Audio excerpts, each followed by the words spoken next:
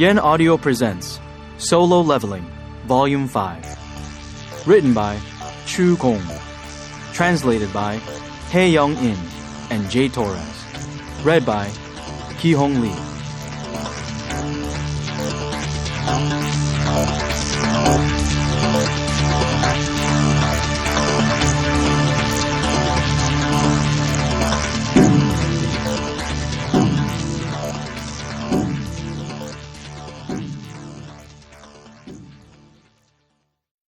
One.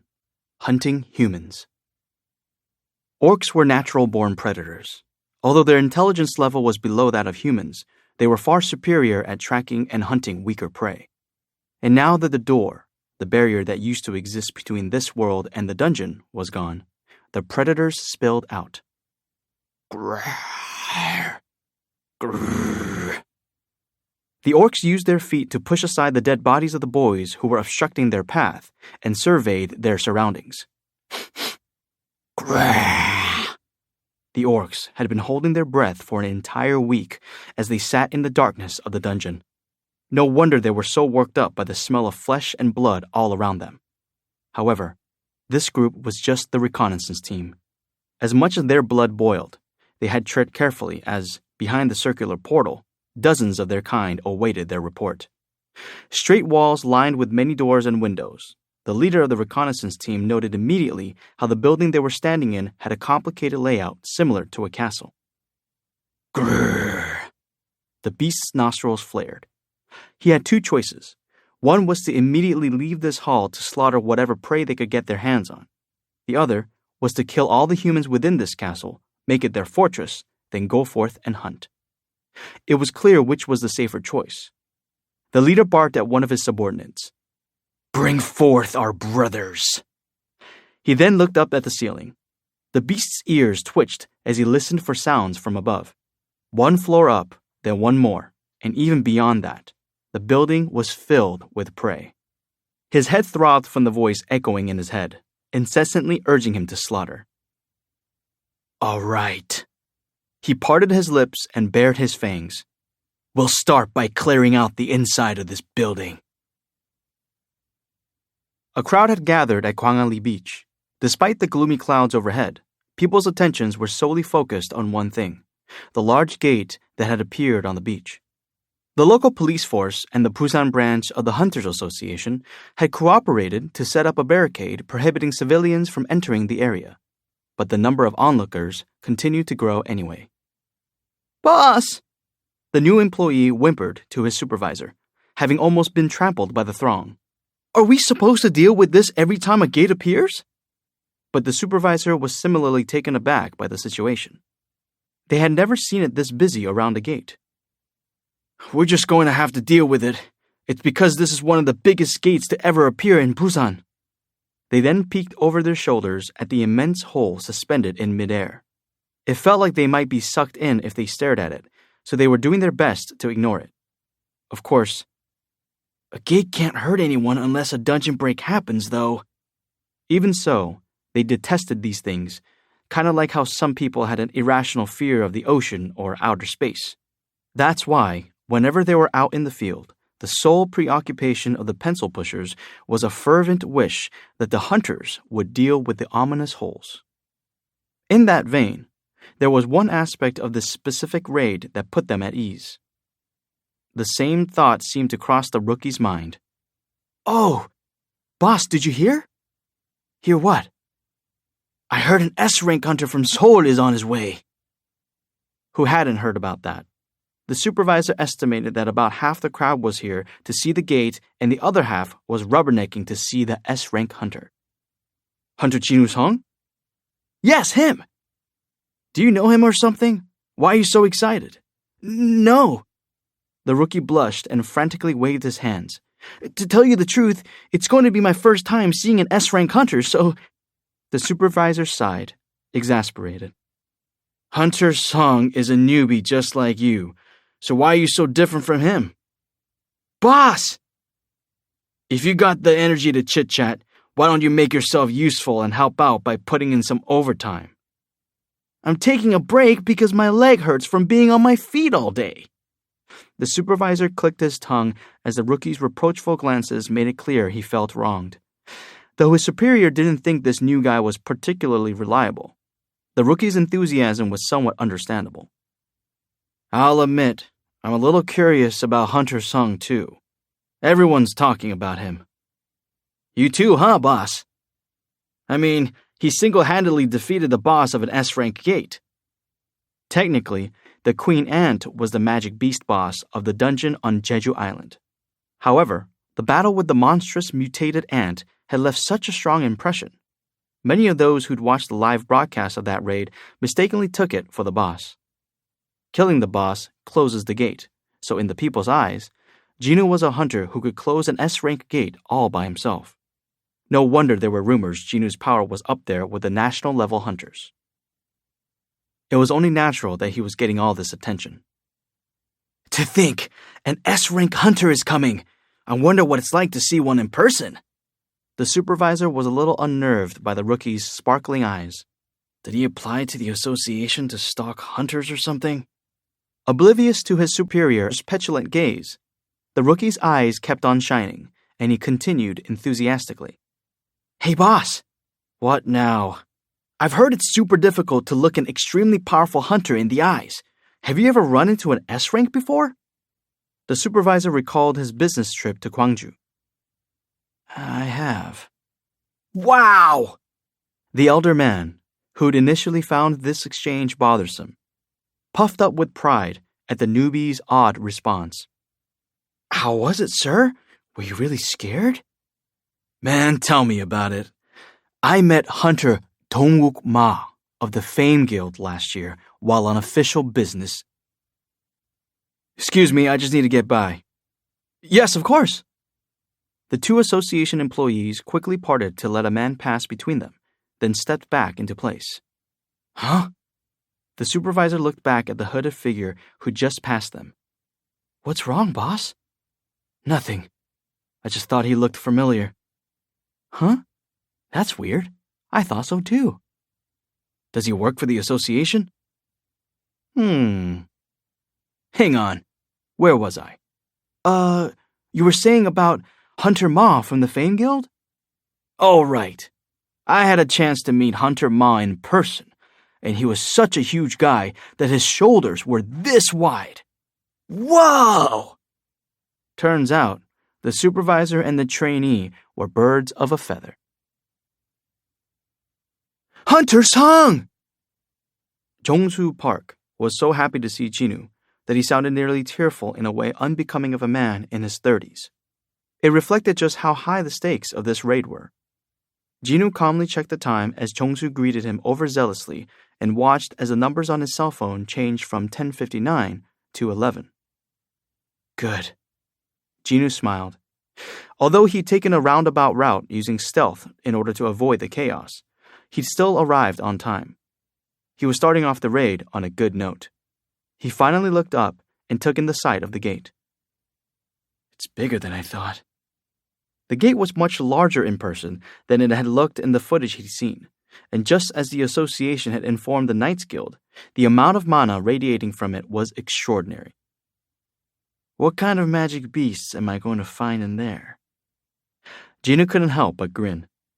Beyond the gate's unusual size, nothing else about it seemed out of the ordinary.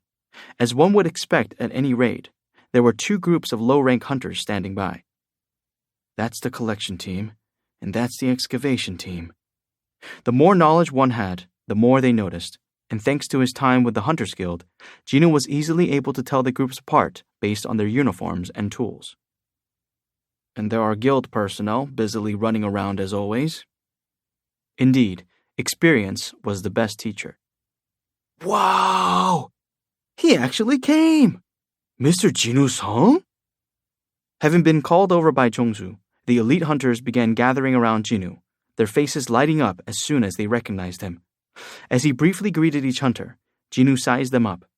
He counted 30 high-rank hunters. Just as Jongsu had confidently explained, the quantity and quality of the Knights Guild A and B rank hunters was on par with the Hunters Guild. Of course. He expected no less from a guild that represented an entire region of Korea. On top of that, because everyone was suited up in either armor or protective gear imbued with mana, the title of knight fit them perfectly. It was such a shame such an outstanding guild was often underestimated simply due to a lack of S-rank members. Jinwoo understood why President Park had hastily asked him to join the Knights Guild. By the time Jinwoo snapped out of his thoughts, he was already surrounded by the other hunters. A moment of hesitation soon turned into a competition to get Jinwoo's attention. Hunter Sung, the Jeju Island raid was truly amazing. How did you summon those soldiers in black? Or wait, are you sure they're actually minions? You're going to lead today's raid, aren't you? Jinwoo didn't know how to handle the barrage of questions. Okay, stop. Healer Edim, whose idea it had been to invite Jinwoo in the first place, pushed the other hunters aside and stepped forward. You're making Hunter Song uncomfortable. Stop acting like a bunch of newbies. She glared sharply at her colleagues.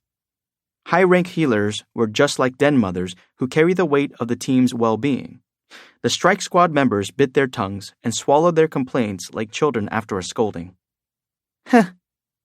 Edim chuckled. She spun and extended her hand to Jinwoo.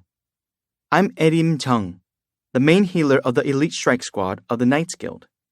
She grinned at him as she continued.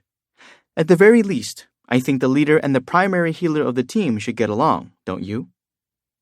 Jinwoo's gaze shifted away from Edim, whose eyes were gleaming with an ulterior motive, and to Jongsu. Haven't you explained everything to them yet? Oh, the thing is... Jongsu ran his fingers through his hair, embarrassed. My schedule's been crazy with all the paperwork and gathering everyone here. He gave an awkward laugh, then looked around at the other hunters. At least everyone in the squad was assembled in front of him, so he would have to explain things only once. I, Jongsu Park, will be the leader of this raid. His words triggered some grumbling in the crowd. The president again? But Hunter Sung is here. Is this really okay? The tank Jongsu was among the strongest A-rank hunters, so it wasn't strange for him to lead a raid. In fact, except when he was under the weather, he led most of the Knights Guild raids. However, there was now an S-rank hunter in the strike squad. Common sense dictated that the strongest would take the lead. Jongsu quickly continued his explanation for his confused subordinates. Hunter Jinwoo Sung will be in charge of our safety and guard our rear. This had been Jongsu's demand, that Jinwoo ensure the squad's safety from the back of the party. This was for both the security and honor of the Knights Guild. Hunters with high combat abilities usually marched in front. Those weaker and more vulnerable to sudden attacks, such as mages, healers, or support hunters, brought up the rear. Since the Knights Guild was having difficulties recruiting rookies, the survival of these hunters was a matter of the guild's continued existence. So what if they placed Jinwoo in back? The strike squad could quickly advance without worrying about a surprise attack from behind. No, they would even welcome it because the one fielding such strikes would be him, Jinwoo Sung, destroyer of thousands of S-rank magic beasts on Jeju Island. Heck, if their enemies persistently attacked from the rear, the strike squad might even be able to clock out early. That was the first reason for Jongsu's request. The second was more pressing. Gulp. Jongsu swallowed hard as he observed the swarm of reporters by the police barricade. It was proof that this raid was the center of attention. If they weren't careful, people might think the Knights Guild was riding on Jinwoo's coattails. I mean, it's true, but... Either way, he couldn't have the public thinking that, because the true purpose of this raid was to show people that the Knights Guild was still going strong. That's why he had been so desperate to recruit Jinwoo. And so... This is something Hunter Sung and I agreed on after much discussion, so I will only entertain your complaints after the raid is done, Jongsu relayed to his teammates. But at that moment... Hang on, sir. I, for one, don't understand this decision. An A-rank hunter stepped forward. He was a rookie who had been recently recruited by the guild. Are we so weak that we need someone else's protection? Blood drained from the faces of the senior hunters at his question. Gah! Hey, kid! Confidence oozed from the young hunter, who looked to be about Jinu's age. Is that not so, everyone? His attitude was understandable. He was the ace of the new crop of hunters this year, and given that the accolades he'd received had been second only to those of Cheol Kim, his bravado wasn't unfounded. The only problem was that he was barking up the wrong tree. Mr. Jinu Sung, do the elite members of the Knights Guild seem that weak to you? Jinu suppressed his laughter and quietly listened to what the new kid had to say. Of course, the other hunters were on pins and needles. Where is his unwarranted confidence coming from? Oh man, is this his first time meeting an S-rank hunter? Somebody please stop him! He should know this isn't the time or place for spouting such nonsense. Seeing his seniors at a loss for words and Jinu's silence made the rookie even cockier. And you too, President Park. Me? Was it Jongsu's turn now? The guildmaster was speechless as he pointed to himself. I know S ranks have an extremely high net worth, but why would you agree to give him half the profits? He's just one person, not an entire guild. Jongsu looked to Jinu for help as his head started throbbing. Hunter Sung, I leave him in your hands. Jinu gave a firm nod. In any case, I don't understand the ridiculous terms of this contract. Just then, Egress materialized in front of the protesting rookie. Eek! The A-rank hunter flinched and stumbled back at the force of the magic power coming from the knight in black armor. But before he could retreat more than 2 steps, his back collided against something hard. Startled, the newbie turned to see a second knight, a few heads taller than the first, peering down at him. Iron. Yikes! He gasped and broke out in a cold sweat. Something next to him tapped his shoulder, and his head slowly swiveled to see a hooded figure in a black robe. Ah! The rookie's legs gave out at the dark mana emanating from Fang. I feel bad enough for him, so I'll hold off on summoning Beru. The 3 knight-rank soldiers returned to the shadows with a wave from Jinu. He then walked over to the trembling man and offered a hand. Do you understand now? The A-rank rookie grabbed Jinu's hand and clumsily got back on his feet. He nodded vigorously. And that was that. Jinu and the Knights Guild strike squad moved to the front of the gate, but before they went in... Just a minute, please. President Jongsu Park and Vice President Yoon Tae-jung performed a final check on their equipment and team members. Standing in front of the gate, their excitement tamped down, and there was only silence. He wasn't sure since when, but Jinu had grown to like the palpable tension right before entering a dungeon. It felt like his mind was settling.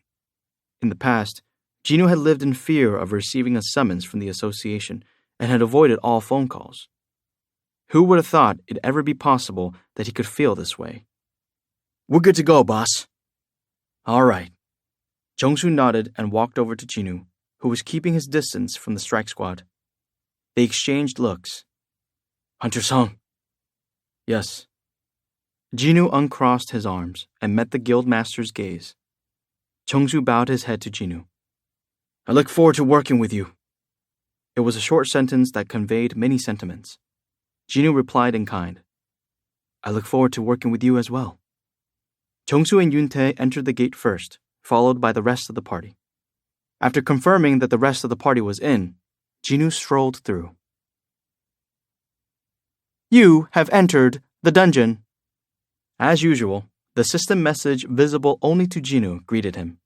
However, Jinu blinked in surprise.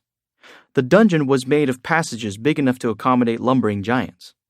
Although his experience in high-rank dungeons was limited, he'd luckily been able to explore one before. Based on that encounter, what puzzled Jinu wasn't the magnitude of this dungeon, but rather its atmosphere. What's going on? For some reason, Jinu was at ease here. He'd felt an ominous wind blowing in many a dungeon, but this was his first time feeling comfortable in one. Just then, it's an ogre! Contrary to Jinu's senses, the strike squad ran into danger right from the start. "A two-headed ogre! Everyone, watch out!" A magic beast that could easily be the boss of a high-rank dungeon guarded the entrance, its red eyes flashing.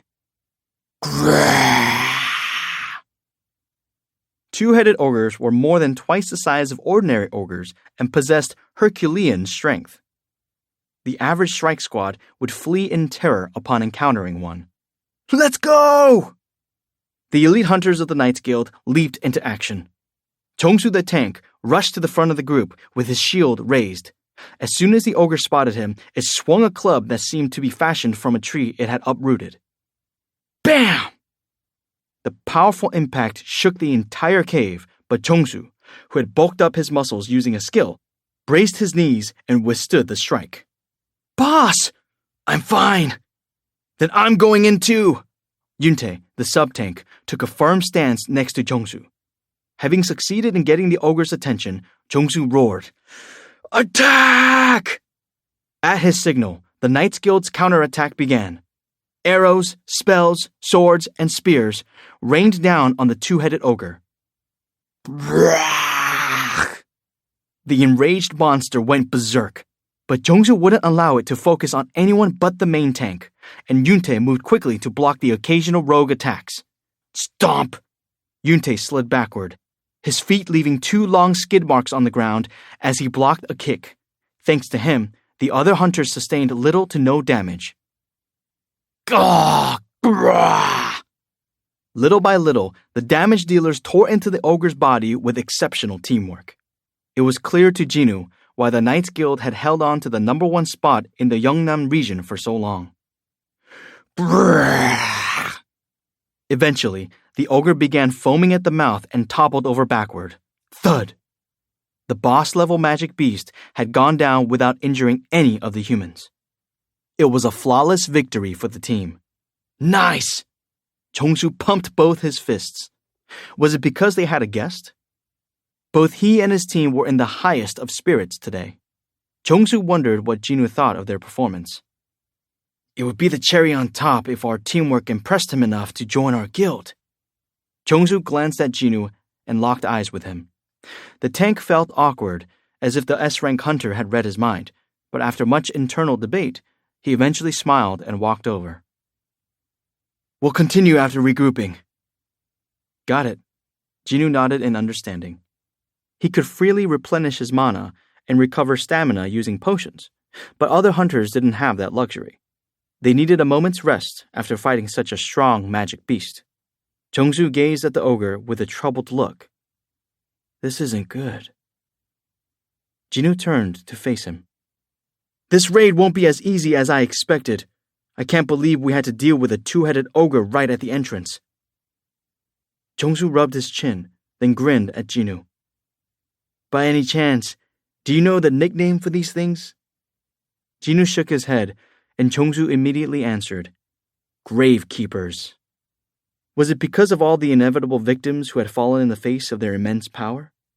But Chongsu's explanation diverged greatly from Jinwoo's expectations. It's because he gazed into the depths of the cave. To him, it felt like ominous energy was wafting out from the bowels of the dungeon. If you come across a two-headed ogre at the entrance as opposed to the boss lair, his voice sounded worried. It means the dungeon is filled with the undead. The emergency center of the Hunters Association received an urgent phone call. The voice on the other end belonged to a teenage girl. Is this the association? The staffer at the call center could tell by the sobs coming through the line that something was very wrong. Yes, it is. Please state your emergency. I'm at my school.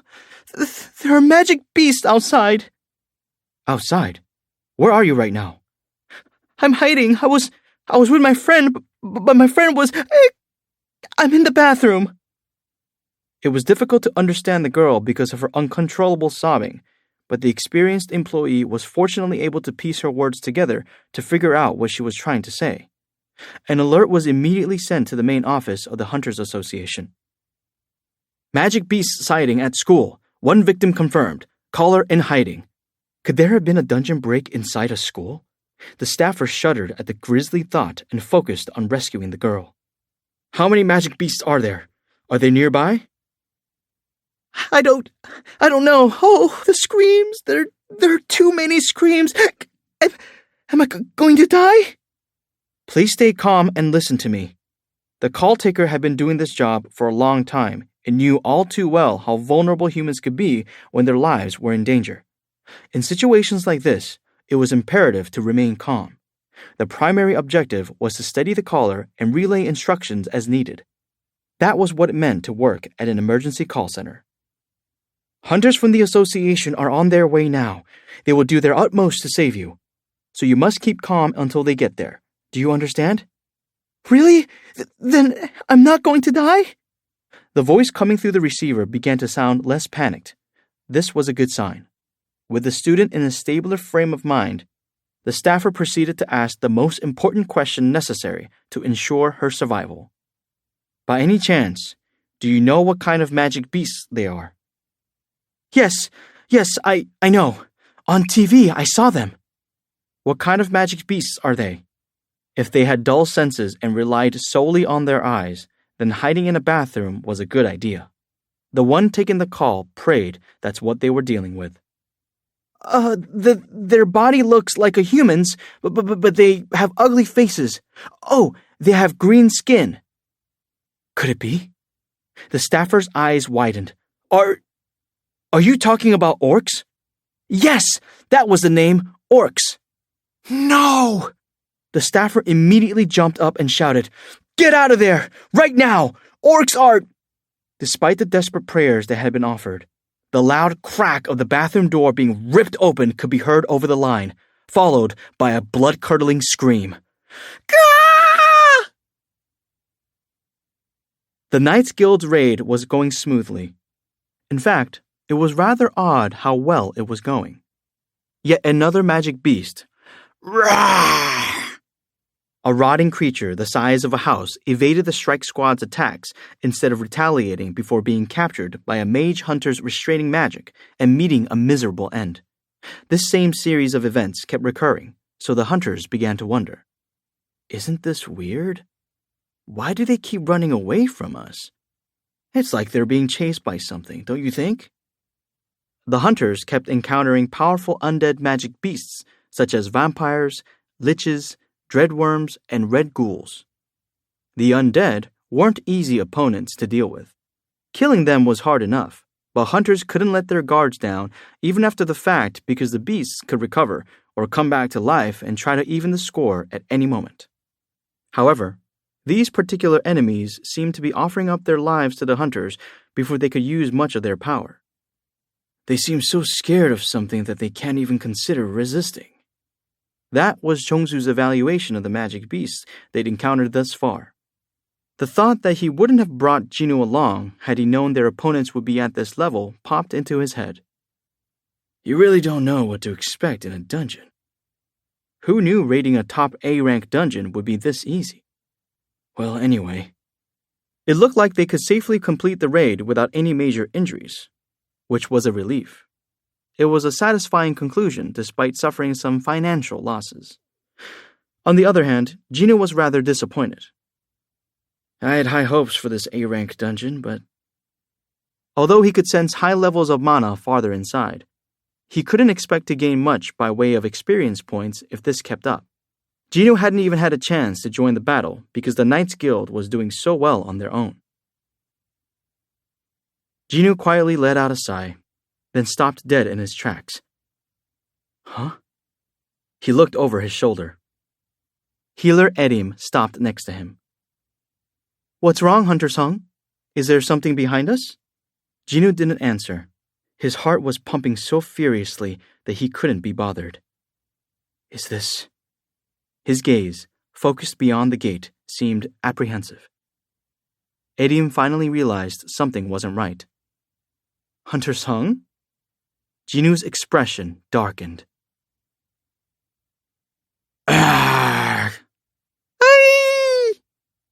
Anguished screams echoed throughout the school.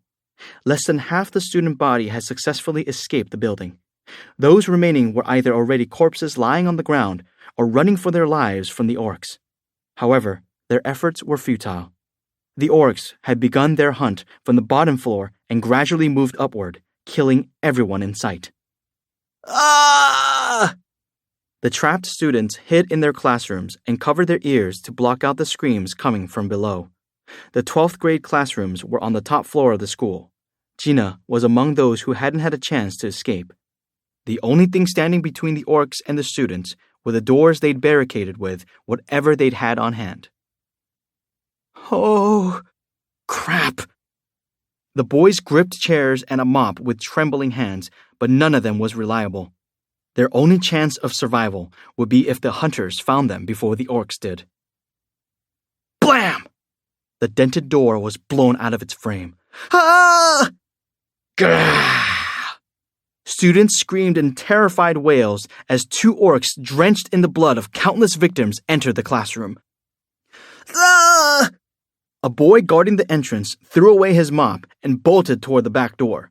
But an orc lying in wait on the other side lodged an axe in his forehead. Crunk! The boy tumbled to the floor, his eyes lifeless. Both exits were blocked by orcs. The rest of the screaming students pressed themselves up against the windows, fully aware that jumping from the 6th floor windows or getting captured by the orcs would have the same end result. Gino!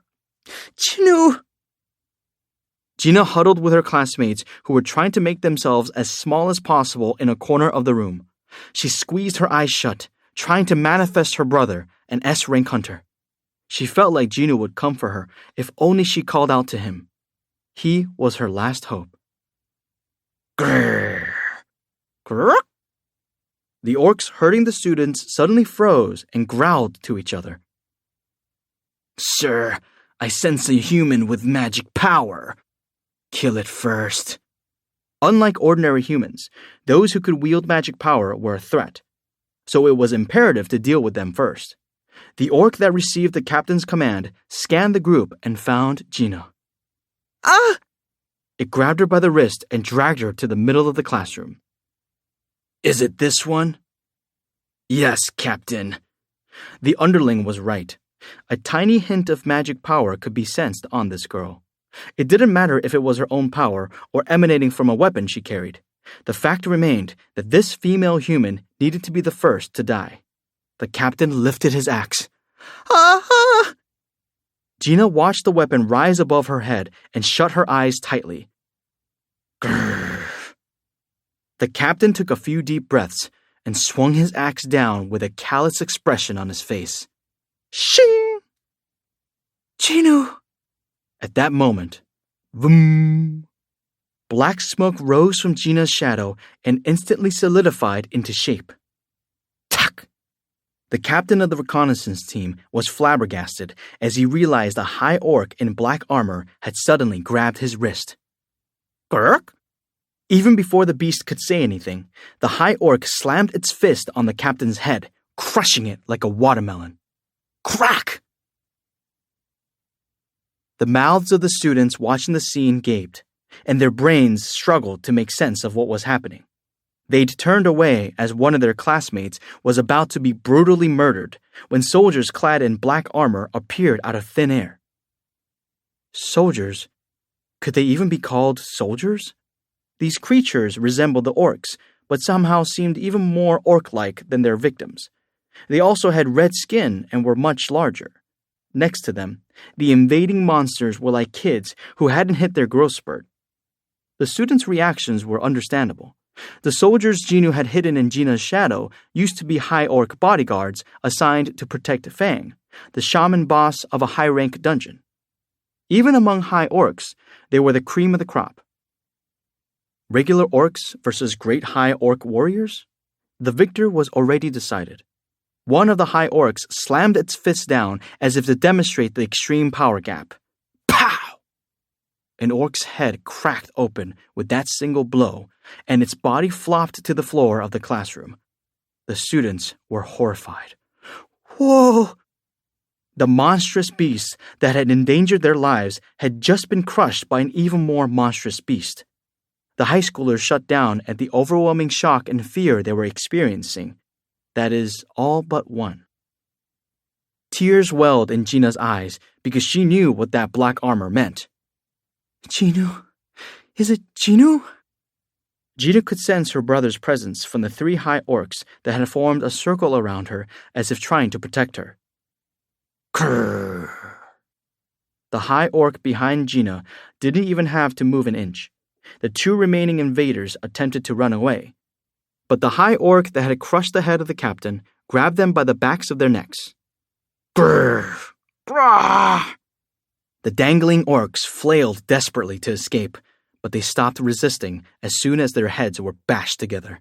Bam! Their foreheads burst, and soon 2 corpses hit the floor. Thud! Thud! The 3 orcs assaulting the classroom were dispatched in the blink of an eye. It was over. The high orcs stood in place, silently guarding Gina. How many seconds had passed? The other students gradually calmed their racing hearts and exchanged glances. What the? Did those monsters save us? Are they protecting us?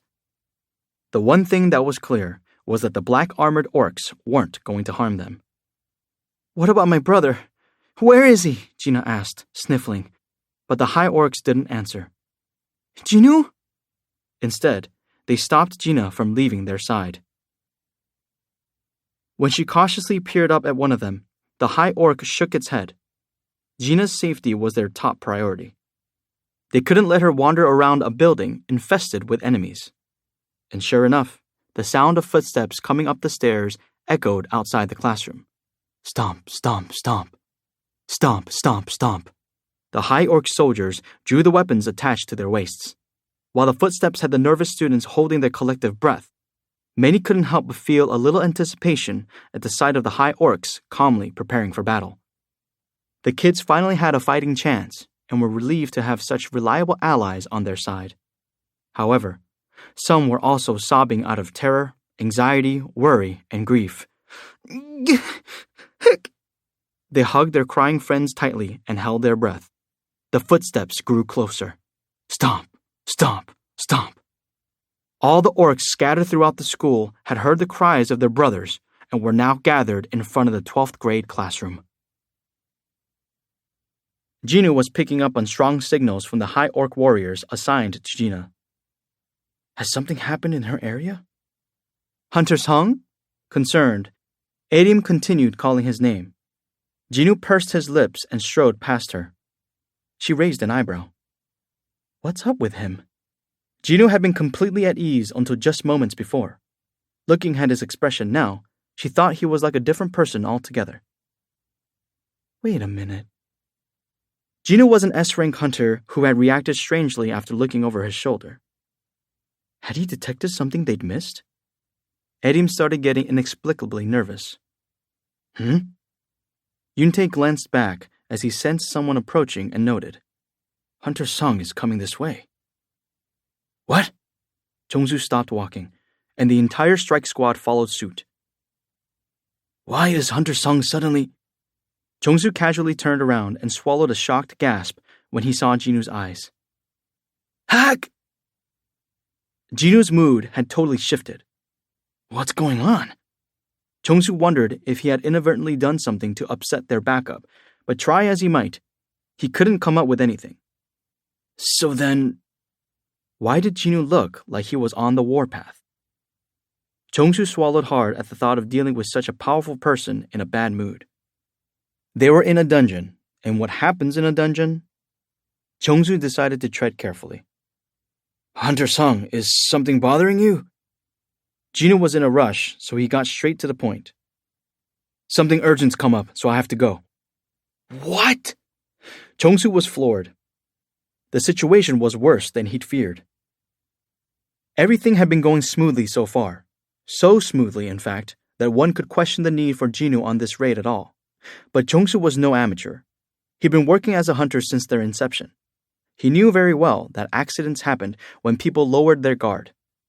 We must be even more careful since everything's been going well. Not knowing what dangers lay ahead, losing their strongest member would be a major liability. Chongsu's expression darkened.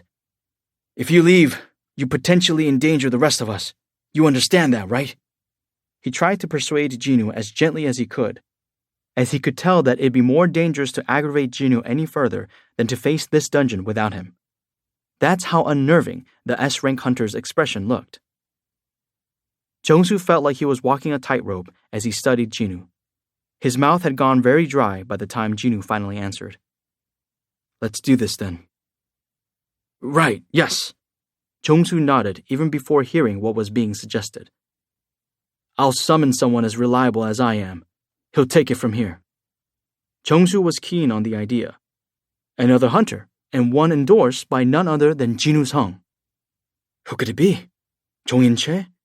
Or maybe Hae In-cha? Chongsu recalled spying a document with Hae In's profile in Jinwoo's office. Hunter Cha would be perfect. Although he couldn't stop Jinwoo from leaving, the tank's expression softened. He'd welcome anyone besides Dongwook Ma from the Fame Guild. That would work for me. Chongsu's eyes twinkled. How powerful would the hunter have to be to replace the one and only Jinwoo? Anxiety began giving way to anticipation. And it wasn't just Chongsu. Listening in on the conversation, the rest of the party was staring at Jinwoo with mixed feelings of excitement and doubt. Without further delay, Jinwoo summoned the most powerful soldier in his shadow army. Beru. The Ant King, shrouded by black smoke, answered his master's call. My king. Beru emerged from the shadow and, head bowed, knelt on one knee before Jinwoo. Huh? Ah! The hunters scurried back, startled by the frightening levels of mana that Beru didn't bother to hide. Is that... How can that be?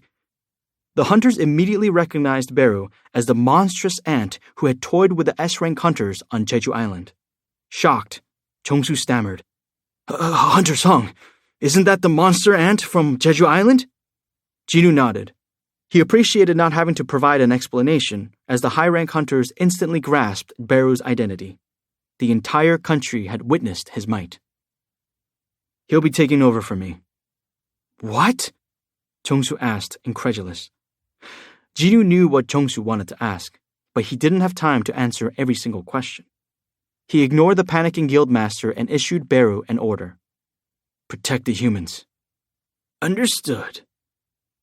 Beru gave a quick reply and then raised his head. What shall I do with the non-humans, my king? Jinwoo glanced toward the depths of the cave before giving another command. Do whatever you like. The desire to kill that Beru had been suppressing now transformed into a glee that immediately spread throughout his entire body. Scrah! Beru stood and roared. His screech rang throughout the cave, making the hunters tremble regardless of whether it was directed at them. We're supposed to finish the raid with this beast? Chongsu's back was drenched in cold sweat. Ignoring the other hunters' reactions, Jinwoo then summoned 20 ant shadows to assist Beru. Scree! Squaw!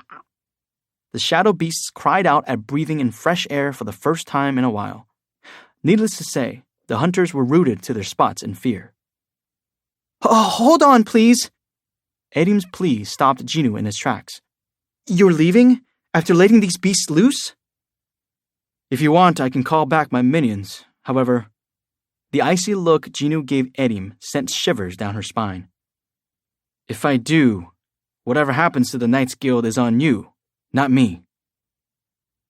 Jinwoo had promised to protect the members of the Knights Guild, but he had no obligation to take responsibility if they rejected his help. Jinwoo's firm statement rendered the rest of the strike squad, including Erim, speechless. In the blink of an eye, he turned and disappeared from the view of the party. How long do I have left until the cooling-off period is over? With enough distance between the Knights Guild and him, Jinwoo called up his skills window. Skill, Shadow Exchange, Level 1. Job exclusive. May use the skill after 1 hour, 2 minutes, 16 seconds. Damn it. Jinwoo bit his lower lip. He had to wait over an hour if he wanted to use the Shadow Exchange skill. He hadn't stopped receiving signals from his soldiers. Jinwoo had an ominous feeling. I can't wait an hour. First things first. He needed to get out of the dungeon.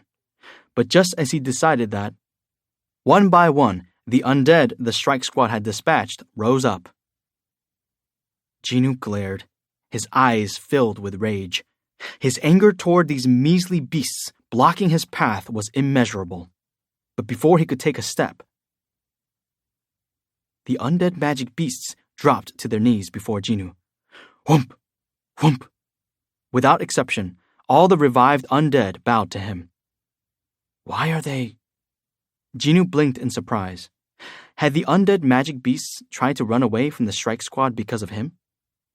Is it because I'm a necromancer with an advanced job class with the power to control the undead? It was an odd situation, but there was no time to analyze it. After sending the dagger in his hand back into inventory, Jinwoo sprinted for the exit. The crowd waiting outside the gate gawked at Jinwoo. What was Hunter Sung doing emerging by himself? He paid no attention to their questioning gazes. Kaesel! The winged dragon covered in black steam appeared. Kree! The spectators recognized the winged dragon from his handful of appearances in the media. Wow! Look at that! That's Jinwoo Sung! Jinwoo swung himself onto Kaesel's back as the crowd cheered. To my sister, as fast as you can! Jinwoo didn't care if Kaesel smashed through anything that appeared in their way. Kaesel roared joyfully at being able to fly unfettered. Kree! Soon, the dragon flapped his huge wings and was off. The final peril was unleashed. Now free to leave its lair, the master of the dungeon lumbered out of the gate. Chieftain Groktar. Black tattoos covered nearly every inch of its body. For orcs, tattoos served as records of their victories, providing account of how many enemies they had killed in battle. Groktar! Groktar! The other orcs had been waiting for its arrival outside the gate. They chanted its name as they bowed their heads. Groktar's own head stood tall, nearly scraping the ceiling. There was a loud commotion coming from an upper floor. The reconnaissance team had led their warriors on a mission to occupy the humans' castle a while ago, yet the battle was not over. A nervous orc hurried to explain the situation to the displeased chieftain. High orc warriors are aiding the humans. High orcs? Ordinary orcs were no match for high orcs.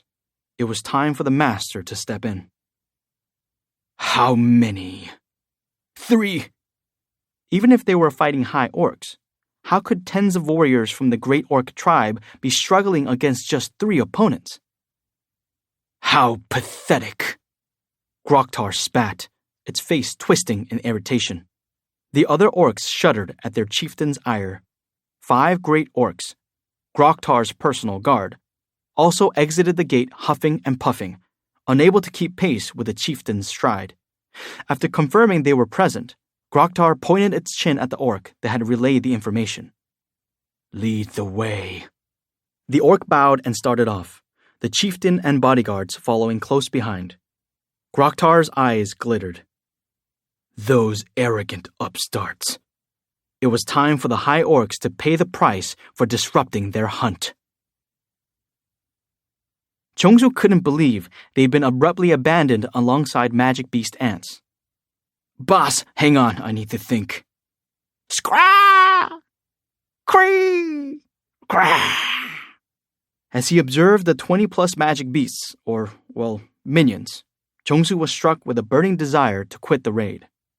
And that one, the abnormally large one with wings on its back, wasn't that the monster ant who toyed with the S-rank hunters on Jeju Island? The amount of magic power it held sent chills up his spine. If it directs any hostility toward us... Jongsu was marveling at the S-rank hunters who had taken on this terrible beast when a thought struck him. Wait a minute. Doubts began creeping in. Who in the world was Jinwoo Sung to command such a beast as a minion? Hunter Sung single-handedly defeated this beast too, right? His heart started racing as he got lost in his thoughts. No, I'm overthinking this. He shook his head to clear it. Never mind Jinwoo Sung's true identity and how powerful he was. Jongsu needed to focus on whether they should continue this raid with these beasts. Okay, let's say we give up on the raid. How would he explain that to the reporters waiting outside the gate?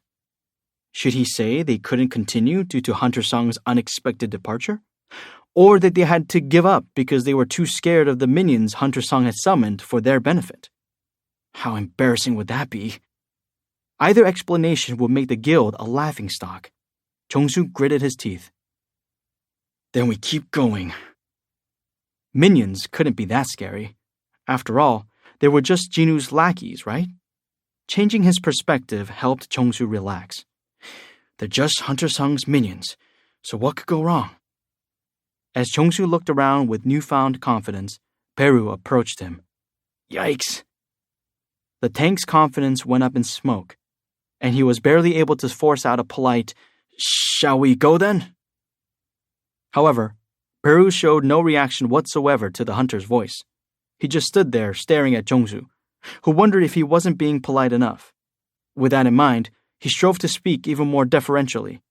Shall we be off then, sir?" Beru still didn't budge.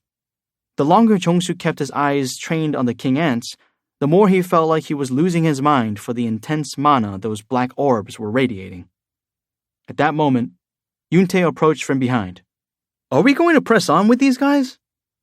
Seizing on the vice president's prodding, Jong-soo vented his stress on his subordinate. "I said be quiet!" He barely bit back the words. "Why don't you lead the squad and tell everyone we're giving up?" He leveled a glare at poor Yoon-tae for a while, then turned back to Beru and swallowed nervously.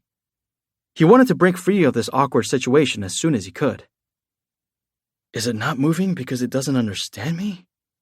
Jong-soo decided to change his approach and forced his facial muscles into a smile, then pointed to a passageway leading farther into the dungeon. Front! Front! Then, pew! With the sound of a gunshot through a silencer, the monstrous ant suddenly vanished. Huh? Where did the beast go? Beru returned even before Jong-soo could start looking for him. Tack! Beru raised whatever it was he was holding. What's that? Upon closer inspection, Jong-soo realized it was the head of a magic beast, and not just any magic beast. It was a head of a Death Knight, one of the highest-rank undead magic beasts. The beast's head had been ripped off its body, helmet and all. Ah! Jong-soo fell to the floor, horrified. The startled strike squad gathered around him. Beru cast an eye over the band of hunters and then shouted at the other ants, throwing the Death Knight's head away without a care. Scrah! The army of ants began advancing in perfect unison. Beru gazed down at Jong-soo without a word before slowly turning and following the other ants. The hunters checked on their leader. Boss! President Park, are you okay? Are you all right? Jong-soo looked like he had all the energy sucked out of him. Yeah, I'm fine. Physically, he was fine. But his heart ached for some reason. He felt like he'd been mocked by the minion. It's not possible, but... There was no way the minion was intelligent enough for that. In any case, Jong-soo couldn't quit the raid after enduring such humiliation. He stood up and dusted himself off. We need to get moving too. The other hunters stared at him in disbelief. Pardon? You want us to follow those guys? How do you expect us to do a raid with those monsters? I'm out. Me too. Jong-soo sighed in annoyance. Did he really have to spell it out for them? He found the severed head the ant had tossed aside and held it up. Whoa! Is that a head of a Death Knight?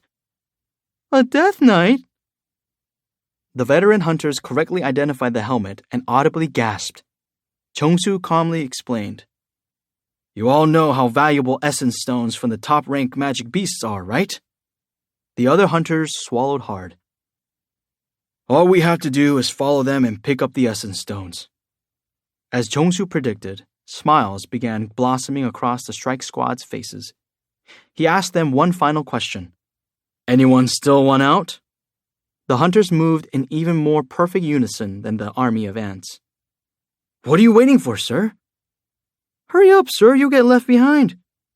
Don't just stand there, boss. Jong-soo tutted. These people. Honestly. And thus, the Knights Guild's raid resumed. Jinoo kept his gaze trained below. People, roads, cars, buildings, rivers, trees, a mountain, another mountain. The scenery changed rapidly. He's fast. When he wasn't being held back, Keiso could fly at incredible speeds. Had Jinoo been an ordinary person and not a high-rank hunter, the side effects of going at such a velocity would have killed him. Even so, Jinoo was desperate. The signals from his soldiers were growing weaker. In addition to that, stats. Mana points, 8,619 out of 8,770. Somewhere along the way, his mana level had begun to decrease. This was worse than he thought. It meant the High Orc shadow soldiers were being destroyed and having to regenerate. An enemy powerful enough to kill shadow soldiers is threatening Jinoo. Jinoo's visage grew grim. Even if the enemy didn't touch a hair on Jinoo's head, he was still determined to make mincemeat out of it. His eyes were like daggers. Faster! Kree! Keiso roared at the command and sped up. The High Orc warriors were strong, but they were no match for Groktar, the chieftain of the Orc tribe. Groktar waved its subjects aside and stepped forward. It easily avoided the attacks of the High Orcs and pulled out the curved blade strapped to its waist. Is that all you've got? The classroom was littered with roughly 50 Orc corpses. 50 of its warriors had been killed by these 3 High Orcs. Entertain me some more, O High Orc warriors! The chieftain channeled its rage into its merciless sword swings. Groktar's blade moved fluidly through the air and began slicing through the High Orc's armor. Ah! Gah! The screams came not from its victims, but from the humans behind them. Groktar frowned. Noisy pests. They were next, after the High Orcs. Groktar sliced off a High Orc's arm and slit its throat in quick succession, as if bored of this fight. Shk! The Orcs that had been forced to retreat outside the classroom by their enemies cheered. Groktar! Groktar! However, Groktar's eyes twitched as the headless High Orc transformed into black smoke and then rematerialized in its original form. Is this a magic spell? The same thing happened multiple times. Grrrr! Groktar let out a furious yell. It had cut down the High Orcs over and over, but the cockroaches kept coming back to life. I can easily kill them 100 or even 1,000 times. But the battle would never end, and throughout, the voice in its head continued urging it to kill humans. Throb, throb. Groktar had a headache from the incessant nagging. However, it couldn't exactly ignore the High Orcs to kill the humans either. I must finish this. It mulled things over. If the High Orcs were soldiers conjured by a spell, there had to be someone controlling them. Over the many battles in its lifetime, Groktar had faced all kinds of magic spells, so it knew very well how to end this dirty trick. Her. The female human standing a ways behind the High Orcs and holding her breath had a connection, albeit a weak one, to them. Groktar's eyes blazed. Is it you? The beast shifted the target of its ire. Gina made brief eye contact with Groktar and trembled. She definitely knew something. Groktar went with its hunch and pointed at Gina while calling over its shoulder. Kill the girl! Even before Groktar completed its command, its bodyguards sprang into action from where they'd been watching the fight. As they did, the High Orcs ignored Groktar and immediately moved to block the guards. I knew it. Groktar's guess was right. It approached Gina while the High Orcs were preoccupied. So it was you. Groktar grabbed Gina by the neck with one hand. Ah! Gina couldn't even scream with the pressure on her throat. Groktar tilted its head. The woman's neck was so thin, it could snap it with a finger. Could this human really cast high-level spells that made warriors immortal? there was only one way to find out. Guess I'll have my answer when I kill her. Just as Groktar was about to squeeze and break the girl's neck, scrar! The roar of a winged dragon resonated from the distance. 2. To the rescue. At that moment, Groktar felt its hair stand on end. What? Anxiety seemed to slow down time as honed warrior instincts rang alarm bells in its head. Badump. Blood roared in its ears. It would die if it didn't get out of there. Groktar's warrior senses had been sharpened so well that they were like a blade and sometimes acted as precognitive powers, like now. Groktar let go of the girl and sprang back toward the exit with animal-like reflexes. Kaboom! There was an ear-piercing bang, and shards of glass exploded everywhere. The orcs guarding the door stumbled back as their chieftain suddenly appeared in front of them. Groktar took cautious, measured breaths as he silently observed the scene in front of him. The creature sensed an extraordinary energy from a human male Groktar had never seen before, who now stood where the human female had been. Groktar's gaze shifted to the opposite corner with the windows. The entire wall was now gone, as if it had been struck by a catapult. Did he enter by breaking the window? Despite its enhanced vision, Groktar had been unable to follow Jinu's movements. The unexpected appearance of such a powerful enemy made it swallow hard. A bead of sweat rolled down its temple. Scream! Groktar looked up in the direction of the roar. It came from beyond the ceiling. Another powerful enemy was circling overhead, like a hawk zeroing in on its prey. This could be a difficult battle. Groktar was feeling uncharacteristically restless, but the enemy ignored the chieftain and its subordinates and moved to check on the female status. Groktar addressed its new adversary. I am Groktar of the Red Blade tribe. This was a courtesy afforded only to opponents who could possibly endanger its life. Having introduced himself, Groktar then asked, Who are you? Jinu looked up and spoke quietly. Shut up and wait right there. The human could speak the language of the orcs? But its surprise was fleeting. None of the orcs, including Groktar, dared to move a muscle at the force of Jinu's words. Cough, cough. Rubbing his sister's back, Jinu thoroughly examined Jina for any injuries. Thankfully, nothing caught his eye besides a conspicuous handprint on her neck. Jinu frowned. Are you okay? Big brother! As soon as her coughing fit passed, Jinu threw her arms around him with tears in her eyes. He gently stroked her hair the way one would to soothe an upset child. Big brother? If he's Gina's brother... Oh! The other students finally realized who the man before them was. Jinu Sung, an S-rank hunter. They were saved.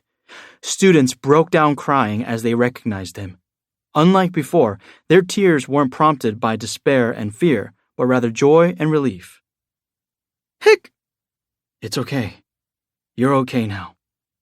As Jinu tried to calm his sobbing sister, he extended his senses through the school. But the 17 people in this classroom were the only humans he could detect on the entire campus. A shadow passed over his stunned face. Jinu carefully pried his sister off him, even as she tried to cling fast, then summoned as many shadow soldiers as there were students. Go with my minions, everyone. When the students nodded, the soldiers picked them up to carry them out. Jinu made sure to assign Igris to Jina. Go on ahead. I'll meet you downstairs once I'm done here. Under normal circumstances, Jina would have insisted that her brother go with her, S-rank hunter or not, but she couldn't bring herself to do so this time. Something about Jinu's grave expression unnerved her, so she nodded in understanding instead. At Jinu's signal, the soldiers leaped down through the shattered windows one by one with the students secure in their arms.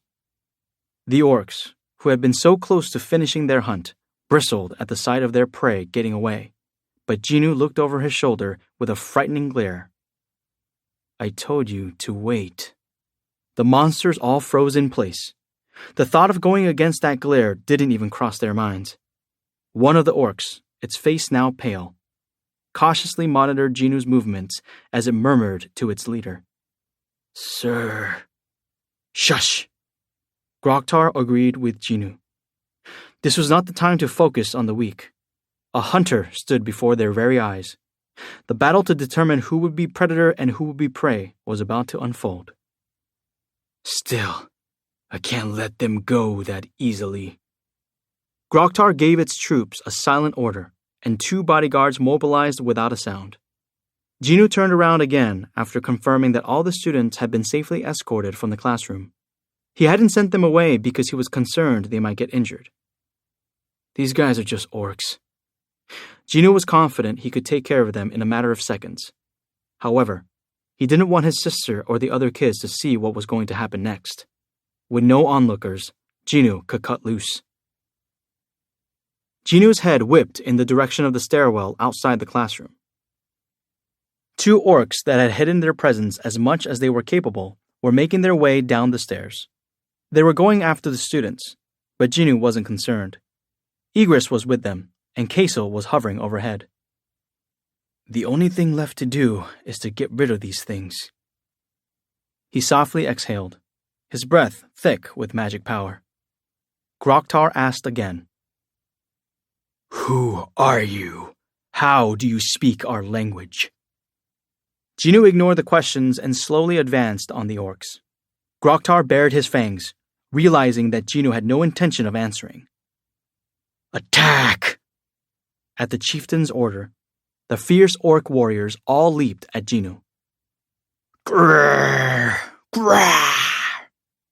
From the hunter's perspective, the orcs moved so slowly that it felt like time was standing still. Jinu casually weaved through them, crushing them all. He didn't even need to draw a weapon, opting to use his finger. When the tip of his finger made contact with an orc, the creature's head, shoulder, arm, or stomach burst. He felled more than 20 in the blink of an eye, coming to a stop in front of Groktar. The orc chieftain could only follow the blur of afterimages Jinu left in his wake. Its voice quivered. What the... Before Groktar had a chance to swing its curved blade, Jinu grasped the monster's jaw in his left hand. The orc chieftain let out a short gasp. Gah! Jinu casually strode forward and slammed the beast's head against the wall. Wham! The sound echoed loudly in the empty hall. Jinu scanned the area from end to end. The hallway was littered with dead students. It was a gruesome sight, but instead of turning away, Jinu took stock of every single corpse. This was to make sure the one responsible for this would pay for its sin. The hunter's gaze turned to Groktar. Why? Jinu's voice was infinitely cold. Why is your kind so keen on killing humans? Groktar had already lost any will to resist. Trembling, it replied. A voice in our heads. It tells us to kill humans. Jinu furrowed his brow. Kill humans? He had heard something similar before, but at the time, he'd interpreted humans to mean hunters. It was now clear the word had to be taken at face value. Then what about me? Jinu posed another question. Does the voice tell you to kill me too? Jinu leaned his face closer to Groktar's so the orc had no choice but to look into his eyes. Whatever it saw in there caused it to recoil violently. Forgive me. Then something unthinkable happened. The great warrior of the mighty orc tribe began crying like a baby. Jinu's simmering rage cooled as he watched the petrified magic beast. I see. This creature didn't recognize him as a human either. Well, it doesn't matter. Jinu didn't care what magic beasts thought of him.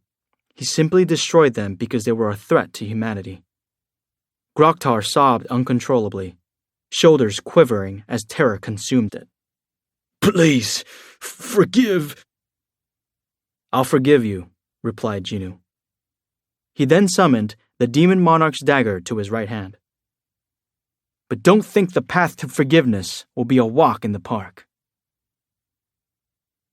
The strike squad from the Knights Guild couldn't help but gasp as they watched the magic beasts battle. Ah, how in the world? Could this really be called a raid? The ants easily overwhelmed the undead magic beasts and began gobbling them down. Chomp, chomp. The hunters' eyes popped out of their heads at the horrific scene. But would there be anything left if they eat them like that? Right? They're consuming the essence stones too. The hunters were devastated to see such top-tier essence stones ending up in the stomachs of the minions. Edim couldn't watch it any longer and sprang into action. Hey, that's worth a fortune! When she tried to retrieve a corpse of a vampire, though, an enraged ant took a swipe at her. Ah! The soldier's claw slashed Edim's arm, sending her flying backward. Whoomp! Ow! She rubbed her sore buttocks and made to stand, but as she did, Krrr! She looked up to see the same ant standing over her. The beast opened its grotesque mandibles as if to bite her head off. Edim was petrified. Ah! Ah! Just then, Beru appeared and spun the ant around. Exactly as its subordinate had done to Edim, Beru shoved his face into the ant soldiers, opening his mandibles wide. Scrah! A roar erupted from Beru, leaving the ant soldier trembling and unable to meet the eyes of a creature so much more powerful than it. Kee! As soon as Beru let go of its shoulder, the ant rushed off. Beru then approached the dazed Edim and extended an arm. Huh? As a matter of reflex, Edim took Beru's hand, and the ant hauled her to her feet. Thank you. The words died on her tongue as she spotted a faint blue light encompassing the tip of Beru's fingers. Healing magic? Edim's eyes went wide. The wound on her arm instantly healed when the blue light touched it. Once Beru confirmed the wound was healed, he turned to scream at the other ants. Scrah! They stopped their feasting and began moving deeper inside the dungeon. Edim quietly mumbled to herself as she watched Beru walk off. How does a minion cast a better healing spell than I do? Hunters arrived at the school and followed a mana compass to an upper floor. An incredible amount of magic power was being detected from the 6th floor hallway. The leader of the group looked back at the others. Be careful! His teammates nodded. At the top of the stairs on the 6th floor, they discovered the source. Ah! A man holding a bloody dagger stood before an orc he had cut into countless bits. Is that? The leader of the strike squad suddenly found it hard to breathe as he made eye contact with Jinu's bone-chilling gaze, but he eventually composed himself and picked up his walkie-talkie. Yes, Hunter Jinu Song is here. His eyes swept the scene, and he reported, All clear. Due to the nature of the incident, a lot of people had swarmed around the vicinity of the school. My son is in there! Please let me through! I need to see what happened with my own eyes! Oh my God, I can't believe this is happening! Had the police and the Hunters Association not been there for crowd control, the place would have already been overrun. News reporters who had hurried to the scene once the news broke were busy recording footage. Huh? It's Jinu Song! Get a shot of him! Jinu evaded the reporters and quietly approached someone who looked like association personnel. The staff member tensed at Jinu's dark expression. Hunter Song. Do you know where my sister is? Miss Song was transferred to Seoul Ilshin Hospital with the other students. With a somber look, Jinu nodded and walked away. The staff member let out a breath they'd been unconsciously holding. When the medics arrived on the scene, the first thing they did was check on Gina's status as per the association's instructions. Luckily, she was fine. Apart from the abrasions around her neck and wrists, Gina hadn't sustained any other injuries. Jinu most likely knew all this, as he was the one who'd saved her. And yet, he's still in such a mood. Gino was okay because Gino had arrived on time. But what if he hadn't? The staff member shuddered at the thought. It was truly a relief that she was fine. On the other hand, Gino pulled out his cell phone with a heavy heart. Mom will probably hear about this. Many students had been slain by magic beasts, so of course his mother would be devastated by the news. I need to let her know Gina's fine before she hears about what happened. However, an unexpected voice interjected from behind him before he could dial. We've sent an employee to your mother, Hunter-sung. She's most likely being escorted by car to the hospital right now. Gino turned around. Sir. President Conway Ko stood there with a grave expression that matched Gino's. Even if this wasn't his fault per se, it was clear that the head of the Hunters Association felt personally responsible for this tragedy they had been unable to prevent. Gino expressed his appreciation for the elder man's consideration of his family even under these circumstances, but President Ko shook his head.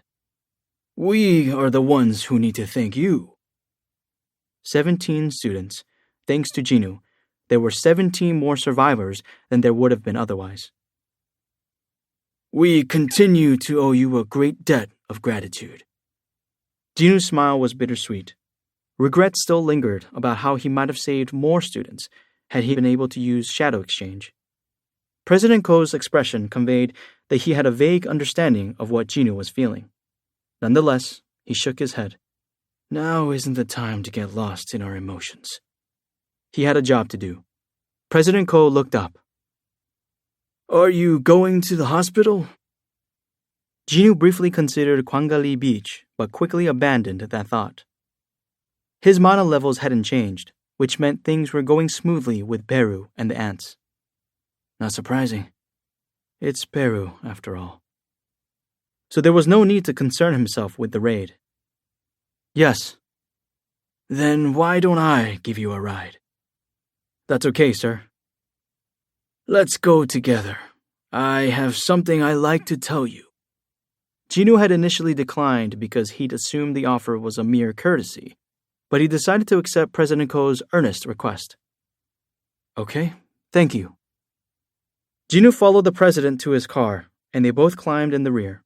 Despite the spacious interior, the back seat of the large sedan seemed cramped due to President Ko's huge frame and Gino's wide shoulders. The driver, Jin Chul-woo, and Gino exchanged nonverbal greetings via the rearview mirror. As the wheels of the car slowly began to move, the president of the association started speaking somewhat hesitantly, his expression dark. We might have foreseen this incident. Gino was puzzled. Did the association let this happen even though they could have stopped it? Before Gino's confusion gave way to indignation, President Ko took out his phone to share something on the screen. It was a chart of some kind. This shows an increase in gates spawning in Seoul over the last 6 months. The steady line showed a sharp increase toward the end.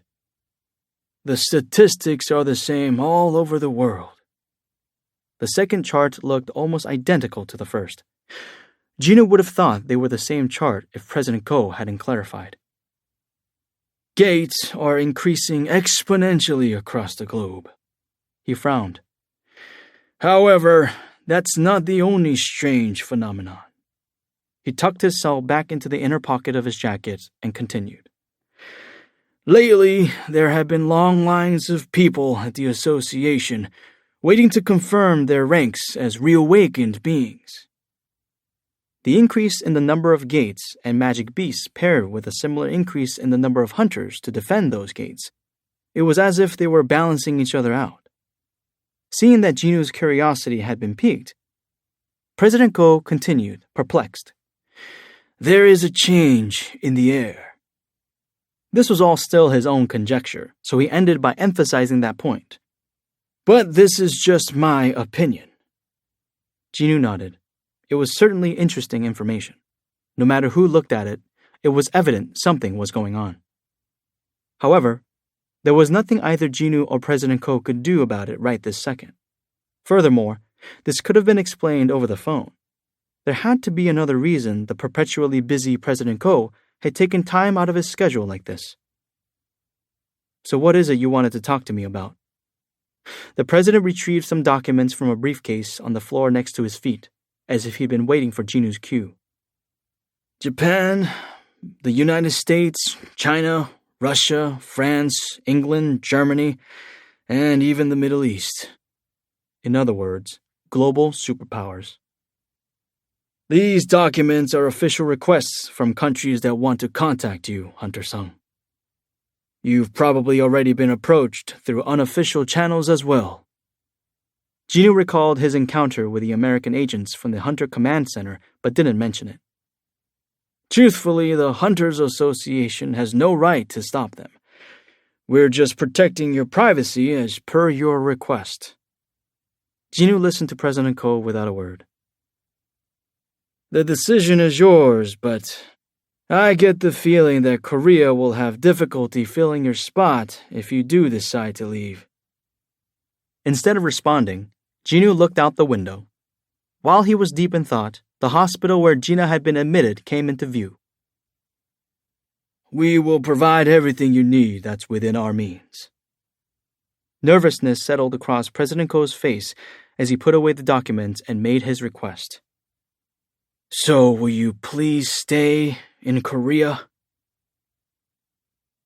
The Knights Guild strike squad followed the army of ants to the entrance of the boss's lair. Yuntae watched with wide eyes as the ants marched into the lair. Shouldn't we stop them, boss? You think it's possible? Jongsu didn't think he could even attempt to persuade the creatures to pause the raid here to let his team harvest magic beast parts or magic stones. He let out a deep sigh. Let's just give up on those. He'd had a change of heart. Their original objective in entering this gate had been to prove to the public that the Knights Guild was still going strong. It would be more than enough to clear a high A-rank dungeon without anyone getting killed or injured. And without Hunter-sung's help either. What happens in the dungeon stays in the dungeon, right? Even if they gave the ants credit for taking out the boss, people would still associate this success with the Knights Guild, not the minions Jinu had summoned before his departure. In any event, there would be no way to verify this once the boss was killed and the gate was closed, and Jinu didn't seem the type to blab either. Having reached this conclusion, Jongsu managed a smile. It's a blessing in disguise. But just then, there was a commotion among the hunters in the back of the group. President Park, I think something's coming from behind us. Yes, I hear them too. Huh? Jongsu headed to the rear with a befuddled look on his face. He could also hear several footsteps swiftly approaching. Did the collection team already come in? But the experienced Knights Guild collection team wouldn't typically enter a dungeon without orders. Oh!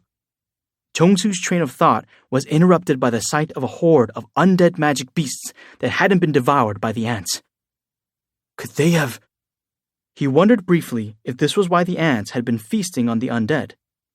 But this speculation was quickly forgotten when he realized the beast numbers were far greater than his team could handle. Jongsu urgently yelled, Everyone, get inside the boss's lair! Their only hope resided in the soldiers Jinu had left them. The strike squad fled into the lair without bothering to check what sort of horror awaited within. Once he confirmed that all his subordinates were accounted for, Jongsu barked out, Block the entrance! Erim threw out a barrier using her skill, Holy Wall. Bang! Bang! The Death Knights at the forefront of the horde crashed into the invisible barrier. Sweat beaded on Erim's forehead as she looked back at Jongsu. Sir, he won't last even 5 minutes. I know. The strike squad was already preparing for the inevitable battle they would face once the wall came down. But looking at the swarm of the undead magic beasts buzzing around on the other side, they weren't too sure of their chances. We'll just have to hope the minions manage to defeat the boss first, and then clean up this crowd for us. He frantically turned back to the shadow ants who were facing off against the boss, hoping against hope that it would be easy enough to deal with. Oh no. He couldn't help but stare. He knew very well which magic beast the shadow ants were up against. He'd heard its name uttered many times. It was a mage with a pale face and a tattered robe. An Arch-Lich, the most infamous undead magic beast that lorded over the other undead. Just our luck. Jongsu's face turned grim. He still held out hope that the minions would kill the boss quickly and come to their aid, but their opponent was an Arch-Lich. The more likely scenario was that the hunters would finish off the undead first and then join the minions in their fight. At that moment, Beru approached the Arch-Lich. As he did, the undead magic beast summoned over a dozen Death Knights to surround the ants. Scraaah! Beru bared his mandibles and extended his claws. The Arch-Lich recognized the black steam coming off Beru's body. If it had eyes, they would have widened in surprise. The Shadow Army? The Arch-Lich spoke the language of magic beasts. Beru retracted his claws as communication was established. The Arch-Lich eyed the ants behind Beru and asked bemusedly, "Why is the king's army attacking us?" Hee hee! Beru let out a sound that seemed to mock the Arch-Lich and pointed at himself. "We were chosen by the king." He then pointed at the Arch-Lich. "You weren't." The Arch-Lich raised its voice in indignation and disbelief. "Nonsense! I will ask the king myself, so—" But before it could complete its sentence, Beru appeared directly in front of its face. The Arch-Lich flinched. Beru was an apex magic beast created using the life force of an S-rank dungeon boss. Although his abilities had decreased slightly when he was transformed into a shadow soldier, the Arch-Lich, the boss of an A-rank dungeon, was still no match for him.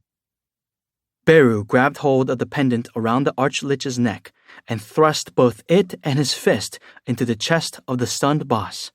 Shk! Ah!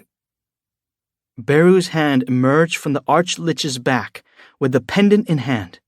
Being a former highest-level magic beast himself, Beru was able to detect the location of his enemy's life source, in this case, the pendant. The Arch-Lich shook its head. "No! No!" Beru ignored the screams and squeezed the pendant. Crack! "You talk too much for a corpse." With that, the Arch-Lich disintegrated. Jongsu's mouth hung open. He needed time to process what he had just witnessed with his own eyes. It only took one blow to defeat the Arch-Lich? One incident in particular had made the Arch-Lich so infamous: the annihilation of the Yellow Dragon Guild. A guild that had been quite the powerhouse in China had been completely wiped out by an Arch-Lich. However, their deaths might have been inevitable. An Arch-Lich could summon countless Death Knights, powerful undead magic beasts that also required several A-rank hunters to defeat.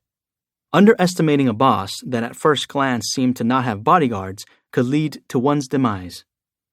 In the end, the Yellow Dragon Guild had failed to close the gate, and a dungeon break had occurred. The timely arrival of Zhigang Liu, the Chinese national-level hunter, had prevented the incident from becoming a full-blown tragedy. Now the story served as a warning to hunters about the dangers of the Arch-Lich. And yet, that monstrous ant had killed an Arch-Lich with a single strike. It was a sight to behold. Yunte shared the same sentiment as Jongsu as he stood beside his commander with his jaw on the floor. "Oh my goodness." Yunte asked Jongsu in disbelief. "Boss, isn't that an Arch-Lich?" "Yeah, like the one from the Yellow Dragon Guild dungeon break." "And that ant just killed it." Yunte's expression conveyed his amazement. The other hunters were stunned as they listened to Jongsu and Yunte's conversation. Arch-Lich? That's an Arch-Lich? And with one punch? Wow. Everyone in the Knights Guild was left starry-eyed by Jinu's minion and its ability to kill the boss of an A-rank dungeon in the blink of an eye. That is, everyone except the talented healer Erim, who had been left alone to contend with a clamorous horde of undead beasts. The preoccupied healer was dying to know what was going on behind her. "What is it? What happened? Her curiosity didn't last long, as something else shocking transpired before her very eyes. Huh? The undead magic beasts that had been seconds away from bursting through the holy wall unceremoniously fell to the ground like marionettes whose strings had been cut. Whomp! Thud! They remained motionless. President Park? Adim looked at him, taken aback by the sudden turn of events. Jongsu nodded to reassure her that everything was okay. Were the fallen undead beasts revived by the Archlich's power? The future had seemed bleak upon seeing the black cloud of magic beasts coming after them, but he could finally rest easy. Phew! Jongsu exhaled, as elated grins spread across the faces of the strike squad. They were overjoyed that everyone was going to leave the dungeon unharmed. Good job, boss! What did I do? They did all the work. Yuntae turned to see what Jongsu was gesturing at. The minions silently stared at the hunters as if to ask, So what next? They're kinda cute when they stand quietly like this. One of the ants suddenly roared at the ceiling for some reason other than out of apparent boredom. Squawk! Yuntae's budding fondness for them evaporated just like that. Instead, he turned to Jongsu. So boss, isn't this the same as Hunter Sung clearing this dungeon by himself? Pretty much. Jongsu agreed with Yuntae's assessment. All the strike squad had done was trail after the ants into the deepest part of an extremely dangerous dungeon. The ants were Jinu's personal minions, so it was basically no different than Jinu clearing the dungeon solo. What frightening power! Jinu's abilities were truly as amazing as the Jeju Island broadcast had demonstrated. Jinu's minions were stronger than he could have imagined, and the man who could control them as he wished was astonishing in his own right. Then Hunter Sung can clear a gate by simply sending those guys in, huh? It was a casual observation on Yuntae's part, but the implications gave Jongsu goosebumps. Wait a minute. Jinu had summoned over 200 minions on Jeju Island, but that only included the ones caught on camera, making the actual count unfathomable. If Jinu stayed outside the dungeon and only sent in his minions, he'd need mana to summon and control them, so he wouldn't be able to use them all at once, but if he could use half or even a quarter of his minions, it would be so much more efficient than any of the top guilds. Damn. Had Jinu's guild been a corporation, Jongsu would have invested his life savings. Boss, I recommend we seriously consider joining Hunter Sung's guild. Ha! You... Jongsu glared at the innocent Yuntae. The proper term is M&A. Knights Guild merges with new guild founded by Korea's best hunter. Wouldn't that be quite the headline? Yuntae choked a little. Are you seriously going to push for it? Think about it. Hunter Sung's abilities and our guild's expertise combined. Even the Hunters Guild couldn't hold a candle to us, right? There had to be a compelling reason Heian Cha, the vice president of the Hunters Guild, had left the guild to join forces with Hunter Sung, right? Yuntae brightened and nodded, but then pursed his lips and tapped his chin with a finger. But do you honestly think Hunter Sung needs us, boss? Jongsu raised an eyebrow. Do you think Hunter Sung's guild can operate outside the law? Excuse me? Even if his minions can clear a dungeon for him, he still has to have the minimum number of strike squad members. Oh. Yuntae's face lit up as it all became clear. You've got a point, boss. We'd help Hunter Sung reach the minimum head count, and he'd be helping us out. It was a win-win situation. A surefire way to shorten the time it took to perform a raid while maximizing efficiency. If they couldn't recruit the S-rank hunter to their guild, they just needed to join his. Yuntae smiled at the rosy future Jongsu had described. That'd be great, boss. But wouldn't we be riding Hunter Sung's coattails a little too heavily? What do you mean, riding his coattails? Sheesh. Jongsu chided Yuntae before continuing with a grin. Let's just say we're getting in on the ground floor. Whatever you say, boss. As the two exchanged smiles, they felt tremors roiling the ground beneath them. Rumble. Uh-oh. With the dungeon boss eliminated, the gate was beginning to close. Let's discuss this outside. You got it, boss. Chongsu called out to the rest of the strike squad, who were patiently waiting for him. Okay, team. Let's move out before the gate closes. You'll provide me with everything I need? Yes, that's right. President Ko confirmed. There were 10 Korean S-rank hunters officially on record. The association had lost 3 of them. 2 had fallen to magic beasts, and 1 had defected to the United States. President Ko and the Hunters Association of Korea couldn't afford to lose another. They would do anything to keep their remaining S-ranks. If it was another S-rank hunter, we might not go this far, but... Hunter Sung was the one person President Ko couldn't lose. His eyes blazed with determination. During his tenure as the president of the Hunters Association, he had met countless hunters, including his fair share of powerful ones, but none had made his heart race the way Jinwoo did. His desire to keep this man in Korea was as much for his own sake as the country's. We will provide you everything you need that's within our means. That single statement made it clear how high President Ko's evaluation of Jinwoo was and showed the veteran hunter's fierce resolution to hold on to him. Then, Jinwoo mulled things over for a bit before asking, Can you make it so I can enter a high-rank gate on my own? Pardon? The totally unexpected request caught the president by surprise. You want us to get rid of the minimum hunter requirement for a raid? Jinwoo nodded. The minimum quota for hunters for a raid was a standard safety protocol. The policy was meant to prevent hunters from entering dungeons willy-nilly and endangering their lives. However, did Jinwoo, a man who could defend against S-rank magic beasts with his army of minions, really require such a limitation? President Ko recalled the events of the ant cave and haltingly asked, Does this mean you plan to raid all the gates your guild receives permits for all by yourself? Yes. President Ko didn't know what to say to Jinwoo's firm reply. Is this why he formed a guild in the first place? Was it all because he wanted to clear high-rank dungeons alone? There were many strong hunters out there, but none ever considered doing raids quite like this. President Ko shuddered as he reconciled the Jinwoo with whom he was sharing a polite conversation and the Jinwoo who'd pushed back the swarm of ants with his minions in the ant cave. A one-man strike squad. Those were very attractive words to President Ko, as his biggest concern recently had been the large guilds gaining too much influence. Ba-dum. President Ko's heart sped up again.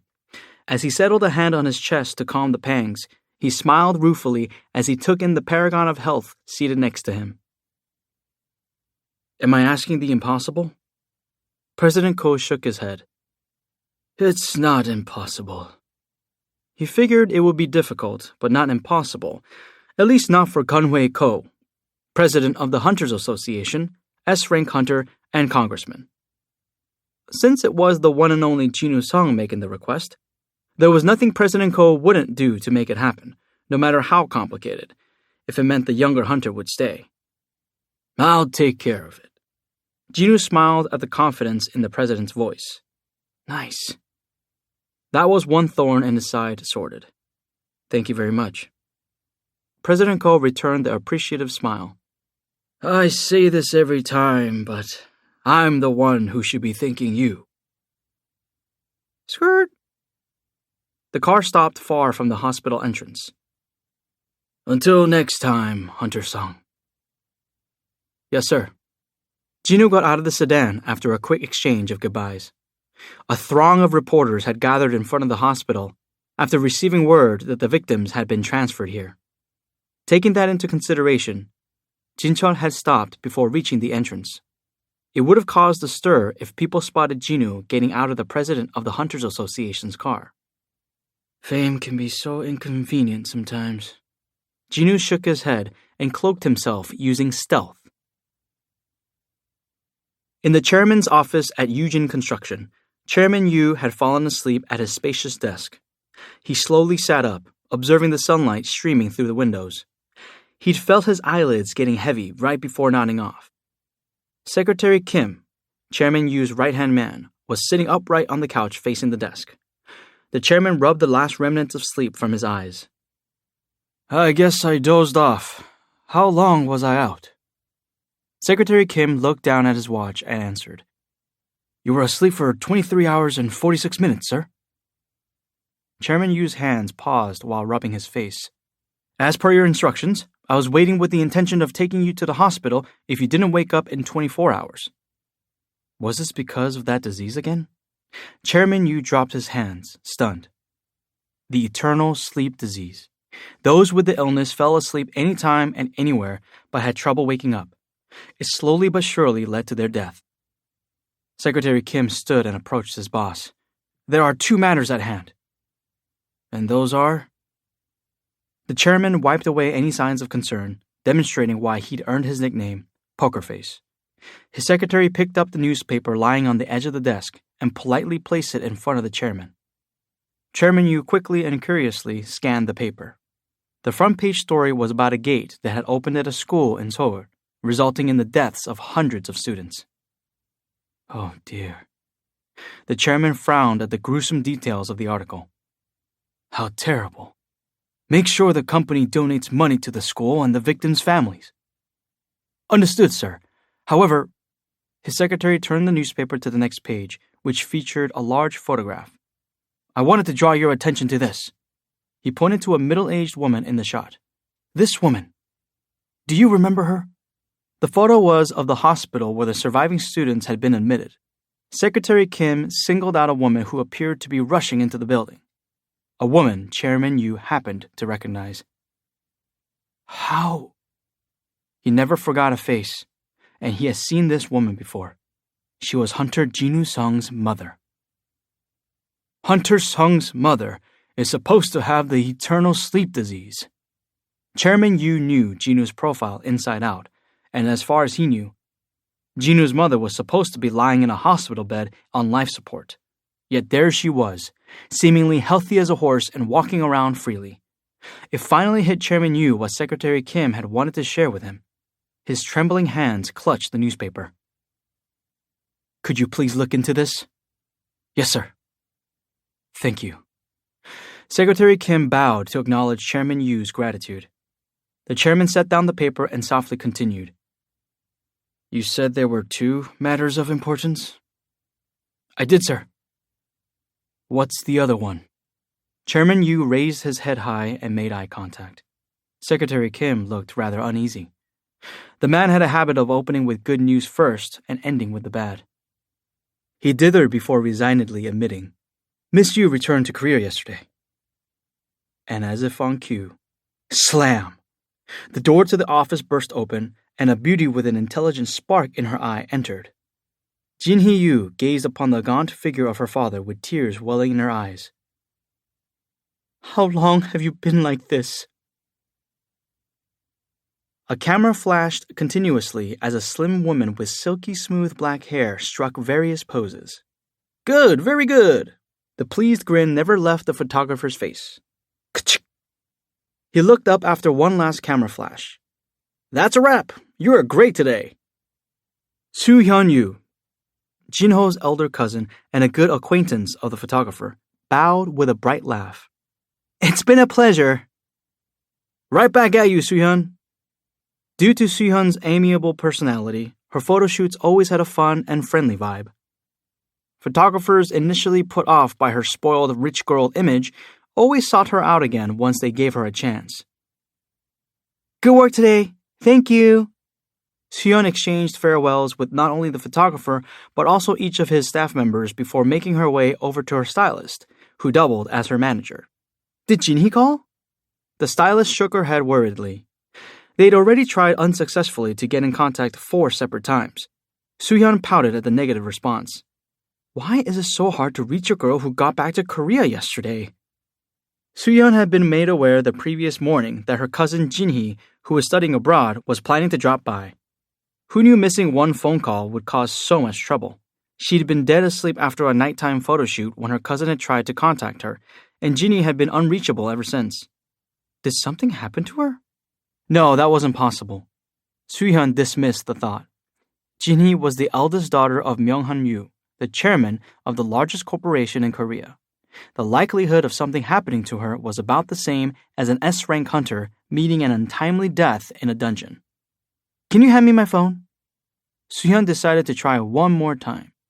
To her happy surprise, the phone rang at the same moment. Is it Ginny? She frowned in disappointment at the caller ID. The fool. Soo-hyun hit the talk button and answered, clearly annoyed. What? Hey, sis! It was Jinho Yu. Soo-hyun let out a quiet sigh, knowing full well that Jinho only called her sis when he wanted to ask for a favor. Do you know where Jinhee is? My sister? Why do you ask? Is she back? Soo-hyun recalled hearing that Jinho had been kicked out of the house for defying his father's orders to head up the Yujin Guild. He really was quite useless to her. No, never mind. What's up? She figured Jinho wasn't calling at this hour to invite her out for drinks. His animated voice came over the receiver. Sis, how would you like to join our guild? What gibberish was Jinho spouting this time? A deep wrinkle appeared on Soo-hyun's normally smooth forehead. Your guild? She repeated, nonplussed. Jinho's pitch was even more preposterous than his request. Wouldn't it be better for you to simply add your name to our guild and have the freedom to do whatever instead of being dragged into my dad's guild to work as some kind of mascot? Suspicious, Soo-hyun lowered her voice. Why do you need my name? We're short one person for the founding members. You're asking me to join a guild that hasn't even been established yet? Yup, Jinho answered cheerfully. Soo-hyun could feel a headache forming from her cousin's unwarranted positivity and confidence. More importantly, who's the third founder? Forgetting the fool and his ridiculous request, she was more concerned about who would want to form a guild with said fool. You sure you're not getting scammed? Who else would think to establish a guild with an inexperienced D-rank hunter except a con man? Jinho's response caught Soo-hyun off guard. Ha! She could hear the smirk forming on his face by how relaxed his voice sounded. You're not ready to hear who it is. Why? Who is it? Ha! I'm hanging up. No, wait! Jinho's frantic plea paused her finger as it navigated toward the end call button. She brought the cell to her ear again with a grin. I'll count down from 3. 3, 2... It's Jinwoo Sung! Jinwoo Sung? Soo-hyun's jaw dropped at the unexpected name. The Jinwoo Sung? Ha! The S-rank hunter who vanished without a trace after completely ruining Min Sung Lee's press conference? That's where you remember him from? So it's really him? No matter what Jinho thought, to Soo-hyun, Jinwoo was the S-rank hunter who had put the pest Min Sung Lee in his place. It had been extremely gratifying to watch. Heh. If what Jinho was saying was true, Soo-hyun understood where his boundless confidence was coming from. Jinho likes to show off, but he's not the type of guy to lie. Soo-hyun pondered her decision for a moment. Can we discuss this in person? Sure! Do you want to come to our offices? Boss said he'd also drop by later. Where is it? Soo-hyun, who excitedly jotted down the address on a sticky note she acquired, calmed herself before telling Jinho, I'm on my way. See you soon, sis! Beep. The call ended, and Soo-hyun's stylist, who happened to overhear the conversation, discreetly asked, Are you heading out? You're skipping the staff dinner? Soo-hyun nodded as she rushed to change her clothes and gather her stuff. There's someone I want to meet. Who? I'll explain later. The stylist urgently stopped her at the evasive answer. Come on, tell me who it is. You know I have to report it to the chairman. Soo-hyun's father was the chairman of a pharmaceutical company. Her father had permitted her career in the entertainment industry under one condition. She had to be accompanied by a chaperone. The stylist was her father's employee, and her duties included being Soo-hyun's stylist, manager, and aforementioned chaperone. Soo-hyun belatedly realized that her confidant would be in hot water with her father if she left without a word, so she turned around and beamed. Jinwoo-sang! The apprehensive stylist could only watch as Soo-hyun quickly receded into the distance. The chairman's gonna throw a fit when he finds out Soo-hyun's meeting a man without his permission. She sighed and thought back on what Soo-hyun had just said. Wait a minute. Who did she say she was going to meet? The name sounded familiar. She racked her brain for a minute, then whipped around to gawk at the door through which Soo-hyun had made her exit. She's meeting who?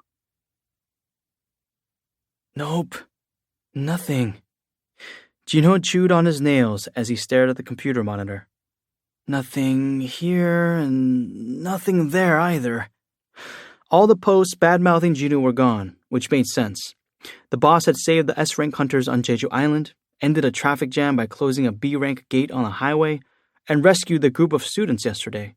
In fact, it would have been odd for anyone to be saying anything bad about him. It looked like even the most tenacious Jinwoo haters were gone thanks to Jinwoo's efforts and accomplishments. Not to mention Jinwoo's stellar accomplishments. The rare negative comments on articles about Jinwoo were quickly shouted down after a barrage of replies. This was good. Heck, this was great. But why? Why did Jinho feel so empty inside? It felt like he was slowly losing ways to contribute to the guild. Tack, tack. As he despondently clicked his computer's mouse, the office door quietly opened. Jinwoo entered, and Jinho jumped to his feet and bowed with a bright smile. Welcome back, boss! Yeah. Jinwoo looked exhausted, but that was to be expected. He'd stayed up all night at the hospital for Gina's peace of mind and had headed straight to the office after washing up at home. Just in case an A-rank gate happened to spawn at the hospital, he had hidden Beru in Gina's shadow. How's your sister doing, boss? Jinho worriedly asked.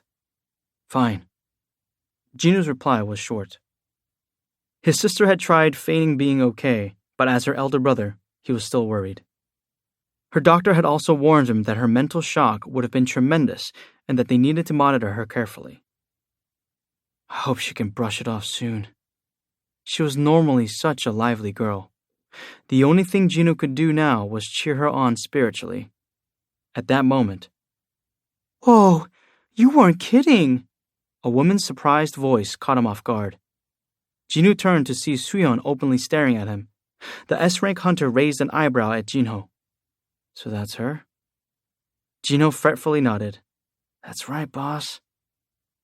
He'd already briefed Jinwoo on the situation. I know someone who meets your conditions exactly.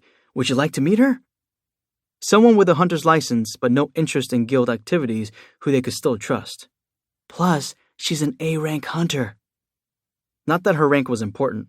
In any case, Soo-hyun's clear eyes and bright smile gave a good first impression right off the bat as they exchanged greetings. Jinwoo had a question for Soo-hyun before they jumped into discussions regarding a potential contract. Joining our guild could put you in hot water with your uncle. Are you okay with that?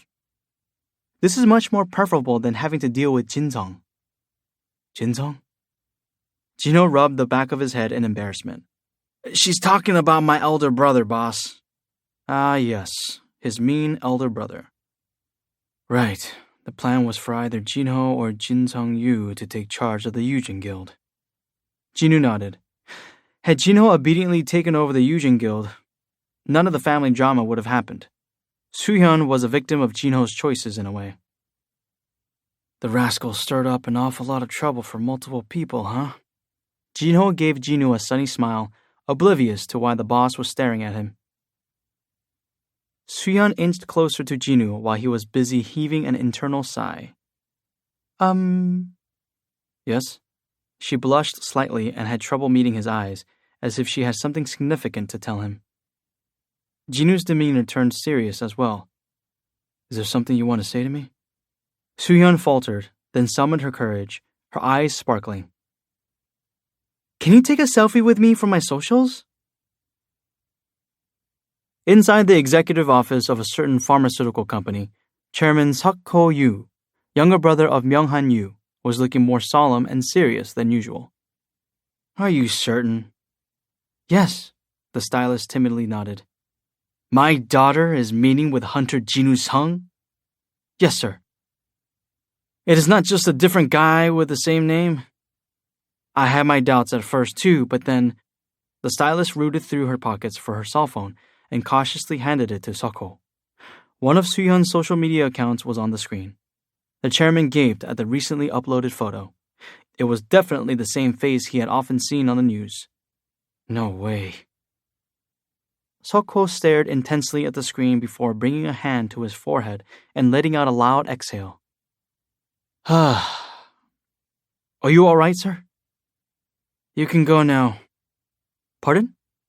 Go on. Seok returned the young woman's phone and waved her out of the room. As soon as he was alone, he turned on his computer to search for articles about Jinu. What is Hunter Jinu Sung's net worth? The most coveted hunter internationally. Hunter Jinu Sung's choice is... President Jong-soo Park of the Knights Guild claims Hunter Jinu Sung's power is immeasurable. A secret proposal from the United States for Hunter Jinu Sung? Experts declare Hunter Jinu Sung an investment on legs. The number of posts about Jinu Sung reflected the public's exponential increase in interest about him after the Jeju Island raid. Seok marveled at every article he read. Whoa. I see. After about 2 hours of focused reading, he leaned back in his chair to rest his strained eyes. His forehead had gotten sweaty from intense concentration, so he dabbed at it with a handkerchief. Just as he was about to light a cigarette, he paused, put down the cigarette, and picked up his cell phone instead. Ring, ring. Click. Honey? A middle-aged woman answered. You never call me at this hour. Ha ha! Darling, do you know who our daughter is seeing these days? Excuse me?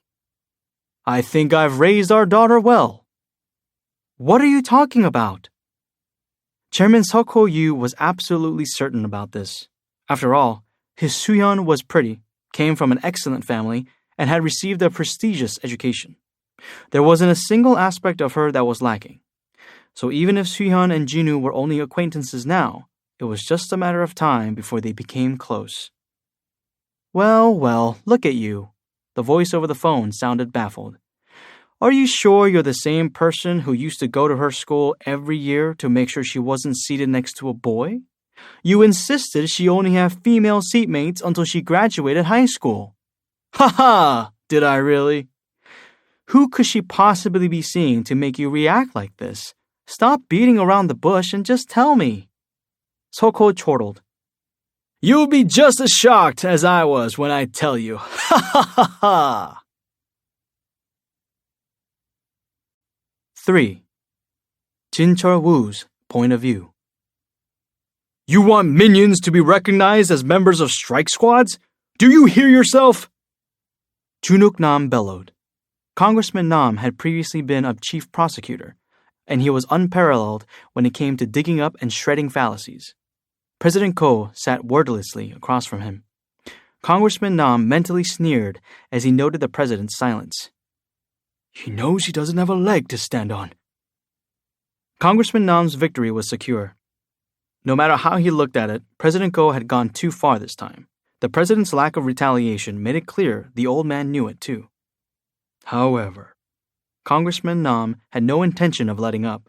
He wasn't one to drive his opponents to the edge of a cliff and not push them off. He loudly addressed the officials and reporters gathered in meeting room 3.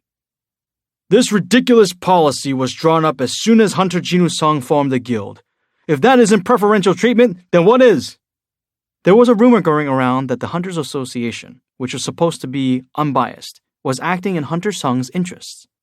It was inevitable, then, that this new policy with its impeccable timing would be a strong point of contention. The purpose of this hearing was to weigh President Ko's reasoning, but he had yet to say a word. Excellent. The congressman could feel victory within his grasp. President Ko's popularity had soared due to the success of the Jeju Island raid, but the recent dungeon break tragedy and the controversy over his special treatment of Hunter Sung had been 2 consecutive hits to his reputation. Politics was a battlefield, after all. If Congressman Nam could bring down President Ko, the biggest opponent of his political career, he would gain the equivalent of whatever President Ko lost. He stared at his rival with a cockiness in his eyes as he imagined himself in front of the front page of tomorrow's newspapers. "Please say something, President Ko." President Ko turned on his microphone for the first time that day, tapped the top to verify it was working, and stationed it close to his mouth. "What answers would you like to hear?" Congressman Nam's eyes narrowed. Shameless old bastard. He'd expected an apology, but President Ko didn't seem down for the count just yet. Congressman Nam forcefully demanded, "The new policy you're proposing, was it established as a special favor for Hunter Jinwoo-sung or not?" How would President Ko weasel out of this one? Rather than offer some cowardly excuse, though, President Ko decided to rain on Congressman Nam's parade. "Yes, it is indeed a special favor." It was a short answer, but its impact was massive, causing an uproar among the spectators, reporters, and fellow congressmen. Congressman Nam was the most surprised of all. Has the old man gone senile? President Ko should have either denied it to the bitter end or begged for forgiveness, not haughtily confessed his sins. And the veteran politician looked too placid for someone whose slip of the tongue might have just cost him his career and reputation. President Ko's calm and shameless attitude was making his interrogator just a tad anxious. Congressman Nam swallowed hard. Sure enough, President Ko spoke up again. "I will ask everyone one simple question." He had a commanding presence that was unmatched. As soon as President Ko opened his mouth, everyone quieted down and turned to him in unison, as if they'd rehearsed it. A strike squad consisting of 20 A-rank hunters versus a strike squad with only Hunter Sung. President Ko slowly rose from his seat and locked eyes with those in the room. If you had to pick between those two during a dungeon break, which would you choose? No one could bring themselves to answer out loud, but the choice was clear. With everyone else avoiding eye contact with President Ko, he turned his attention to Congressman Nam. The man also had no rebuttal. President Ko smiled, satisfied with their reactions. Do you still think that preferential treatment for Hunter Jinwoo-sung is unreasonable? Hunter Sung could outperform an elite strike squad from a large guild by himself. He was asking them whether they would chain such a man down with pointless rules and restrictions. Congressman Nam appeared to have something to say, but President Ko didn't give him an opening.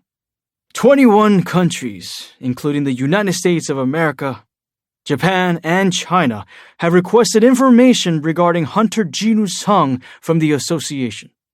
He held up a thick stack of official documents and waved them in the air. All these nations have set their sights on Hunter Sung. President Ko's gaze shifted from the reports to Congressman Nam once more.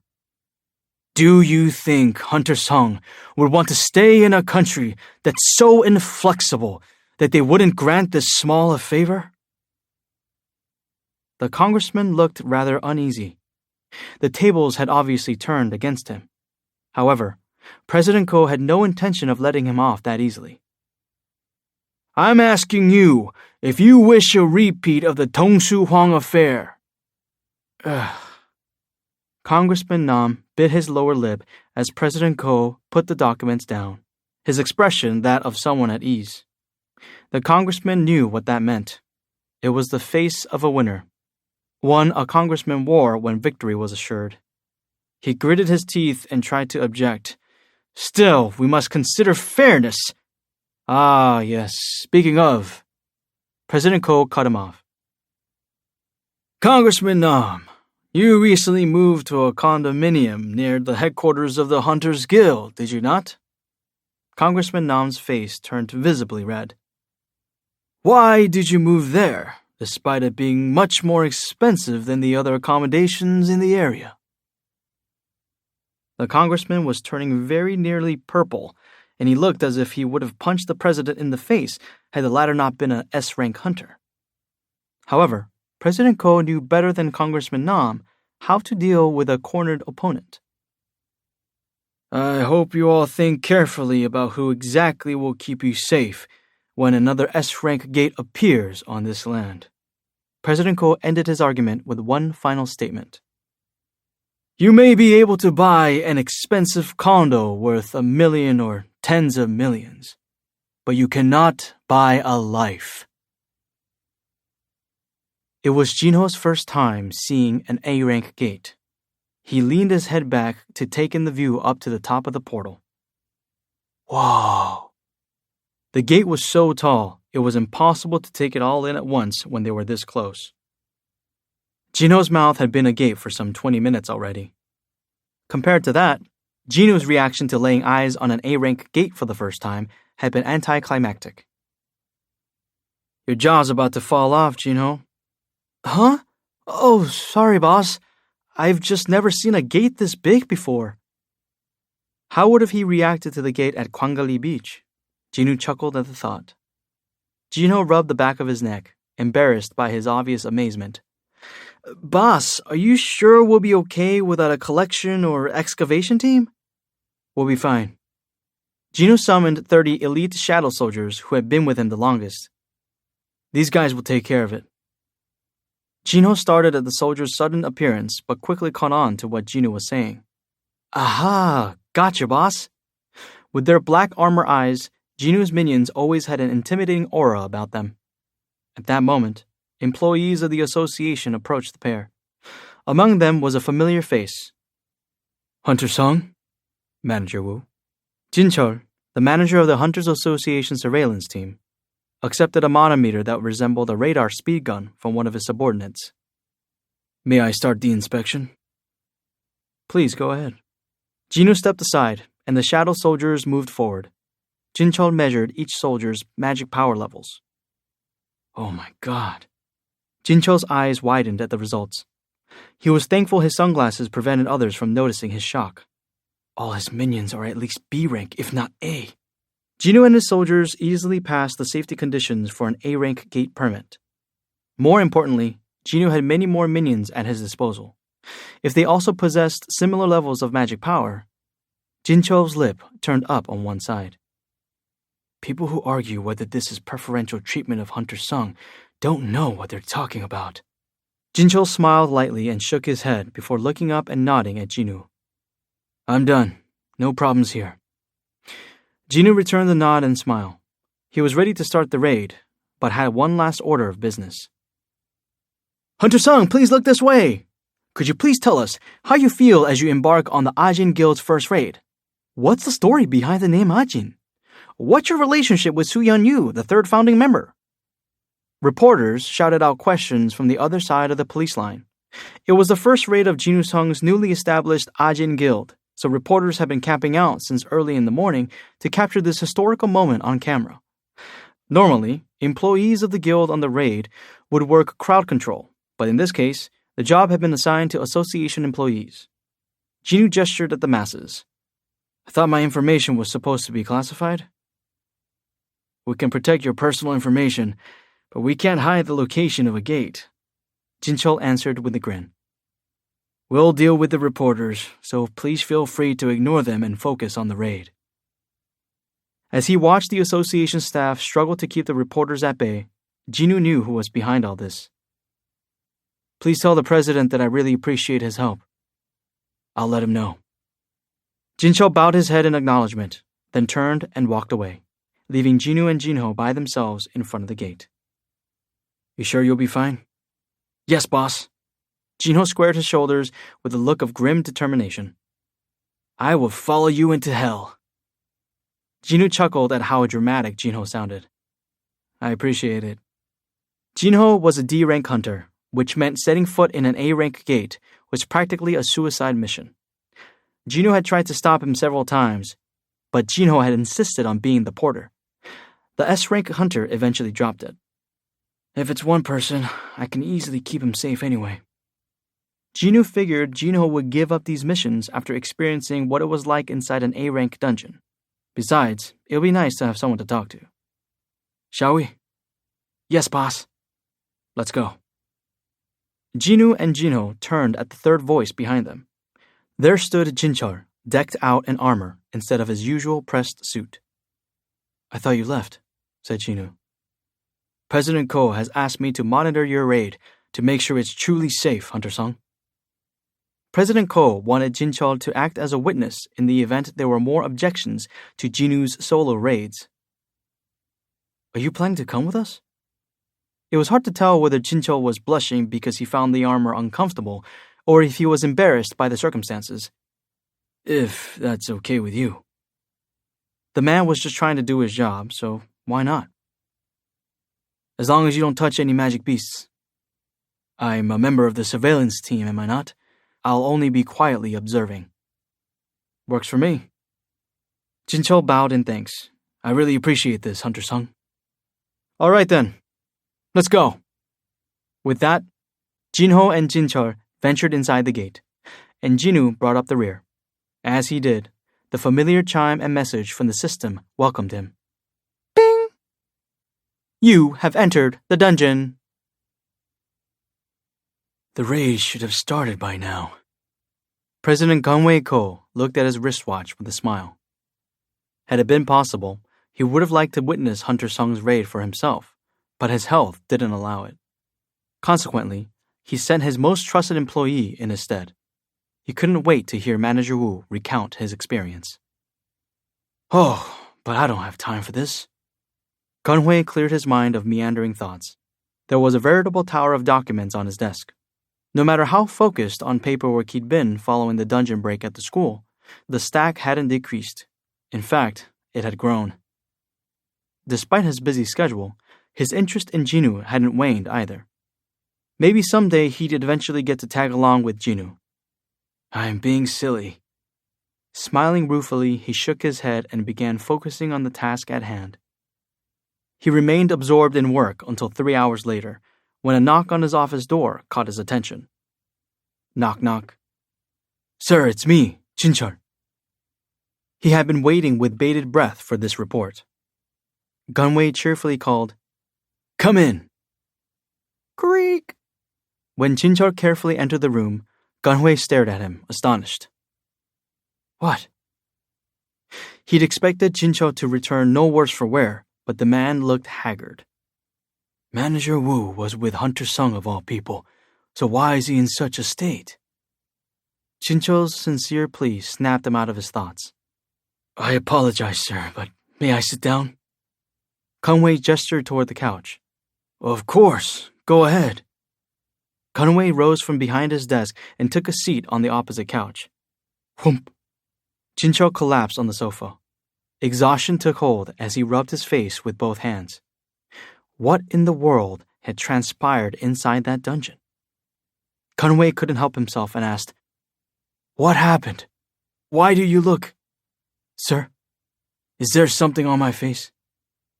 "You just look very tired, like someone who hasn't slept for several days." "Oh." Jinchul gave a few nods in agreement. "That is most likely because I am in a state of shock, Mr. President." "Shock? You say? Tell me everything. Didn't you get to observe Hunter-sung's raid?" Jinchul cast his eyes down and slowly shook his head. "That wasn't a raid." "Then?" Jinchul looked up with a mix of fear and incredulity in his eyes. "It was a massacre." Jinchul, the courageous and charismatic manager of the surveillance team, made the proclamation with a trembling voice. "A massacre?" Gunwei gulped. Jinchul replied firmly, "Yes, sir." Massacre was the only word to describe what he'd witnessed. Upon the president's request, Jinchul recounted the events without leaving out a single detail. The dungeon happened to be a naga nest. Gunwei's eyes narrowed as he recalled details of the beast.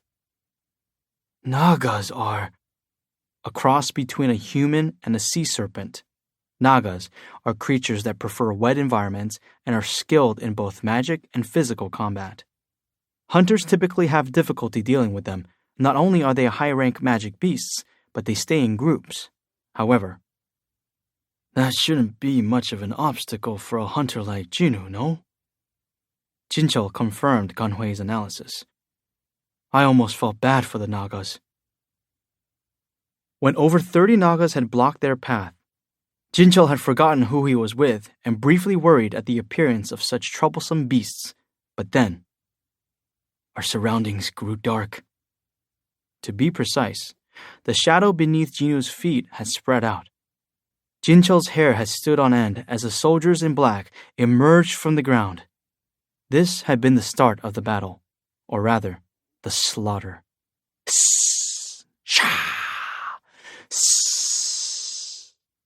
Jinu's minions had jumped out and started mercilessly tearing the Nagas apart. At least the humanoid minions in black armor and the high orcs showed some restraint. The minions, shaped like bears and ants, had been brutally savage, just like wild animals. Some of the ants were feasting on the dead bodies of the magic beasts, but Hunter Sung punished them for it. A shiver ran up Jinchul's spine as he remembered how a shadow ant had slammed against a wall after a swift kick from Jinu for trying to swallow a dead Naga's head whole. He couldn't tell if the shivers had been for the gruesome minion or because of the merciless disregard with which Jinu had sent it flying. Jinchul's agitation made Gunhui himself feel restless. Were the minions powerful? Yes, they were. They were without a doubt. Whether they resembled humans, orcs, bears, or ants, there was not a weak soldier among them, but one stood above the others. There was a minion in a black helmet with a red mane. Jinchul lifted his head and looked President Ko directly in the eyes. Would you believe that lightning struck from its sword with every swing? Oh my. Gunhui was astonished. Lightning had the combined destructive power of fire magic and the speed of light magic. For that reason, only highly skilled mage hunters were able to wield it, and even then, it was difficult to use consecutively. Hearing that lightning struck every time the minion swung its sword was... Gunhui shook his head. He would have found this news hard to swallow had it not come from his most trusted employee. But that wasn't the only incredible piece of news. From what I've seen, the minion seemed to be far above an A rank. Is that true? Gunhui's voice rose sharply. It was unthinkable that a mere minion would be almost as powerful as an S rank. But Jinchul, who was himself among the top A rank hunters, declared, I highly doubt I could defeat that minion in a one-on-one battle.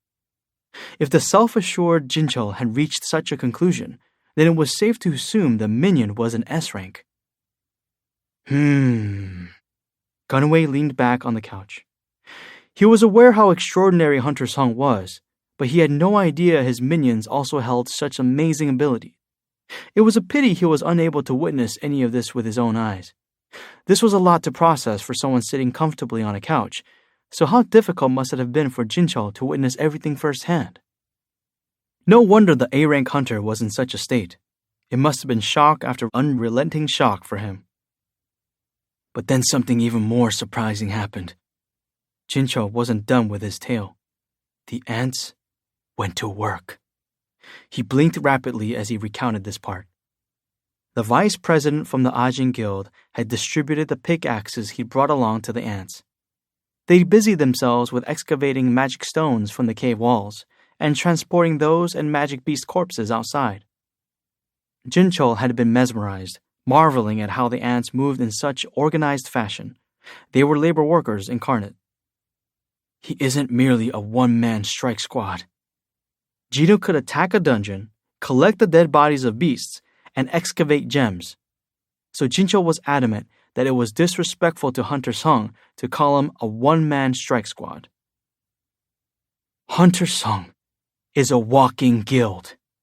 The Ajin Guild vice president had technically been there as well, but his absence would have had no impact on the raid. It was therefore fair to call Hunter Sung a one-man guild. Gunhui excitedly slapped his knee. I was right about him. He couldn't stop smiling.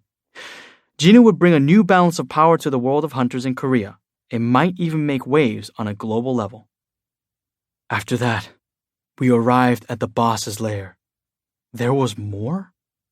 Gunhui refocused his attention on Jinchul. The younger hunter explained that while Nagas were normally 2 to 3 times bigger than humans, the one in the lair was 4 times more massive than a regular Naga and absolutely intimidating. I'm assuming the minions also defeated the magic beast boss in a flash? Jincho shook his head. He actually dismissed all of them except the worker ants.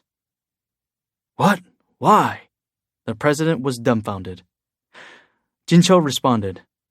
I was curious too, so I asked Hunter Sung why he pulled back his minions right before the battle with the boss. Gunhui unconsciously leaned forward, keen to hear Jinu's answer. What did he say? He said... Jincho took his time, as if calling up the memory. If I rely on the minions too much, I'll lose my touch. Jinu took a step and summoned the demon monarch's daggers to both hands. There was no need to use his soldiers. All that remained of the beasts were the boss and its 4 bodyguards. Jinu slammed a foot into the ground and rushed forward. Flash! He instantly closed the gap between himself and the boss before the bodyguards could react. Mutilation! Dozens of pinpricks of light shot out of the lower half of the boss's body. As the boss screamed and struggled, its bodyguards leaped at Jinu, who used one of their heads as a springboard. Tack! Jinu made eye contact with the extremely tall boss in midair and swung his daggers. An alert sounded as his target's head slid off its neck. Bing! You have defeated the master of the dungeon. You have leveled up. Jinu was delighted at this notification. Yes! A quick spin as soon as he landed took care of the lackeys. Messages continued pouring in. Ping, ping, ping! The chime wouldn't stop ringing. What's going on? His confusion didn't last long. You have reached level 101. Your job-exclusive skills have leveled up. Skill, Shadow Extraction, has leveled up. Skill, Shadow Storage, has leveled up. Skill, Monarch's Domain, has leveled up. Skill, Shadow Exchange, has leveled up. Jinu's eyes widened at the stream of notifications. Oh. The job-exclusive skills had shown no signs of upgrade despite frequent use, and now they leveled up all at once. Ba-dump, ba-dump. His heart hadn't raced this fast in a while. Jinho and Jincho were the only other humans in the boss's lair, and neither was inclined to question Jinu's actions, so he called up the status window without a second thought. Status window. Bing! The chime was accompanied by a complete overview of Jinu, from his current level down to his equipped items. He paused at the list of the job-exclusive skills. Job-exclusive skills. Active skill. Shadow Extraction, Level 2. Shadow Storage, Level 2. Monarch's Domain, Level 2. Shadow Exchange, Level 2. It really happened. Seeing was believing. Jinu was especially overjoyed at Shadow Exchange leveling up. Finally! It was an extremely useful skill, but the lengthy cooldown period had been frustrating to deal with. The waiting period is supposed to change depending on the skill level, right? Now both the cooldown and his frustration will be reduced. This was the biggest gain from today's raid. Jinu was happier about this than leveling up for the first time in a long while.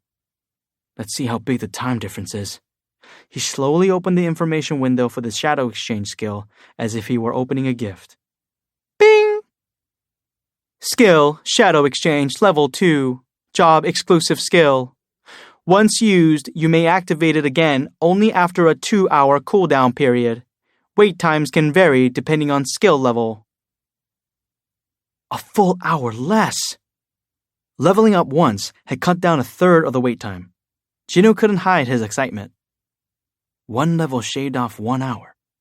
Assuming this was the general rule, the possibility that the waiting period would decrease to a single hour at the next level was quite high.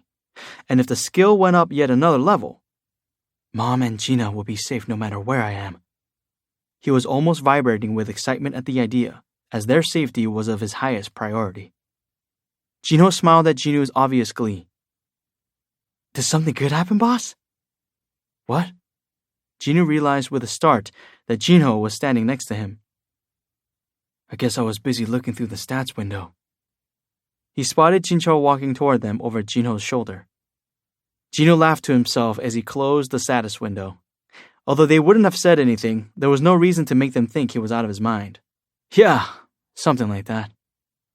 I see. Working with Jinwoo had taught Jinho how to read the room, so he didn't ask any more questions. He shifted his attention to the creature inside the room. Wow. This was the first time Jinho had seen an A-rank magic beast boss with his own eyes. It resembled a human from the waist up, but its lower body was that of a sea serpent.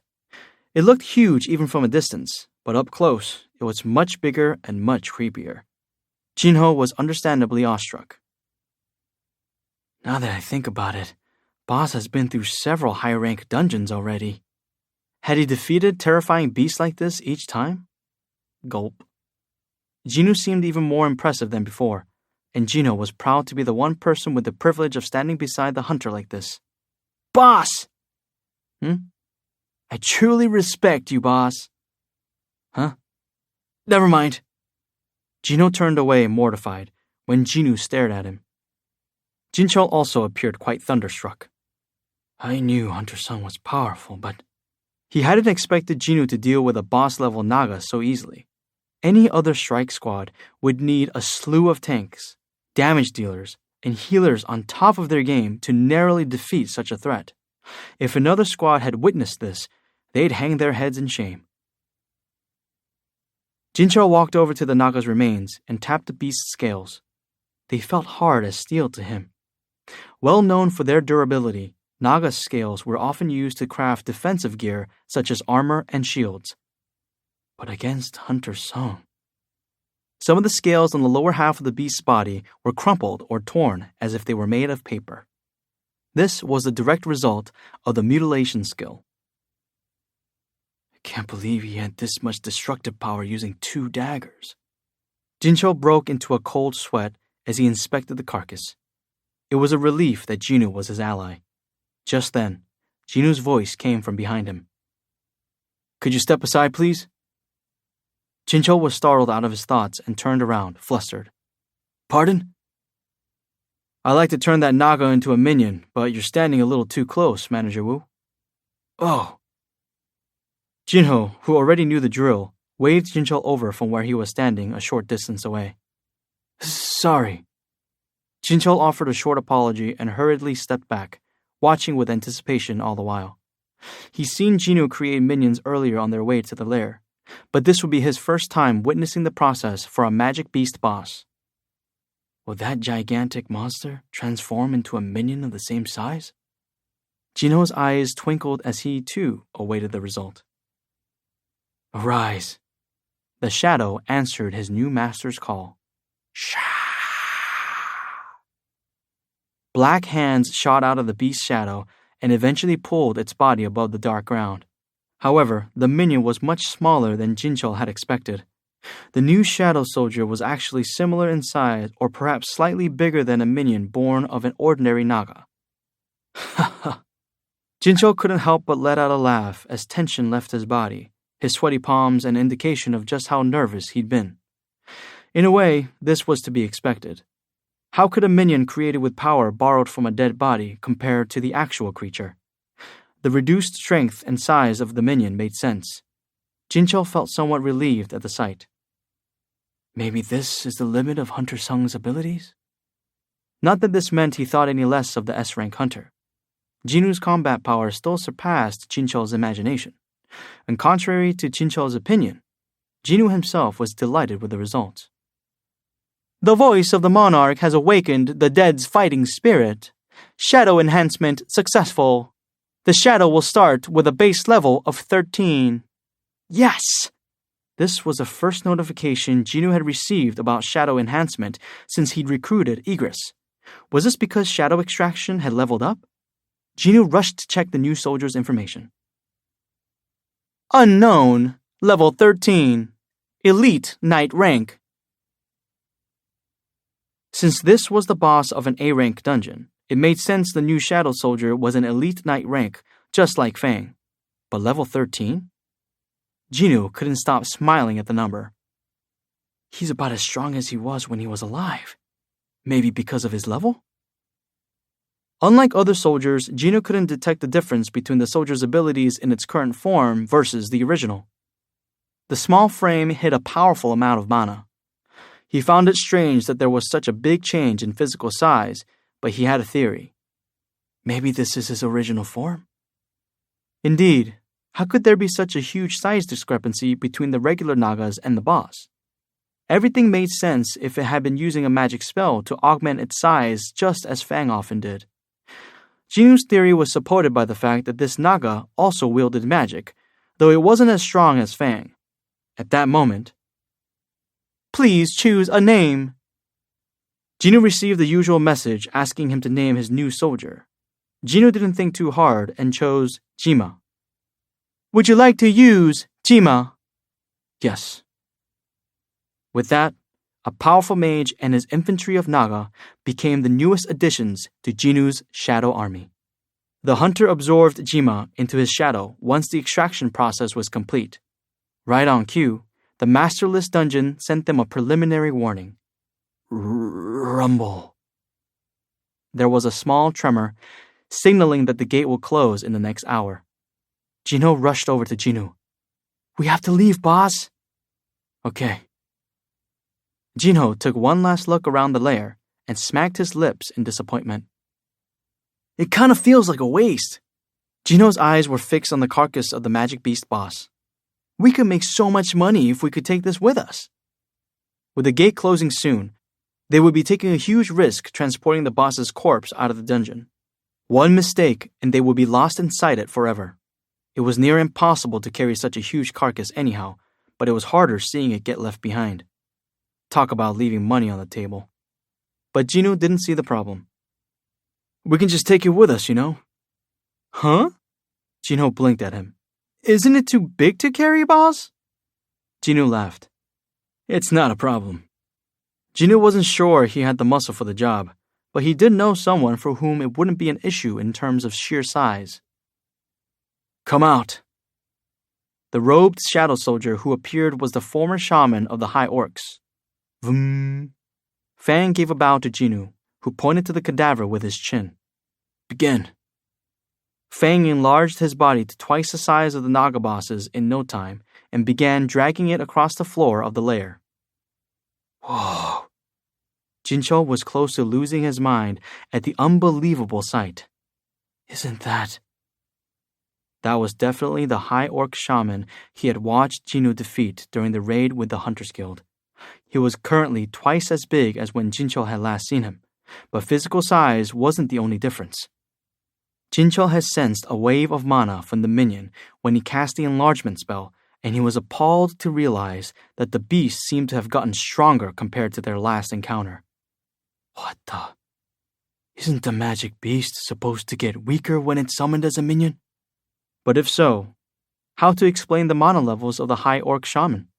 Not only could Jinu turn a master of an A-rank dungeon into a minion, but he could boost their power as well? None of this makes any sense. "Manager Wu, are you coming?" Jinu's voice snapped the dazed Jincho out of his thoughts. "Oh." If shock shortened one's lifespan, Jincho's had been cut in half. He had a mountain of questions he wanted to ask Jinu, but refrained from doing so for fear of the answers he might receive. Jincho wavered a moment before he tiredly replied, "I'm coming." The reporters were about to break for lunch when Jinu emerged from the gate. "What? Is he done already?" "No way!" Did Hunter Sung really clear the A-rank dungeon in a mere 3 hours? A fire was lit under the reporters. "This is a huge scoop." Every reporter with a camera dashed over to the gate so as not to miss Jinu, but hunters from the surveillance team blocked their path. "Hey, move aside! I'm not going to interview him! Let me just get one picture! I'll hold you personally responsible if I get fired for not getting a picture of Hunter Sung." "Give me a break! It's just one picture!" As the struggle between the reporters and the surveillance team became heated, boom! The sound of something heavy slamming onto the ground rang out. "Oh!" One of the reporters dropped their camera. Crack! He pointed at the gate, paying no attention to the other reporters stepping on his camera. There! He was pointing at the enormous beast emerging from the gate. Run! No! Take pictures! Hurry! You're getting this right? Yes, sir. The reporter stopped fighting with the surveillance team and quickly started taking photos. Despite the fear of being attacked by this beast, they kept snapping pictures as if possessed by a higher power. Fang was working hard to drag the Naga carcass out of the gate. He felt countless gazes prickling at his back and slowly turned around. Reporters, the police, association personnel, and even pedestrians passing by had all paused whatever they were doing to gawk at the giant. Fang bashfully rubbed the back of his neck, embarrassed at the attention. 4. Omen of destruction. A man sneaked into the large hospital. He was on high alert due to the oil canister he was holding. His eyes, usually lackluster, burned with passion. How dare they look down on me? He was prepared to die. After wandering around for a while, he found the perfect spot, a hallway with very little foot traffic. He began methodically dousing the area with the oil he had brought. You think I'd go down alone? A week earlier, he had been stumbling down the street completely wasted and picked a meaningless fight with a stranger. He'd been beaten up badly and carted off to the hospital. When he regained consciousness, he'd insisted that the doctor stop treating him because he lacked funds. It was at that moment. He saw the way the doctor had looked at him as if he was utterly pathetic. That bastard doctor. The details of his face had grown fuzzy over the past week, but the man would never forget that look. He had resolved to get his revenge, which was why he had returned to the hospital. Reaching old age had never been part of his life plan anyway. After meticulously covering every corner, he poured whatever fuel remained over his own head. I'm taking you with me, he spat. Of course, he wouldn't be able to burn down the entire hospital given its size, but he could at least take a few people with him. If the doctor was one of them, that'd be the icing on the cake. But he wasn't too hung up about it. Gambling debts had ruined his life, but he had no intention of fading into the shadows like others in his situation. He threw the empty canister away and pulled out a lighter. One flick, one spark, and this tedious life would be over. Expressionless, he braced his thumb and paused as he felt a cold breeze. A breeze? He sensed something was off and checked his surroundings. How could wind be blowing in a windowless corridor? What's going on? His hand was suddenly gripping the air. He looked down to see that the lighter had vanished. How bizarre. He searched the floor in case he'd accidentally dropped it, but his search was in vain. Where the heck did it go? He furrowed his brow and looked up from the floor. He caught sight of something huge and black standing in front of him. It was an insect with hands and feet. The man's eyes were about to pop out of his head. The insect stretched out its hand and covered the man's mouth before he could let loose a scream. The insect raised its other hand and pressed its index finger to its lips. Shh. The soldier couldn't let this man cause a fuss, as the young woman his king had asked him to protect was sleeping in a room nearby. The would-be arsonist put up a fight, but the insect didn't even flinch. The image of Beru's mandibles reflected on the widened pupils of his victim. Why level 101? Gino mulled over the sudden upgrade of his skills as he smoothly drove back to the guild office. It didn't happen at level 100. He'd been under the impression that any significant changes would happen at level 100, but his job-exclusive skills had gone up a level at 101 instead. He ran through multiple theories and landed on two that struck him as most likely. The first was about the significance of the number 1. 1 symbolized beginnings, so maybe a limitation on his skill level had been lifted once Jinu's overall level had reached 101? Otherwise, Jinu's expression hardened. Personally, he really hoped this wasn't the case. Maybe it's because my job changed at level 51, which meant his skills had possibly been upgraded after gaining exactly 50 levels.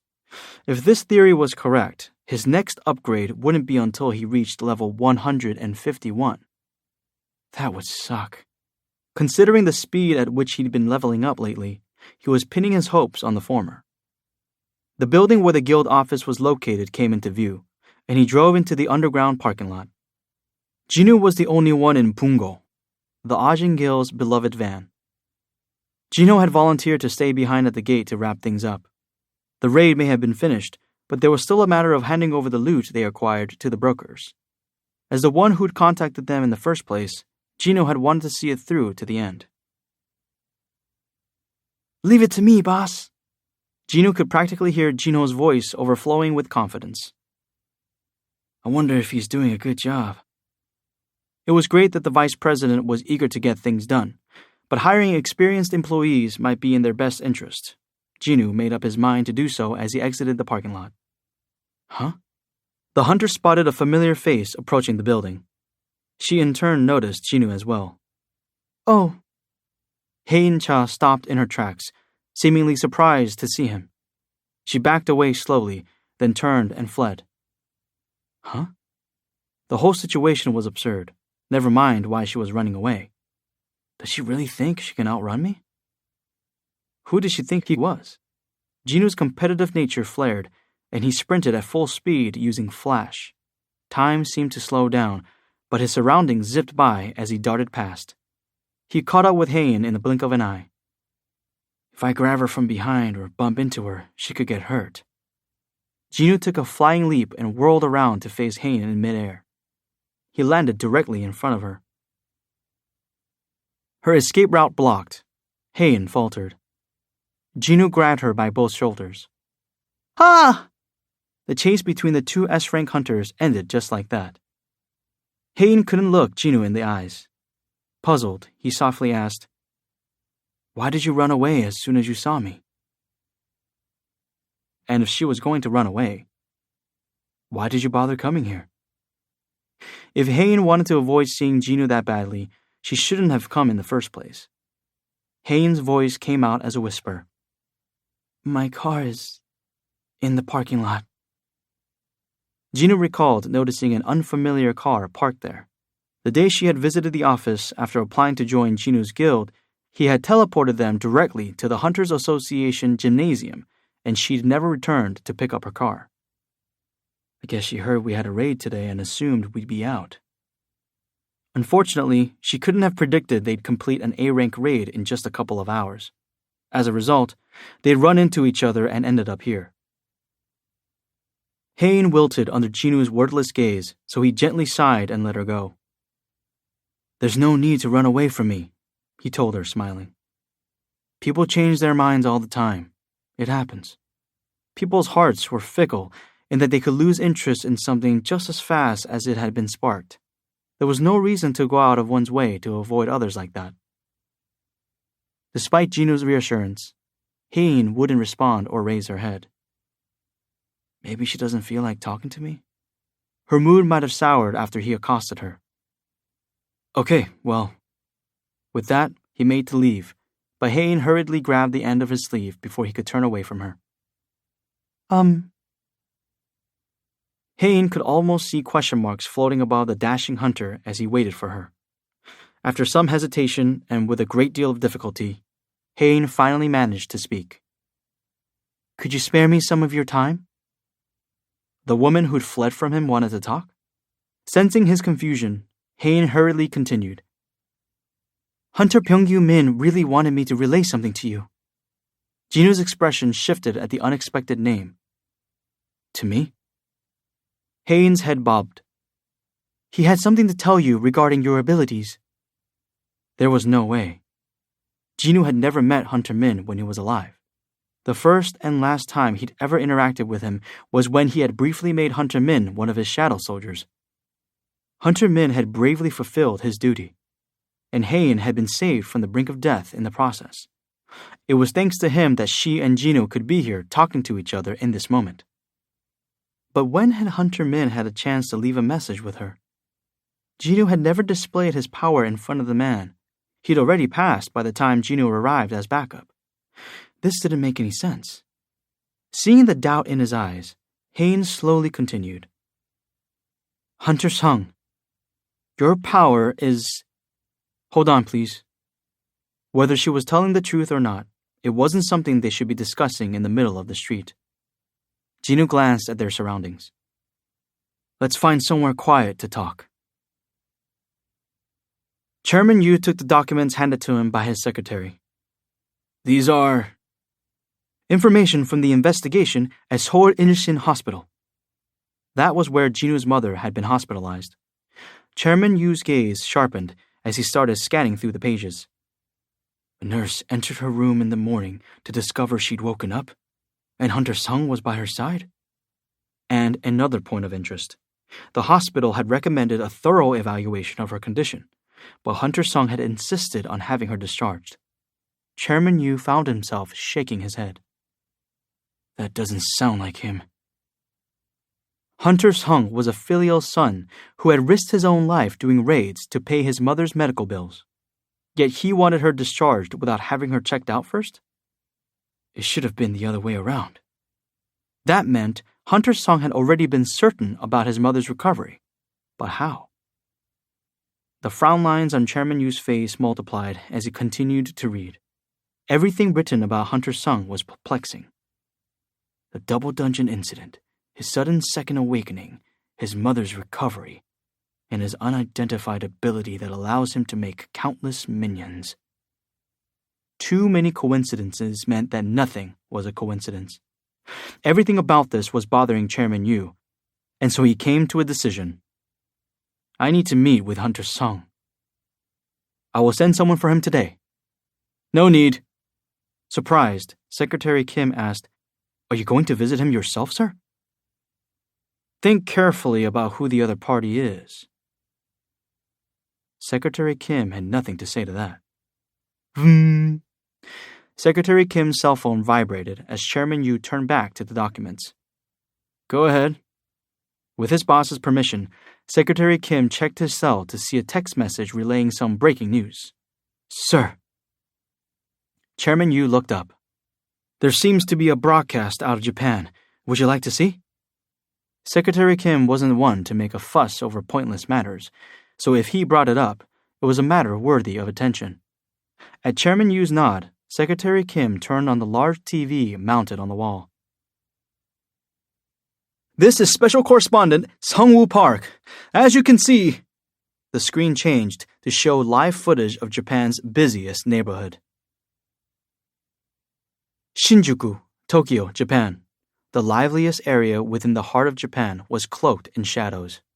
Everything on the street, from cars, bicycles, and even people, had come to a halt.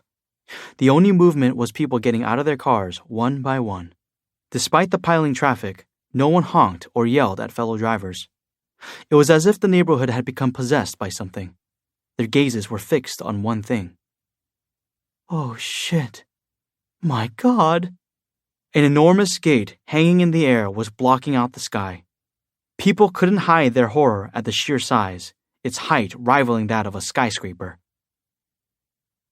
The usual hustle and bustle of the street was replaced by an uncomfortable, almost nauseating silence. The atmosphere at the Prime Minister's residence was suffocating. Crack!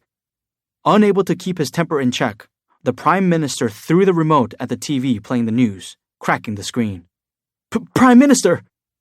His aides jumped to their feet, but then docilely sat back down under his glare. What does the Hunters Association have to say about this?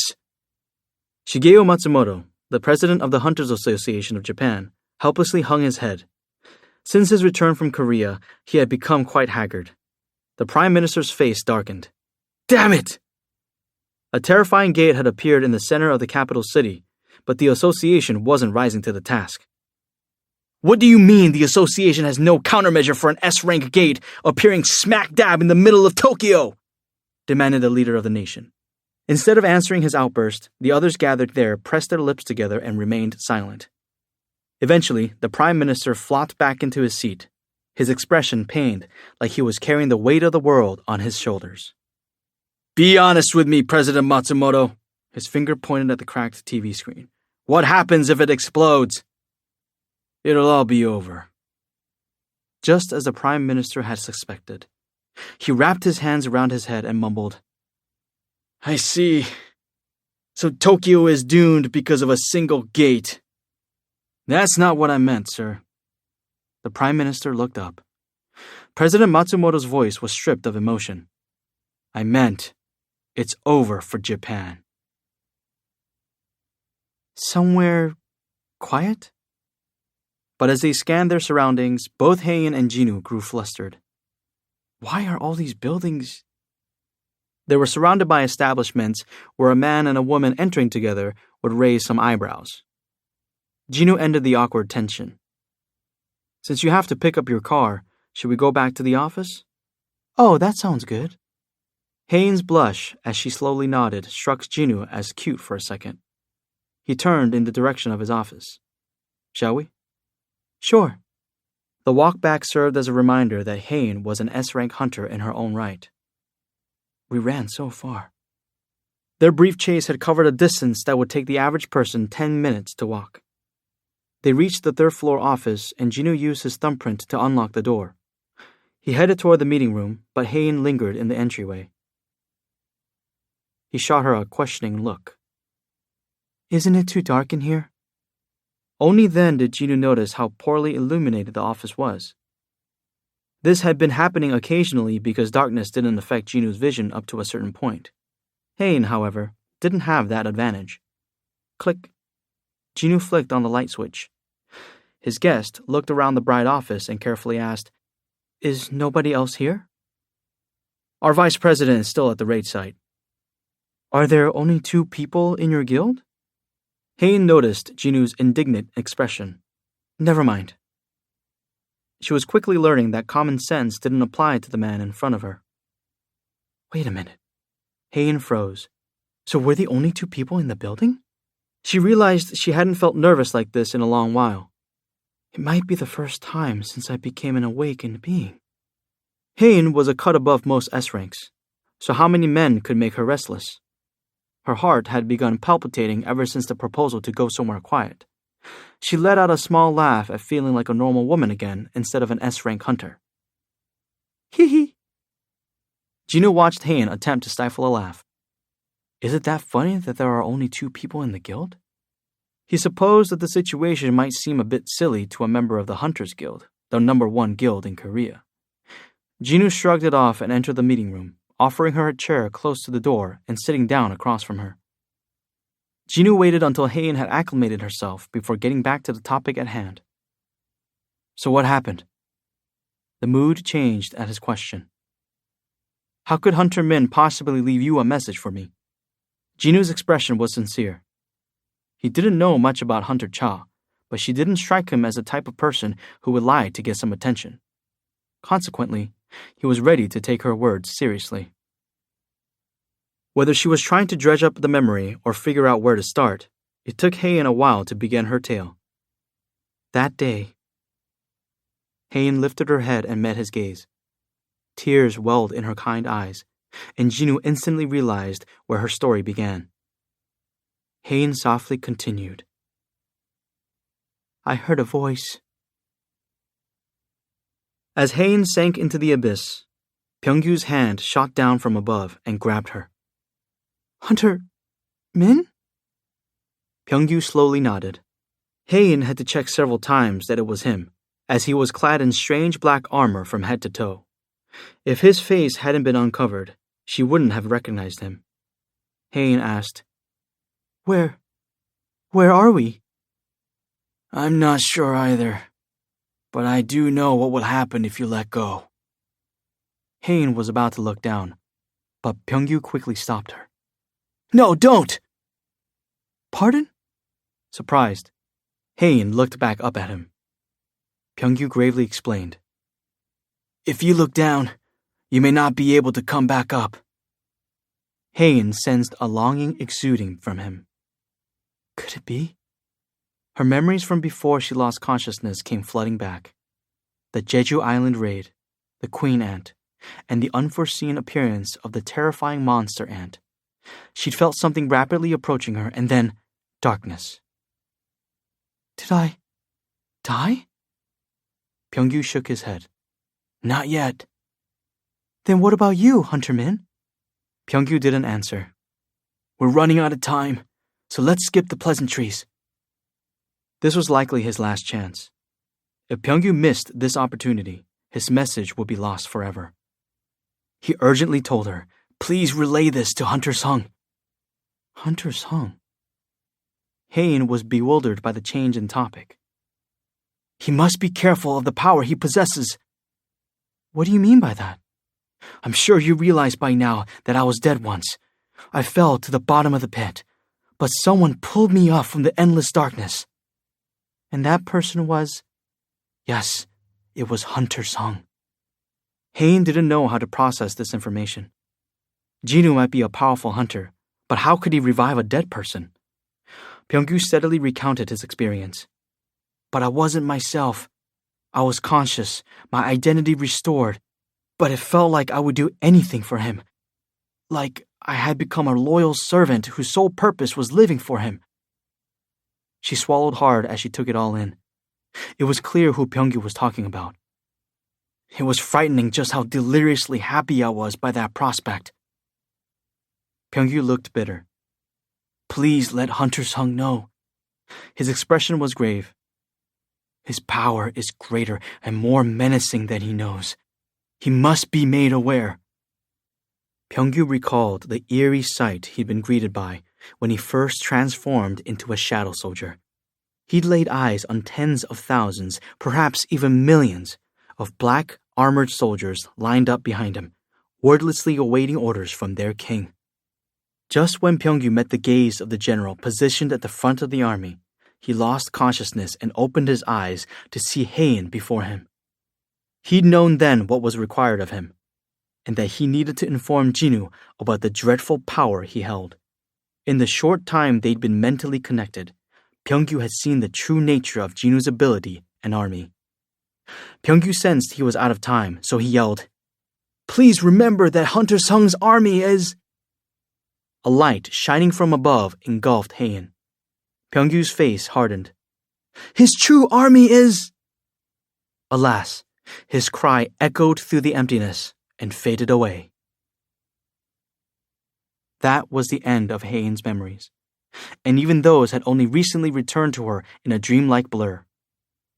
Jinwoo's expression had grown heavy as he listened. A soul close to death met a soul of the deceased? It was hard to believe.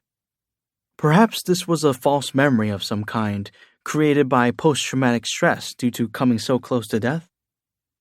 Jinwoo shared his theory. I also considered that possibility.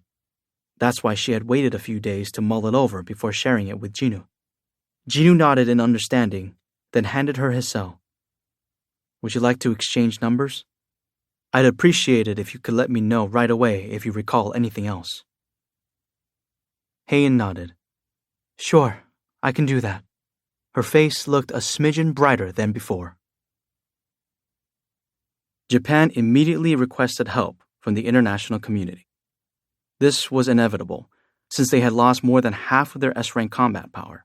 However, the reception it received was cold. The international community hadn't forgotten that Japan had ignored the crisis in Korea, a neighboring country, and had stepped in to help only when the problem reached their shores. The United States never sent their S-rank hunters abroad anyway, but even China, the strongest nation of hunters in Asia, turned their backs. America washes hands of Japan. Will China merely watch Japan's demise? Second day of Gate in Tokyo. The time remaining is... What will Korea do? The eyes of the world shifted to Japan, and provocative articles were published daily. Amid the fear and despair, one hunter offered Japan salvation. Yuri Olov, the Russian S-rank hunter, invited them to open negotiations with the Japanese government. President Matsumoto immediately flew to Russia. Yuri didn't bother meeting the Japanese representatives at the airport, choosing instead to greet them in the living room of his palatial mansion. I'm Shigeo Matsumoto. A haughty, middle-aged white male with blonde hair introduced himself. Yuri Olov. I'm sure you're already aware that I'm the best support-type hunter out there. They took a seat to begin their discussion. Prior to the meeting, Yuri had requested to be supplied with information about the gate. He started reviewing the documents as soon as they were handed to him. Time passed, and he nodded as he ran calculations in his head. 10 billion yen per day, and I'll block the gate as long as you wish. 10 billion yen a day? The Japanese representative stirred at the unreasonable fee, except President Matsumoto, who raised his hand to stop them. The Japanese hunters took a seat. Looks like you and I can have a civilized conversation. As Yuri laughed, his gold tooth was on full display. 3,060 billion a year. That's what it'll take to save your country. It's not like I'm asking for 100 billion a day, right? What do you say? Pay 10 billion yen for your country, or give up on your nation because you think that's too much? The richest man in the world was officially reported to own a little over 100 trillion yen, so 3 trillion yen a year wasn't an affordable price by any means. But it's a small price to pay for our country. President Matsumoto reached a decision. We can pay your fee. Good. I'll sign the contract and you give me the signing bonus. Before that, Yuri stopped in the middle of telling his employee to bring out the contract and faced President Matsumoto. President Matsumoto politely requested something from the unreserved hunter. May we please see a demonstration of your abilities? When he heard the interpreter's translation, Yuri burst out in loud guffaws. With tears in his eyes from laughing so hard, he chortled. Beggars can't be choosers. You're lucky I'm not asking you to lick my boots. Two of the Japanese S-rank hunters accompanying President Matsumoto could no longer stand the humiliation and leaped to their feet. Gentlemen, President Matsumoto hastily yelled, but they were already caught up in the heat of the moment. Bam! Thud! The Japanese S-rank hunters were immobilized by an invisible wall boxing them in. They looked like two mice caught in a jar as they exchanged looks of surprise. Yuri snickered. Come on out if you can. You won't be able to move one step without my permission when you're in there. Yuri Olov was an expert in creating such barriers. The Japanese party was stunned by this display of power. Yuri sneered and repeated his offer. I'll block the S-rank gate for 10 billion a day, and as a bonus, I'll let these two live. Do we have a deal? His gold tooth glimmered under the lights of the room. He had the ability to trap two S-rank hunters without lifting a finger. I suppose our best option currently is to put our faith in this man. Matsumoto slowly nodded. May I make a quick call? Of course. The next day, Yuri Olov's name made international headlines. Gino called up the stat window as soon as he got back home. Stats. His eyes scrolled down past his level, job, titles, and stopped at the list of skills. Skills. Passive skill, unknown. Level max, willpower. Level 1, Dagger Master, level max. Active skill, flash level, max. Murderous intent, level 2. Mutilation level, max. Dagger Barrage, level max. Stealth, level 2. Ruler's Hand, level max. Many of those on display had either upgraded or were about to upgrade to their ultimate versions. The maximum level for a skill was 3, and once it was reached, the level would change to max. If the proficiency of a maxed out skill kept increasing, it would eventually get upgraded to its final version. The difference in efficiency between the basic and final versions was huge. The skill Dash had become Flash, Fatal Strike had become Mutilation, and Dagger Throw had become Dagger Barrage. Advanced Dagger Wielding, a passive skill that had helped Gino handle a dagger skillfully, was now Dagger Master. Gino summoned a Demon Monarch's dagger, spun it on his index finger, and let it slide down his hand and into his palm, where he smoothly gripped it. It was almost as if he was performing a stunt. He was having fun tossing the dagger above his head and grabbing it with a snap of his wrist. It's too bad I don't have an audience. Thanks to the dagger master's skill, the weapon felt like an extension of his own hand. Jinwoo looked back at the skill window as he repeatedly threw and caught the dagger. I guess the only skills I can focus on are murderous intent and stealth? Unfortunately, willpower remained at level 1 and was unlikely to ever increase. Skill, willpower level 1, passive skill, no mana required. You have endless willpower. When your stamina falls below 30%, willpower will activate, and you will receive 50% less damage. Willpower activated only when Jinwoo's stamina dipped to 30, but he couldn't put his life at risk to increase one skill. Besides, he dealt with his fair share of dangerous situations even after acquiring willpower, but the skill had stayed at level 1, which meant developing it wouldn't be an easy task. The other problem was that Jinwoo had become too strong. Could he even find a formidable enough enemy? And so, Jinwoo skipped over willpower. He decided to increase the proficiency of murderous intent and stealth, which had stayed at level 2, since he'd had little opportunity to use them. Murderous intent wasn't the type of skill he could whip out on the regular, but he could use stealth in his daily life. Jinwoo's gaze fixated on the top of the skill window. What the heck is this?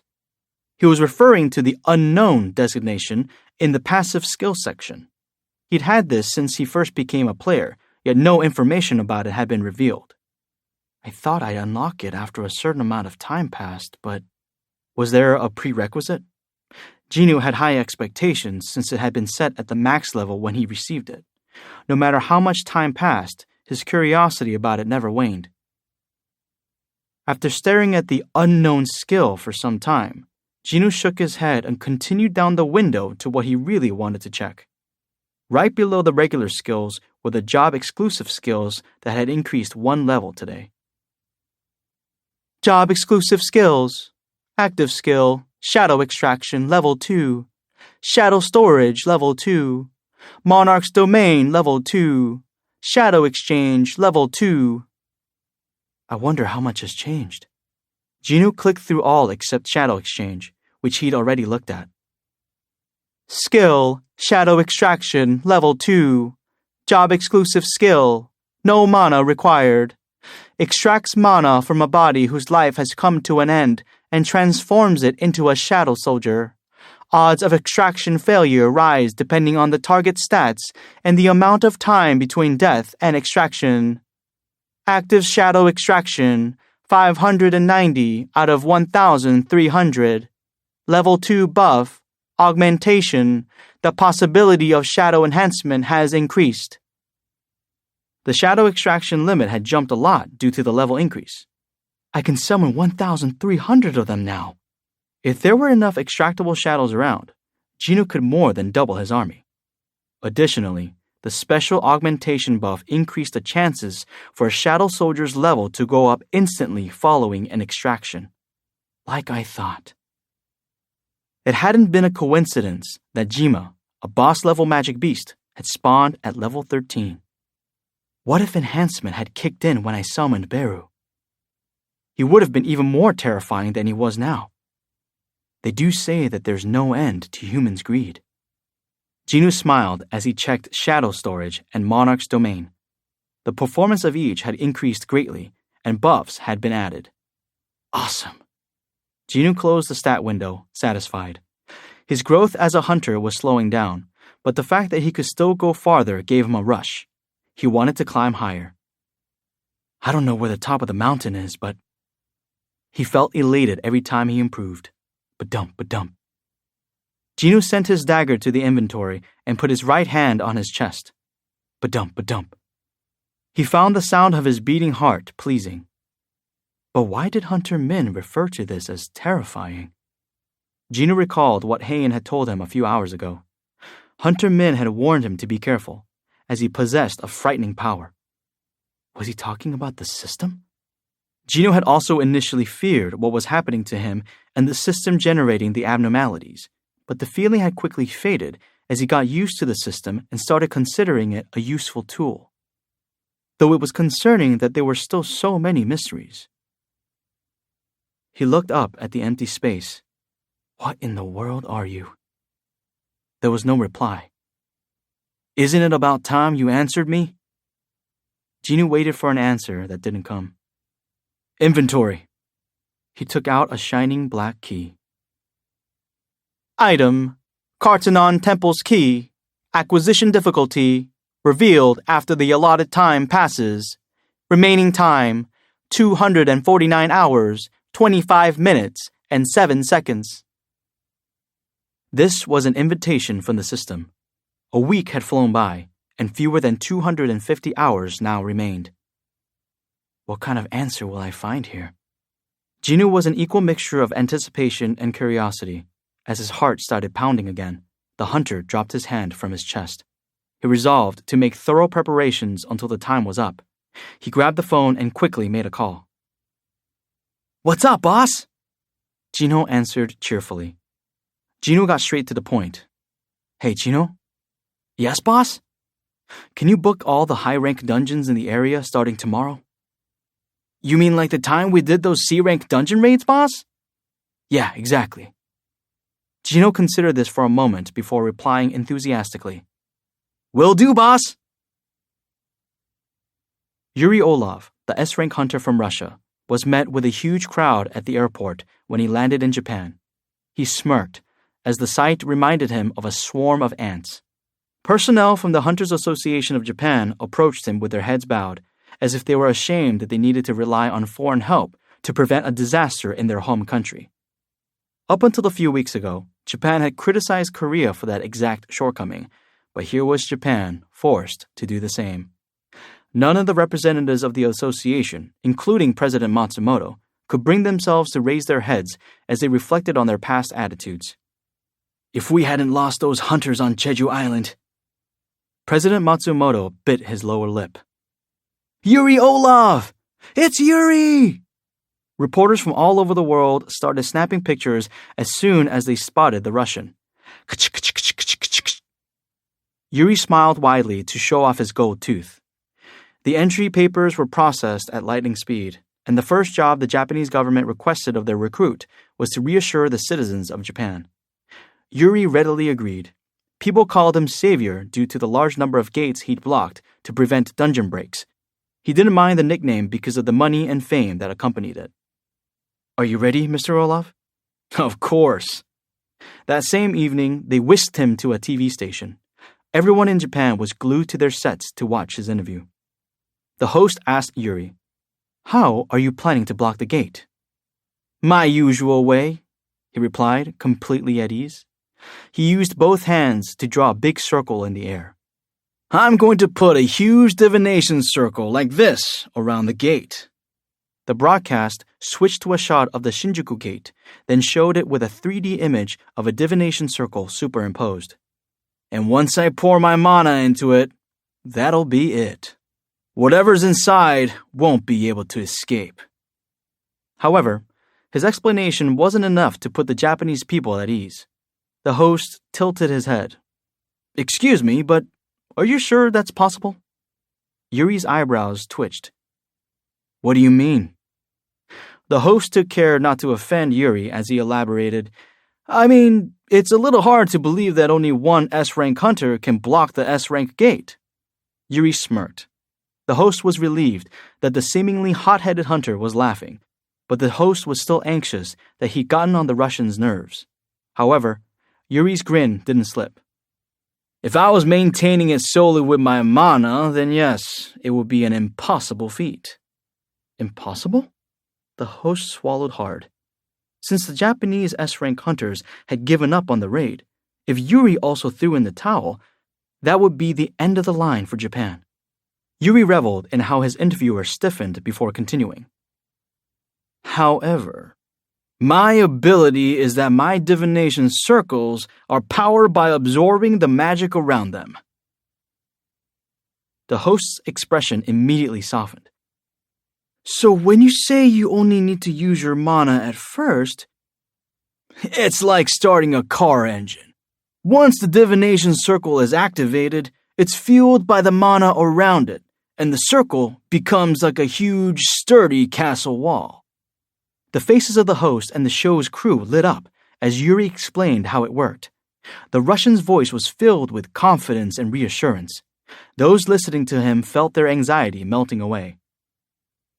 If what he said was true, his barrier would grow stronger as the magic power around the barrier increased. An incredible amount of magic power emanated from the S-rank gate. And with Yuri's barrier encompassing it, the threat will be trapped by its own power. It was like being struck down by its own sword. This barrier will be the strongest ever recorded in history. Yuri stabbed his finger toward the camera and viewers as he proclaimed, "I will save you! So you just remember who's rescuing you from doom." Beep!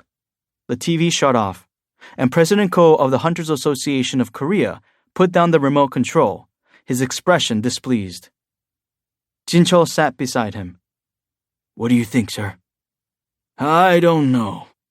President Ko was worried as he leaned back on the couch. Unlike a certain Japanese man, President Ko would never laugh at his neighbor's misery. Of course, he also had no intention of helping this neighbor at the risk of his own country either. "I'm not sure whether Yuri Olaf can block the gate." President Ko's gaze was shrewd. "But I know what will happen if he fails." "I'm glad, though." President Ko looked at Jin-chul. The A-rank hunter realized how his words could have been perceived and hastily waved his hand. "I didn't mean I was glad this happened to Japan." After a short pause, he continued, "I meant I'm relieved that we at least have a reliable hunter." President Ko vehemently nodded in agreement. No need to name the hunter to which Jin-chul was referring. His presence alone was extremely reassuring. "All right. How's he doing nowadays?" Jin-chul handed his superior a printout listing the high-rank gates that had recently appeared in Seoul and the surrounding area of Gyeonggi-do. "Why are you suddenly giving me this? Do you see everything circled in red? It looks like about half of the listed dungeons." Jin-chul wiped the sweat off his forehead. "The Ajin Guild has requested permits for all those gates." President Ko was taken aback. "All these?" "Yes, sir." Jin-chul was an elite A-rank hunter and the top dog of the surveillance team, a man whose power was unrivaled in the association except by President Ko himself. Seeing as how such a hunter had been shocked by how powerful Jinu's minions were, this tight schedule might not be a problem for Jinu and his hundreds of soldiers. But why was he in such a rush? President Ko's brow furrowed. Had it been any other hunter, he would have tried to stop them, even if he had to go in person. "I can't imagine Hunter Sung getting injured inside an A or B rank dungeon." Jin-chul had said he'd felt bad for those magic beasts, hadn't he? President Ko nodded with a chuckle. "If there are no issues, give Hunter Sung what he wants." The Hunters Association was thankful there was a hunter taking the initiative to deal with magic beasts, provided, of course, that there was little need to worry about him getting hurt. "I think there might be a problem," interjected Jin-chul. "You're talking about the fact that the gates are under the large guild's jurisdiction?" "That's right, sir." There were a total of 3 large guilds operating in metropolitan Seoul: White Tiger, the Hunters, and the Reapers. Each had a designated territory and took care of gates that spawned therein. But if the Ajin Guild suddenly started encroaching on their turf, they would have something to say about the new driving out the old. "Conflict should be expected." The two men came to the same conclusion. However, a smile graced the president's features. "I thought President Ko was on Hunter Sung's side." Jin-chul curiously asked, "What's made you so happy, sir?" "Well, if you think about it, Jinu's new guild has only 3 members, and just one of them is a fighter. Even so, they're as good as any of the large guilds, and disregarding their territorial claims. I find that amusing." "Ah," Jin-chul agreed. "I feel the same." "Did the Ajin Guild tell you what they were up to?" They've asked to be allowed to handle the gates around Seoul for 1 week. 1 week. Jinwoo had saved the lives of the guild masters on Jeju Island, so it shouldn't be difficult for those large guilds to make an exception for a week. The unusual thing is, it might not seem that way to Jinwoo, but the schedule he'd set was extremely tight for the average person. It can't be about money. Had that been Jinwoo's goal, there were better ways. He could have made an astronomical sum had he chosen to work for the United States or China.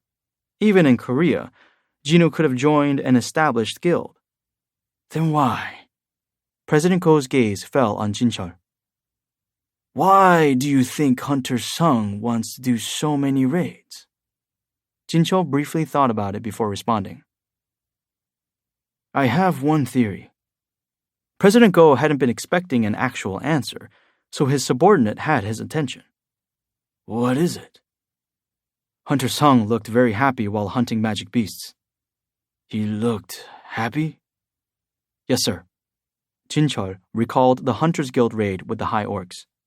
Hunter Sung had looked like he was having fun at the time. He seemed especially delighted when he killed the boss-level magic beast. He finds joy in defeating a powerful magic beast. Something Jinwoo had mentioned before came back to Go. I want to hunt magic beasts. And that's exactly what he was doing. What an interesting young man. And what a great person he was. At that moment, the landline of the president's office rang. Sir! It was President Ko's secretary. What is it? There's a call from the Hunter Command Center in the U.S. The U.S.? And the Hunter Command Center to boot? President Ko frowned. Why is a Hunter Command Center calling the president of the Hunters Association? A superpower such as the United States wouldn't call Korea for assistance. So what could it be? Patch them through. 2 seconds later, another person's voice came over the phone.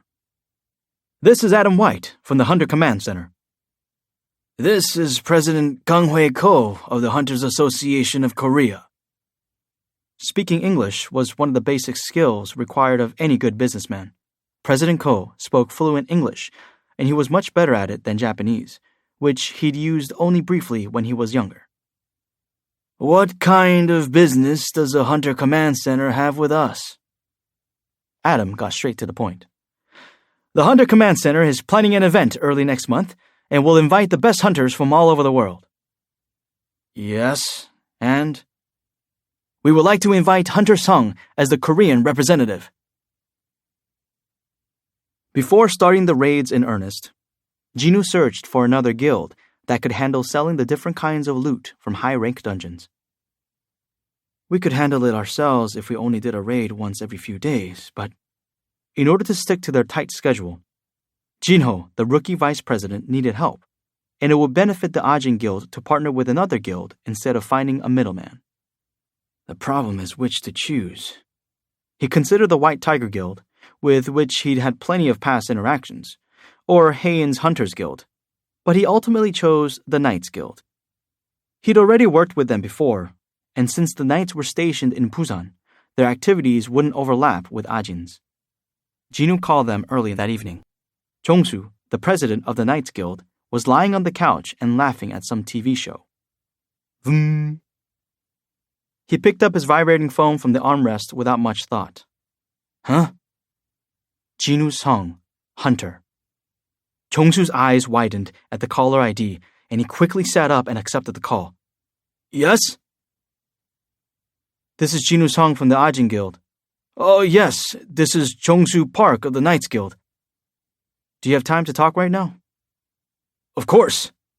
Jong-soo's smile grew wider and wider as he listened to Jinwoo's proposition.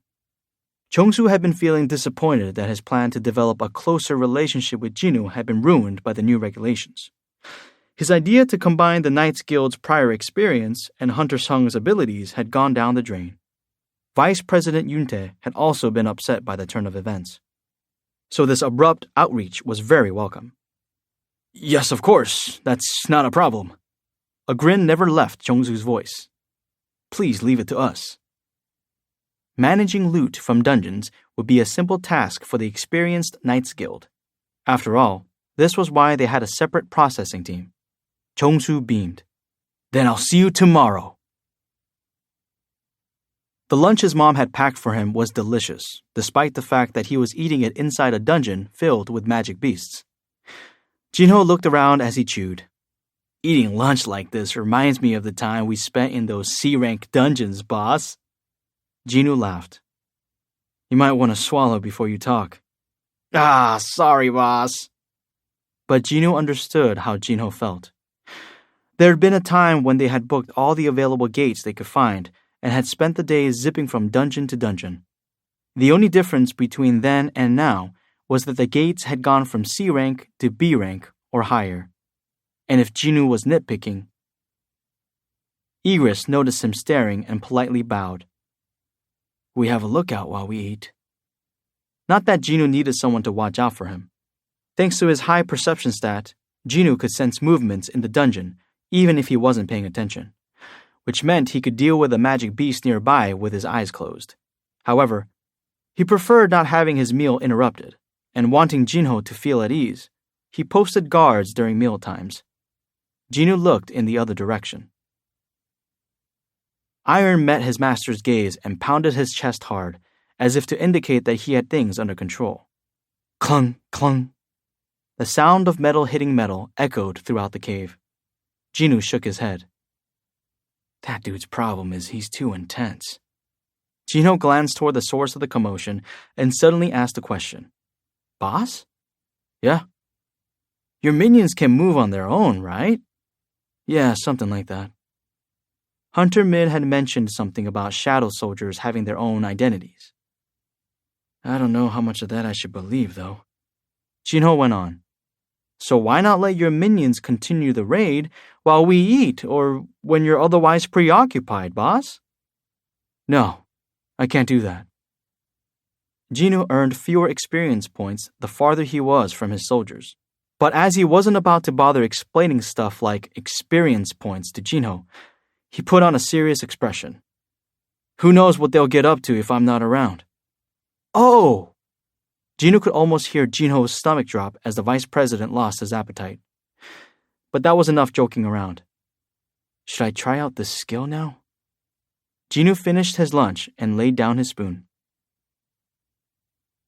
Skill, Shadow Storage, Level 2. Job exclusive skill, no mana required. Shadow soldiers can be stored by absorbing them into the caster's shadow. Stored soldiers can be summoned or reabsorbed at any time. Number of shadows stored, 840 out of 840. Level 2 buff, sensory sharing.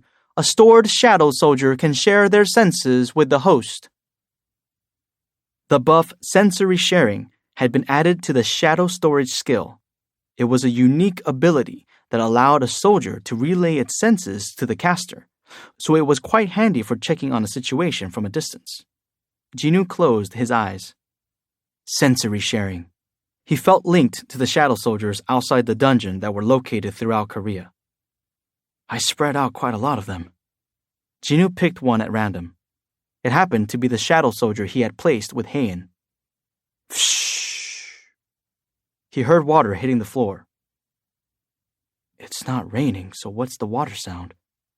His confusion was short-lived, and his eyes shot open as soon as he caught sight of Heian's naked body surrounded by steam. Jinho flinched at Jinhu's reaction. Boss, did you nod off for a bit? No, it's nothing. Jinhu shook his head. He briefly considered taking Heian out for dinner sometime as an apology.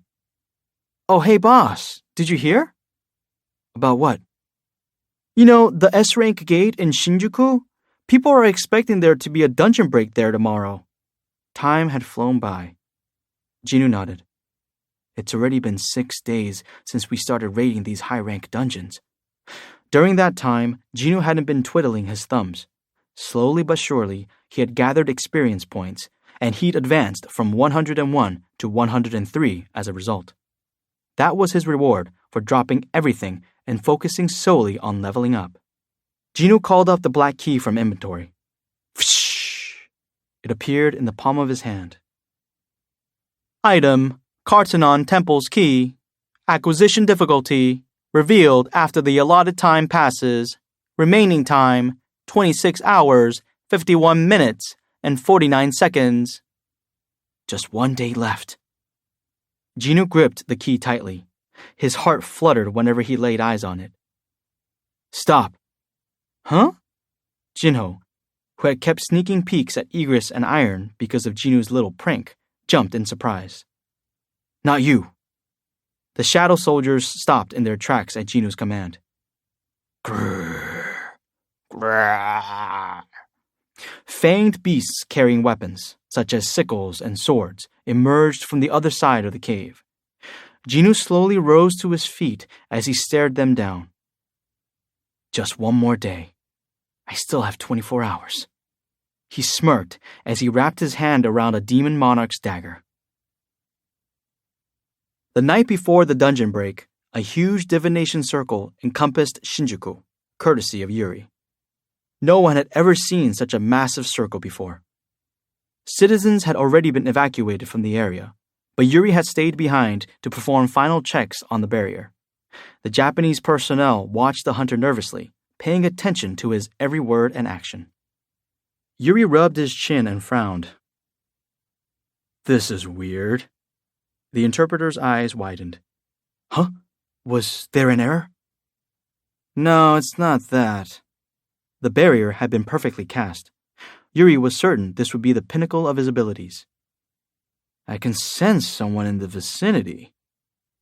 What? Why else would his heart be beating so fast? Yuri scanned the area and yelled at the top of his lungs. Who are you? Where are you hiding? But there was no answer to his voice ringing through the empty streets. The staff member wiped the sweat from his forehead and forced a smile. There shouldn't be anyone left, since the dungeon break is tomorrow, right? The Russian sneered at him. I didn't say it was a human, did I? I beg your pardon? Yuri cast a pitying glare at the pale Japanese man before turning away. Maybe it was just my imagination. But at the same time, a hooded man watched the Russian from atop a tall building in the distance. He's very perceptive. Considering where Yuri's power originated, it made sense. The onlooker's gaze shifted to the more important matter, the S-rank gate. A silent, unpleasant energy encircled it. The man removed his hood, revealing an Asian male in his late 30s. His bushy, unkempt beard gave away his identity. It was Il-hwan Sung. He regarded the gate with regret before flipping his hood back up. Finally, it begins. Everything was progressing as planned. 5. The one trying to enter and the ones trying to leave. Reporters from all over the world flocked to Japan. Most were war correspondents who had experience on the battlefield, proving that covering this story was much like setting foot inside a war zone. Security around the gate was tight. The reporters aimed their cameras toward the divination circle, encompassing the massive gate and their surrounding army. The tension in the air was palpable, and it felt like the peace could get shattered at any moment. William Bell, a famous English war correspondent, was there with his assistant, who swallowed hard before posing a question. The most advanced firearms don't work on magic beasts, so why is the military here? William took pictures of the soldiers' resolute expressions as he replied, To buy some time. What? They'll draw attention to themselves to buy time for hunters to prepare their attack. They'll also be bait, so people like us and the higher-ups watching can escape. Kshk. The next picture he took was of Shigeo Matsumoto, president of the Hunters Association of Japan. He looked grim as he stood near the gate, discussing things with other officials. Well, I guess there's nothing to smile about here. Kshk. You mean... The inexperienced assistant looked apprehensive.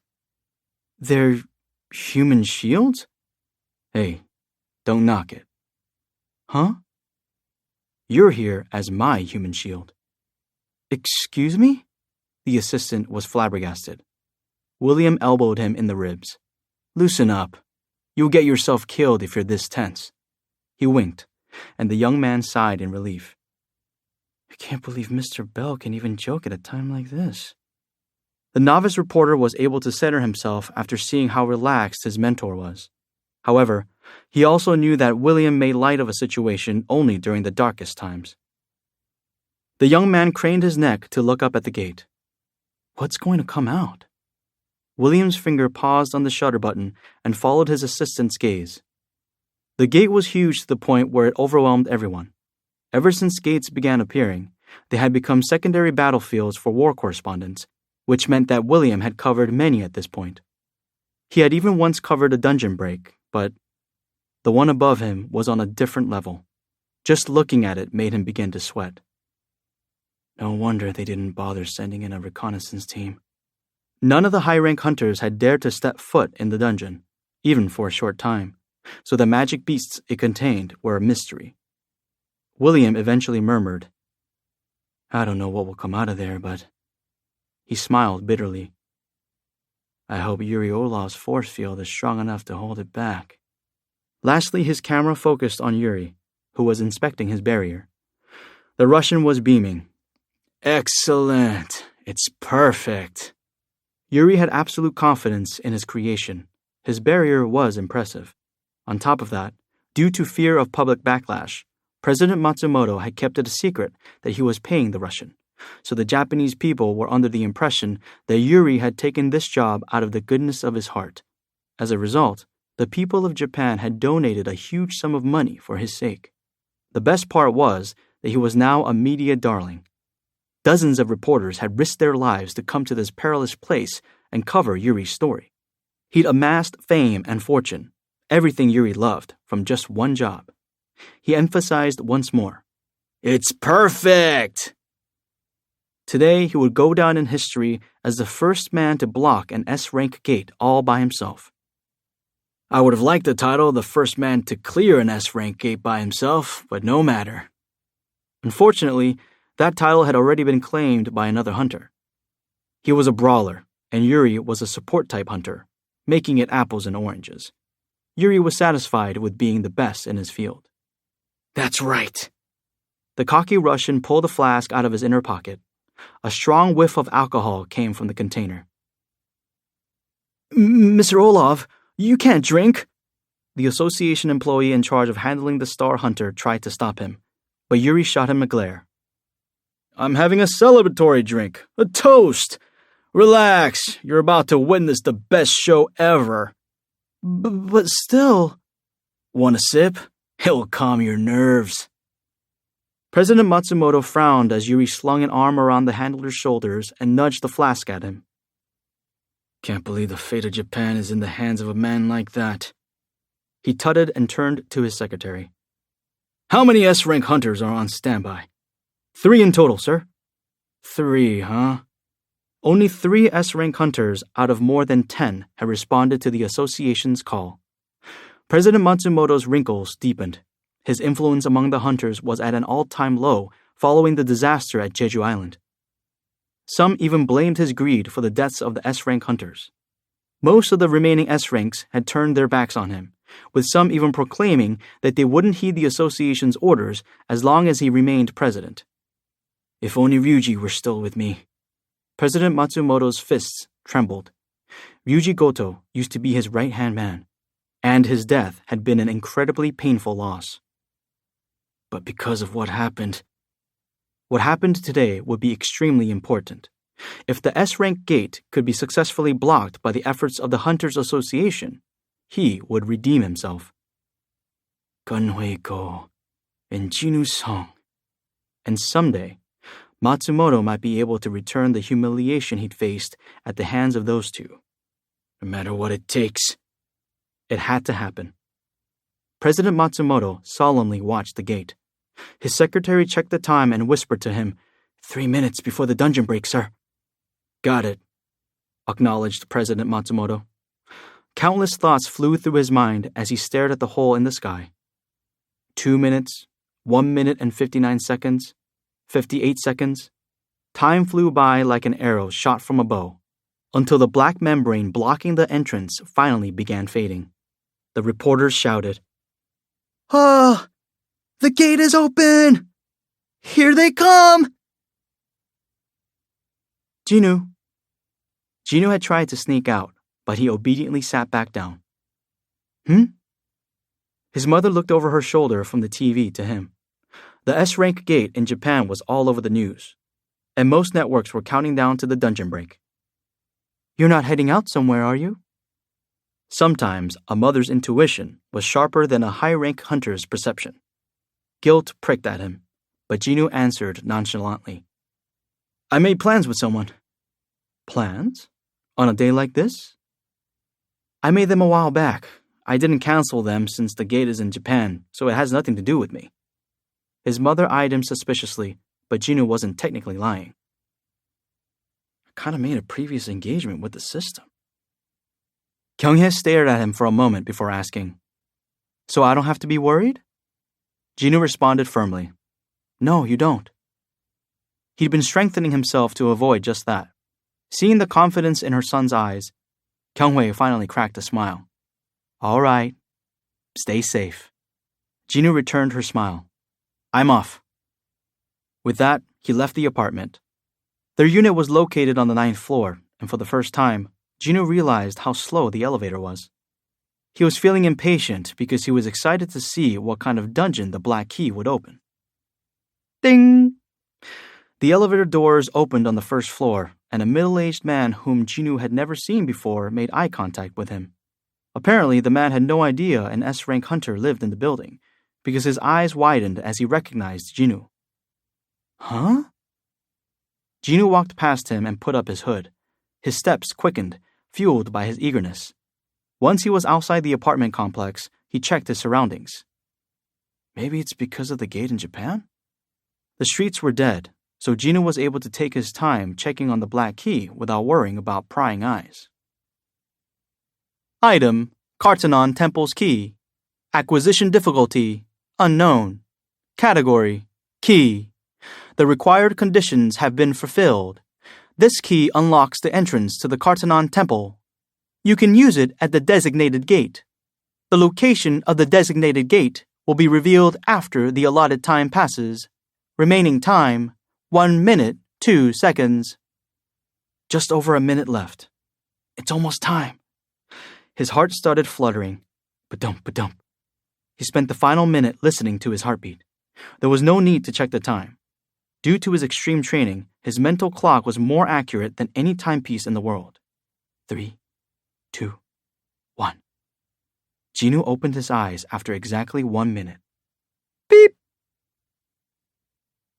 Remaining time, 0 hours, 0 minutes, and 0 seconds.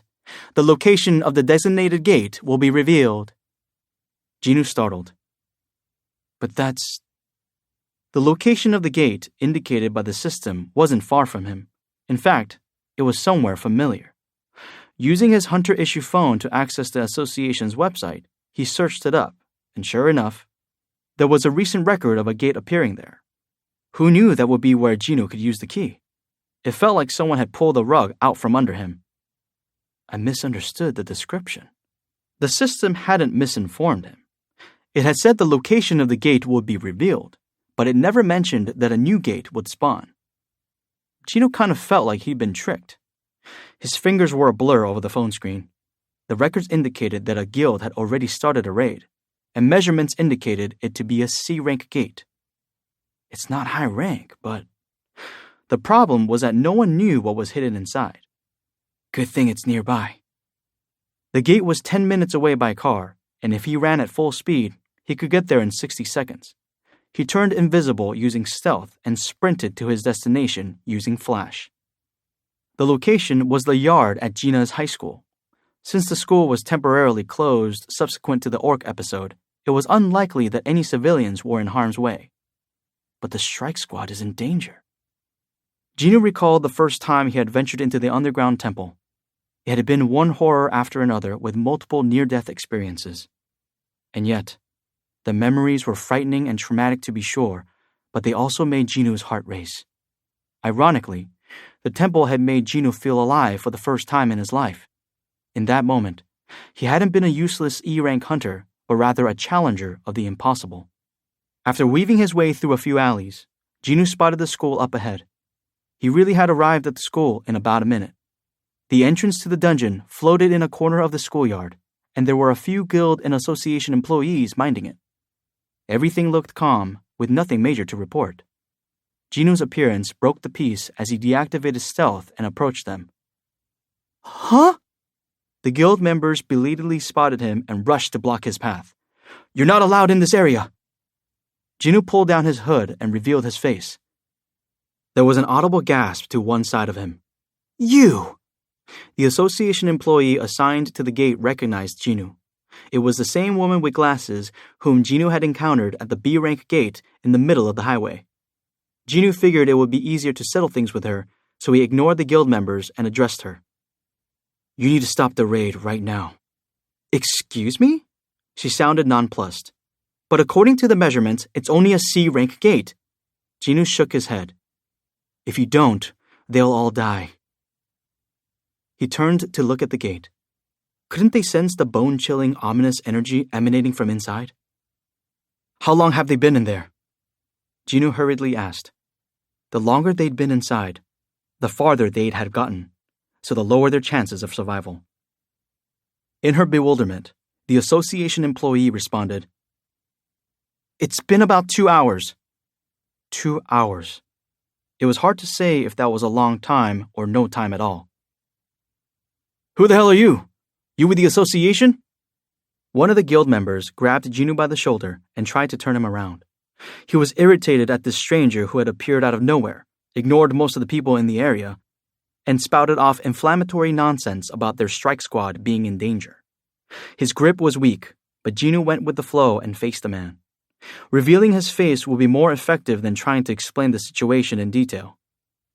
When someone asks you a question, the guild member paused as he took in the other man's features. Wait a minute. I've seen him somewhere before. But where? When the name came to him, he stammered. Hunter Jinwoo Sung? He never expected to meet an S-rank hunter in front of a C-rank gate, and he'd grabbed his shoulder and yelled at him. The shocked staff member removed his hand and retreated a few steps. I'm sorry, sir. The clock was still ticking, so Jinwoo didn't have time to waste on the rude newcomer. He turned to the woman from the association. I'll bring them back. The representative was flustered. Here was the man who'd exited a B-rank red gate with a smile, yet he appeared devastated and convinced that the squad inside the C-rank gate was in danger. What's going on? If you could just explain it to me. There's no time for that. Jinwoo cut her off. Truthfully, he could have sneaked inside using stealth. There were also a handful of ways to draw these people's attention away from the gate. However, Jinwoo refrained from doing so because he wanted to cover his bases in case of unforeseen complications down the line. The association employee opened and closed her mouth several times as she debated what to do. Would it be okay to let another hunter go inside without any evidence of danger when a guild with an official permit was already in the middle of the raid?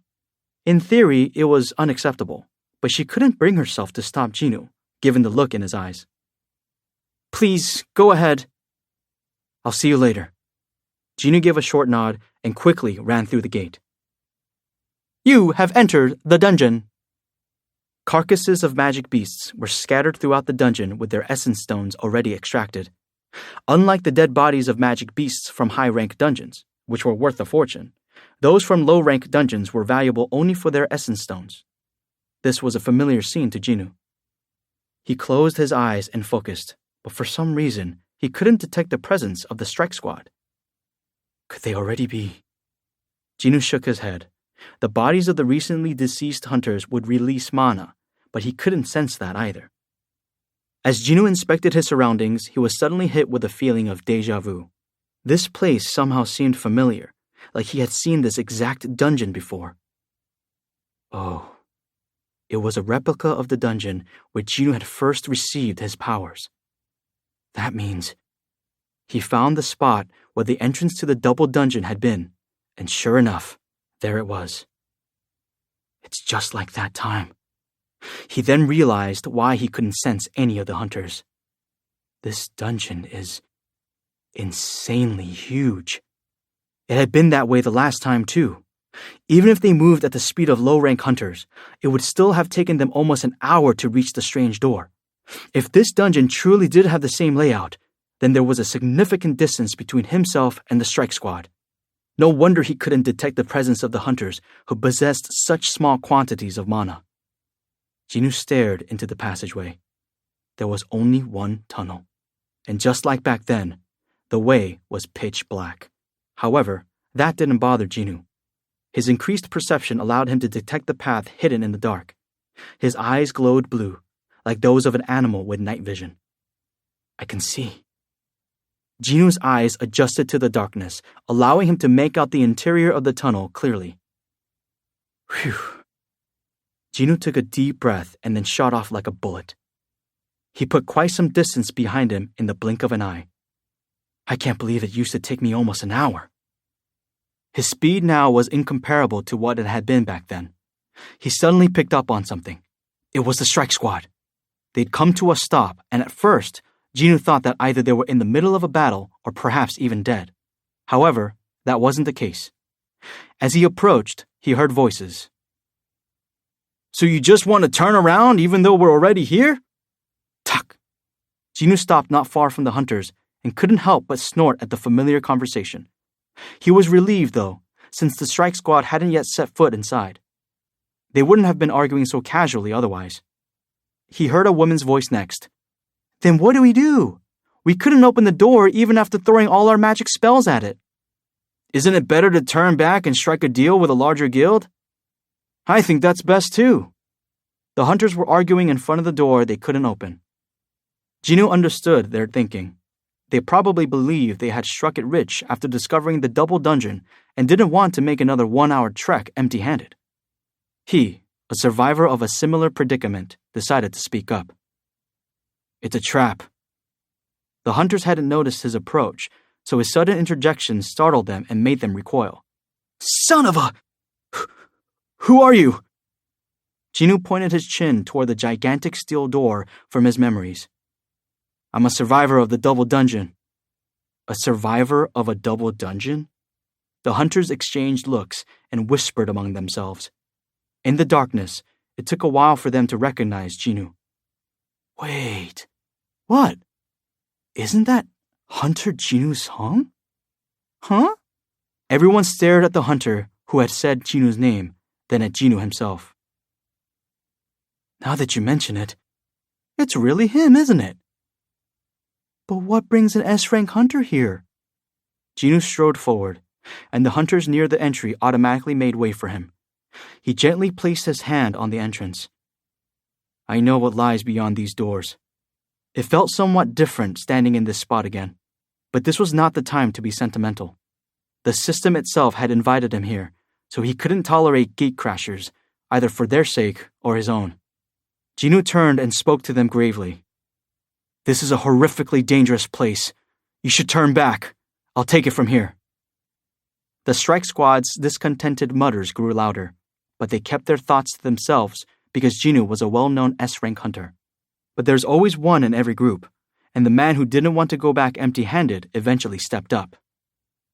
Excuse me, Hunter Sung. He was the master of the mid-sized guild managing this raid. The Bravery Guild acquired the permit to raid this dungeon fair and square. You don't have the right to tell us to leave. Yeah! You think you can do whatever just because you're an S-rank? Jinwoo pursed his lips at their protests. He'd been trying to help them as a gesture of goodwill, but he had no intention of trying harder to persuade them. I'm not obliged to do anything here. Jinwoo had done everything that could be expected of him. As someone who knew the price other low-rank hunters, including himself, had paid for the decision made regarding this place, he hadn't wished it upon these hunters. However, he would let them make their own choices. He went ahead and grabbed the doorknob. Clung! Despite his exertions, the door wouldn't open. Is there a magic spell on it? Otherwise, there was no way this door would be so immovable. Just then, there came a chime. The door to the Kartanon Temple is currently locked. Please use the key. Ah, no wonder. Jinwoo summoned the black key, and the door swung open as soon as he inserted it into the keyhole.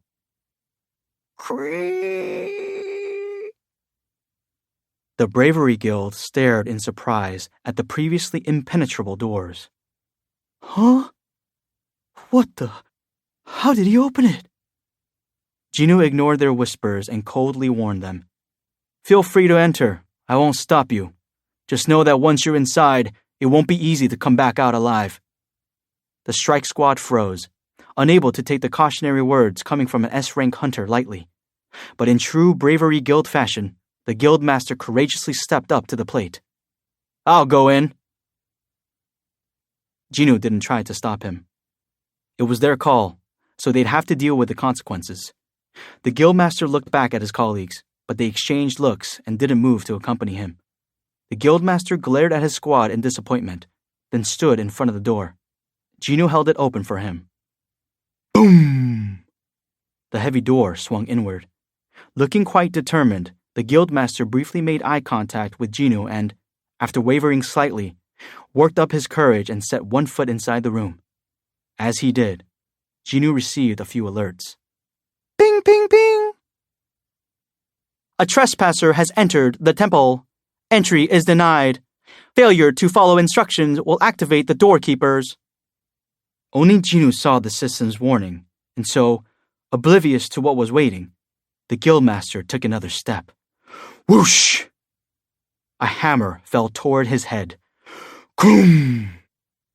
It crushed the stone tile he was standing on. Jinwoo had pulled the man out of harm's way just in time, saving him from losing his head. The guildmaster freaked out as doorkeepers grabbed at him. Jinwoo threw him outside the room and quickly closed the door. The entire room is like that. He turned to address the group. Still want to go inside? The guildmaster vigorously shook his head from his spot on the ground. His colleagues helped him up and carried him away. After they were out of sight, Jinwoo went through the door alone. Ping! The keeper of the key has entered. Thud! The door closed. The room was enormous. Statues lined the walls, the largest of which sat looming in the farthest part of the hall. It was all just as he remembered. I'm back. His heart pounded. One thing had changed, though. Jinwoo himself. The newly evolved Jinwoo could now tell the true nature of the statues.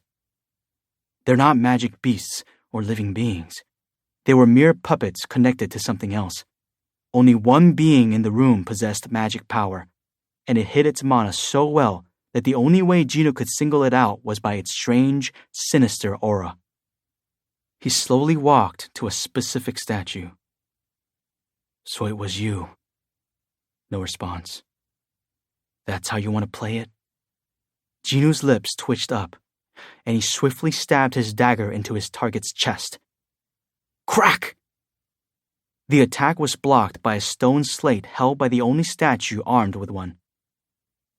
Finally. The statue with 6 wings smiled beatifically. You've made it. Magic beasts began emerging from the humongous gate in Shinjuku. Stomp! Stomp! Whoa! What are... They were giants, the kind of magic beasts that sometimes appeared as bosses in top-ranking A-rank dungeons. Giants! They're giants! Everyone watching recoiled in fear, but Yuri took a sip from his flask. I can handle this, no problem. These magic beasts instilled chills in others, but Yuri was adamant that his work was flawless. Come at me! And as he expected, bam! Wham! The giants struck in vain at the invisible wall blocking them. Thud, thud. The beasts charged and threw their bodies against the force field, but the Russians' divination circle held. Yuri chortled at the sight. After struggling for half an hour, the giants retreated as if weary from trying to break down the barrier. The spectators exclaimed in surprise. Oh my God! The magic beasts are going back inside the gate? No one had ever seen or even heard of anything like this before, and even the most seasoned journalists snapped pictures as if their lives depended on it at this heretofore undocumented phenomenon. As the last giant disappeared from view, President Matsumoto rose to his feet and applauded. Clap, clap, clap, clap. One clap turned into a succession, which transformed into sighs of relief, and finally, cheers. Woo! At the enthusiastic reception, Yuri faced the reporters. This is something only I could do. I blocked this S-rank gate, he shouted at the top of his lungs. That other dude only killed a couple ants, but I turned those giants back. Who's the man now? Yuri's face was flushed red from the alcohol, and he grinned to show off his gold tooth. Stomp. The ground shook. Stomp. The military tanks on standby shook from the force. Yuri finally realized that the reporters were no longer looking at him but at the gate. He followed their gazes and dropped his flask of vodka. Clank. Oh, hell. The hunter's eyes popped out of his skull at the behemoth emerging from the gate that dwarfed the other giants. As it stood up straight, Yuri couldn't wrap his head around its sheer size. How is it so big that it had to duck to come through? No explanation was needed to know that this was the boss of the dungeon. The terrifying creature scanned the area and then charged at the invisible wall. Boom! The sound resonated and made the ground quake. Boom! Boom! Boom! The divination circle, visible only to Yuri, began showing hairline fractures. How is this happening? The hunter collapsed to his knees. The boss stopped pushing against the barrier with its shoulder, then purposely drew back and threw itself at the wall at full speed. Kaboom! The light of the divination circle dissipated with an explosive concussion. No! No sooner had Yuri let out a wail than the freed giant snatched up the human responsible for the barrier. The Russian cried out at the pain of feeling his bones snap and struggled to escape the giant's grip.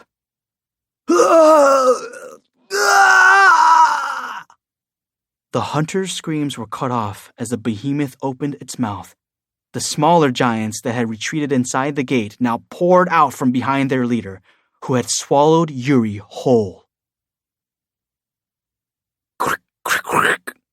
An odd sound came from the statue's joints as it began to move. Jinu eyed it warily.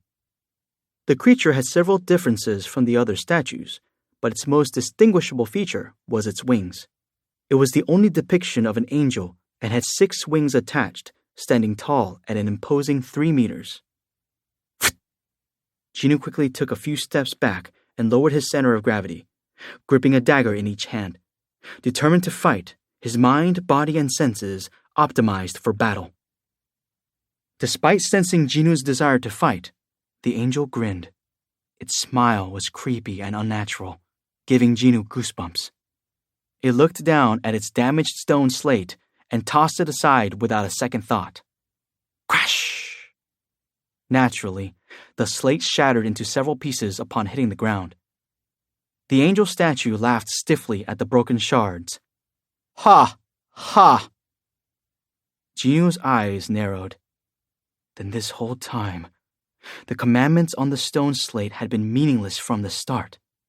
Otherwise, the statue wouldn't have treated it so carelessly. So then, what was this place for? And what did it want? And what was the point of the quests, level-ups, keys, and all the strange occurrences that had happened after he left this place? This was Jinu's opportunity to get some answers, and the thought excited him. Ba-dump, ba-dump, ba-dump. His usually steady heart seemed to be slamming against his ribs like an engine that had been revved. This thing knows everything. Without dropping his guard, Jinu prompted in a low voice, "Are you the one who called me here?" What was the relationship between the system and the statue? Yes. The angel statue tested the joints of its fingers.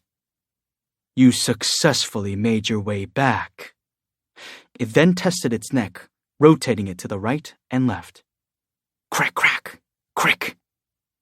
It was stretching, and it wasn't hard to guess why. Normally, Jinoo wouldn't have missed a chance to get in the first attack, but he held back this time. He had so many things he wanted to ask the angel and didn't want to waste his chance by engaging it in battle. Are you a magic beast? The magic power radiating from the angel statue was different from that of a magic beast. However, the term magic beast was a human construct anyway. If the term encompassed all monsters, then this was a statue that could talk and move. And was there anything more monstrous than that? In other words, Jinoo wanted to know if the statue and magic beasts were one and the same. Crick, crick, crick, crick, crick, crick, crick. The angel statue bent to reach its toes and then straightened up again. You're asking the wrong question. You should have asked me who you are instead of who I am. Jinoo froze, momentarily stunned, but the angel clapped to get his attention. Clap. Now this will be the final test. The statue finished warming up, and its smile faded. If you're still standing when this test is over, I will tell you everything. That will be... The angel snapped its fingers, and the eyes of the other statues glowed red. Your reward from me. The rest of the stone's figures' heads snapped toward Jinoo. Stomp! They stepped off their pedestals and raised their weapons. Jinoo looked at each in turn. Even though they were only puppets, they looked powerful and had almost killed him on more than one occasion. Jinoo calmly summoned his shadow soldiers. Come out. Ping! Job-exclusive skills may not be used during the final test. The use of potions and the shop are forbidden. Condition recovery rewards gained through leveling up and quest completion have been disabled. You may not leave until the final test has ended. What? Jinoo frowned at each message, but he didn't have time to dwell on any of them. The statues began their attack. They moved quickly and quietly, a sharp contrast from the hundreds of knights that had mobbed him during the job change quest. So that's how it's gonna be, huh? The different kinds of potions and quest rewards he'd prepared, just in case, had gone up in flames. The system knew Jinoo's tricks well by this point. Fine. I'll pass this test under my own power. Jinoo resolutely tightened his grip on the daggers. The fastest way to end the crisis would be to take out the puppeteer, the angel statue. However, Jinoo wouldn't get what he was here for if he did that. He'd save that as his last resort. First, he'd comply and take its test. It was all for this moment. Jinoo had never stopped bettering himself so he would be able to tackle any given situation without faltering. The hunter exhaled a warm puff of air. In the past, the statues had moved so fast that to the naked eye, it seemed like they were using teleportation. But now, he was able to follow their movements easily. Left. He blocked a spear coming from the left with his dagger. Clang! Left again. Another statue leaped off the shoulders of the attacker with a spear and swung down its axe. Since attempting to block a strike from above wouldn't be efficient, Jinoo chose to dodge it by twisting his body in a half circle. Crash! The axe struck the ground and sent fragments of stone flying everywhere. Jinoo kicked the statue's face with all his might. Crack! Its head exploded into pieces. Whoosh! Jinoo bent his torso backward to avoid an arrow, which lodged in the wall behind him. The relentless attacks left no time to celebrate getting rid of one of them. Right side. A sword swung toward him. Shing! Clang! Jinoo pushed away the sword with all his strength using one dagger and brought the other across in a diagonal slash. Shik! He sliced off the statue's arm and sent it stumbling backward, writhing in pain. Left, right, left, front, right, left. I've got this. The harder Jinoo focused on the battle, the slower the statue's movement seemed as his own grew faster. Suddenly, he sensed a chill on the back of his neck. Behind me! Jinoo leaped over a statue approaching from the rear and lopped off its head. Slash! Thanks to his perception stat, he was covered on all sides. Whew!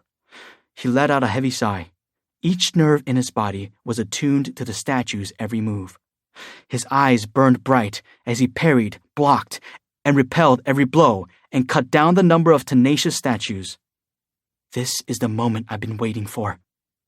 He easily sliced through his assailants with a demon monarch's daggers, as if they'd been made to cut through stone. His body, mind, nerves, and daggers had fused to make an unstoppable machine. The angel statue shivered in delight as it carefully observed Jinu. He's moving well for a human. A smile returned to the angel's face. It had made the right choice. However, the test was far from over. The angel statue turned to gaze upon the colossus seated on a huge throne. Its eyes turned bright red, as if it had been awaiting its cue, and it gripped the armrests of the throne and heaved itself to its feet. Rumble! The colossus's size alone was enough to send chills up one's spine. Boom! The entire lair shook as it took its first step. Boom, boom, boom! Because of its enormous stride, it reached Jinu in a few steps. A mound of broken statues surrounded the hunter. The monstrosity stopped in front of the heap and raised its right arm. Amid his intense battle with the other statues, Jinu sensed something strange. He looked up as something cast a shadow over him. A gigantic hand came into view as the colossus forcefully smacked the ground with no regard for its smaller brethren. Crash! Jinu flung his body to the side and rolled on the ground a few times before finally getting up, having successfully avoided its palm. Jinu's face hardened as he registered his new opponent. Right, that's a thing. Out of the frying pan and into the fire. There were at least 100 statues still alive and charging toward him at full speed. His opponents soon caught up to him. He changed the direction of a mace speeding toward him by tapping it with his dagger. He then smoothly slid in front of the puppet and severed its neck. Thud! As that statue's head hit the ground, the one right behind it took its place. However, that wasn't the real danger. Jinu felt all the hairs on his body stand on end. He flinched and quickly looked up. An eerie red light was growing in intensity within the colossus's eyes. Is it too late to avoid it? He'd be liquefied by the giant's heat vision if he went the wrong way and found his path blocked by the other statues. In that case, he dropped the dagger in his left hand and reached toward the oncoming foot soldiers. Ruler's hand! 5 of the statues were smushed together by Ruler's hand. Ping! Skill, Ruler's hand, has been upgraded to its ultimate version. Skill, Ruler's authority. Nice. But there was no time to celebrate. Jinu moved his makeshift shield directly in the path of the giant's eyes. Zap! As Jinu had predicted, a red laser shot forward. Zzzt! While it took less than a second for his shield to melt from the heat vision, that was enough time for Jinu to make his escape. The remains of the statues fell to the ground as he deactivated Ruler's authority. Thud! Jinu changed his tactic now that he'd gotten a look at what the colossus could do to its companions. I knew I should have taken it down first. His goal set, Jinu sprang into action right before the second beam was fired. Flash! With his elevated speed, Jinu was now moving so quickly that the colossus couldn't track him. He arrived at the behemoth's feet and squatted, focusing all energy on his legs. He only had one chance. It would be near impossible to dodge the red beam in midair, but if Jinu had learned one thing, it was that you missed every shot you didn't take. So do me a favor. Determined, Jinu launched himself with all his might. His body shot up like a rocket. Hurry up and die. 6. The Architect. At the zenith of his jump, Jinu hovered at eye level with the colossus. Time slowed to a point where he watched the drop of sweat glisten as it flung off him in tiny increments. Jinu was in a state of extreme focus, a result of the pressure that one simple mistake could mean the difference between life or death, heightening his abilities to their limits. This is a true power of the agility stat. Jinu was amazed to see the epitome of what he could do with this ability. But this was no time to enjoy the fruits of his labor. The gaze of the colossus was slowly but surely shifting toward him. Seeing glowing red-hot eyes at this distance gave him goosebumps. It would be the end if the beam so much as grazed him. The sense of danger simultaneously made him nauseous and gave him clarity. Stay calm. Jinoo stretched out his empty left hand. Ruler's authority. He used the recently upgraded skill to tug at the statue's shoulder. His aim was to drag himself closer to the massive block of stone instead of the other way around. Vroom. The statue did move unexpectedly, though very slightly. The strength of the skill had doubled with the ruler's authority upgrade and acted as a gravitational pull now. Jinoo landed safely on the statue's shoulder. Zing! The red beam accurately struck where Jinoo had been a mere moment before. Okay, good. He'd bought a couple seconds of safety from the laser now. He ran across the shoulder and streaked toward the Colossus's neck at full speed with the Demon Monarch's dagger tightly gripped in his right hand. Mutilation! Numerous pinpricks of silver light shone on its neck. Shink, shink, shink, shink, shink, shink! Multiple times he stabbed where the lights were indicating, but doing so had no effect. None of the strikes proved fatal, but mere flesh wounds to the statue. Daggers don't work on it? The Demon Monarch's dagger, which had penetrated the steel-like scales of a boss-level Naga, felt useless in this moment. Just then, Jinoo spied a gigantic hand coming toward him, so he ran across the back of the neck and onto the other shoulder to avoid being nabbed. En route, he glanced below and realized how dizzyingly high he was. Jinoo refocused on the statue's profile. It wasn't the first enemy to thwart his dagger attacks. Been there, done that. If I can't pierce it, then I need to crush it. There was a reason he had invested so many points on his strength stat. Determination shone in Jinoo's eyes as he jumped lightly and struck his left hand against the statue's temple. Crack! His fingers penetrated the surface. Yes! Jinoo made a fist with his left hand and hung off the statue's face like a professional rock climber clinging to the side of a cliff with one hand. He'd finished his preparations, and now it was the moment of truth. The right side of Jinoo's back, shoulder, and arm muscles bulged to an impossible degree as he poured an incredible amount of mana into them. He threw the first punch. Pow! Though it had been unaffected by the dagger strikes, the statue's head shook from the impact. The angel statue observed the scene with shock. The mana, reverberating from the top of the Colossus, filled the length of the temple. The puppeteer couldn't hide its overflowing excitement. The angel hadn't expected Jinoo to deal with its masterpiece in this fashion, and it looked forward to what would happen next. Kapow! The hunter punched the giant in the face again, and the Colossus briefly wobbled. Jinoo's attacks were working, but his opponent wasn't one to sit and take it. Whoosh! It raised its gigantic palm as if looking to squash a mosquito. Bam! Jinoo evaded the hand and landed back on the statue's shoulder. He smirked as it smacked its own face. As soon as the hand moved away, Jinoo climbed back up and pow! Kapow! Bam! Pow! Blam! The awful sound echoed throughout the lair. Crick! Crack! A fissure on the giant's face began spreading out like a spiderweb. The Colossus tried in vain to regain its footing and eventually staggered toward the side of the chamber. Stomp, stomp, stomp. The creature's enormous feet hit the ground hard. It appeared as though it was planning to crush Jinoo by throwing itself against the wall.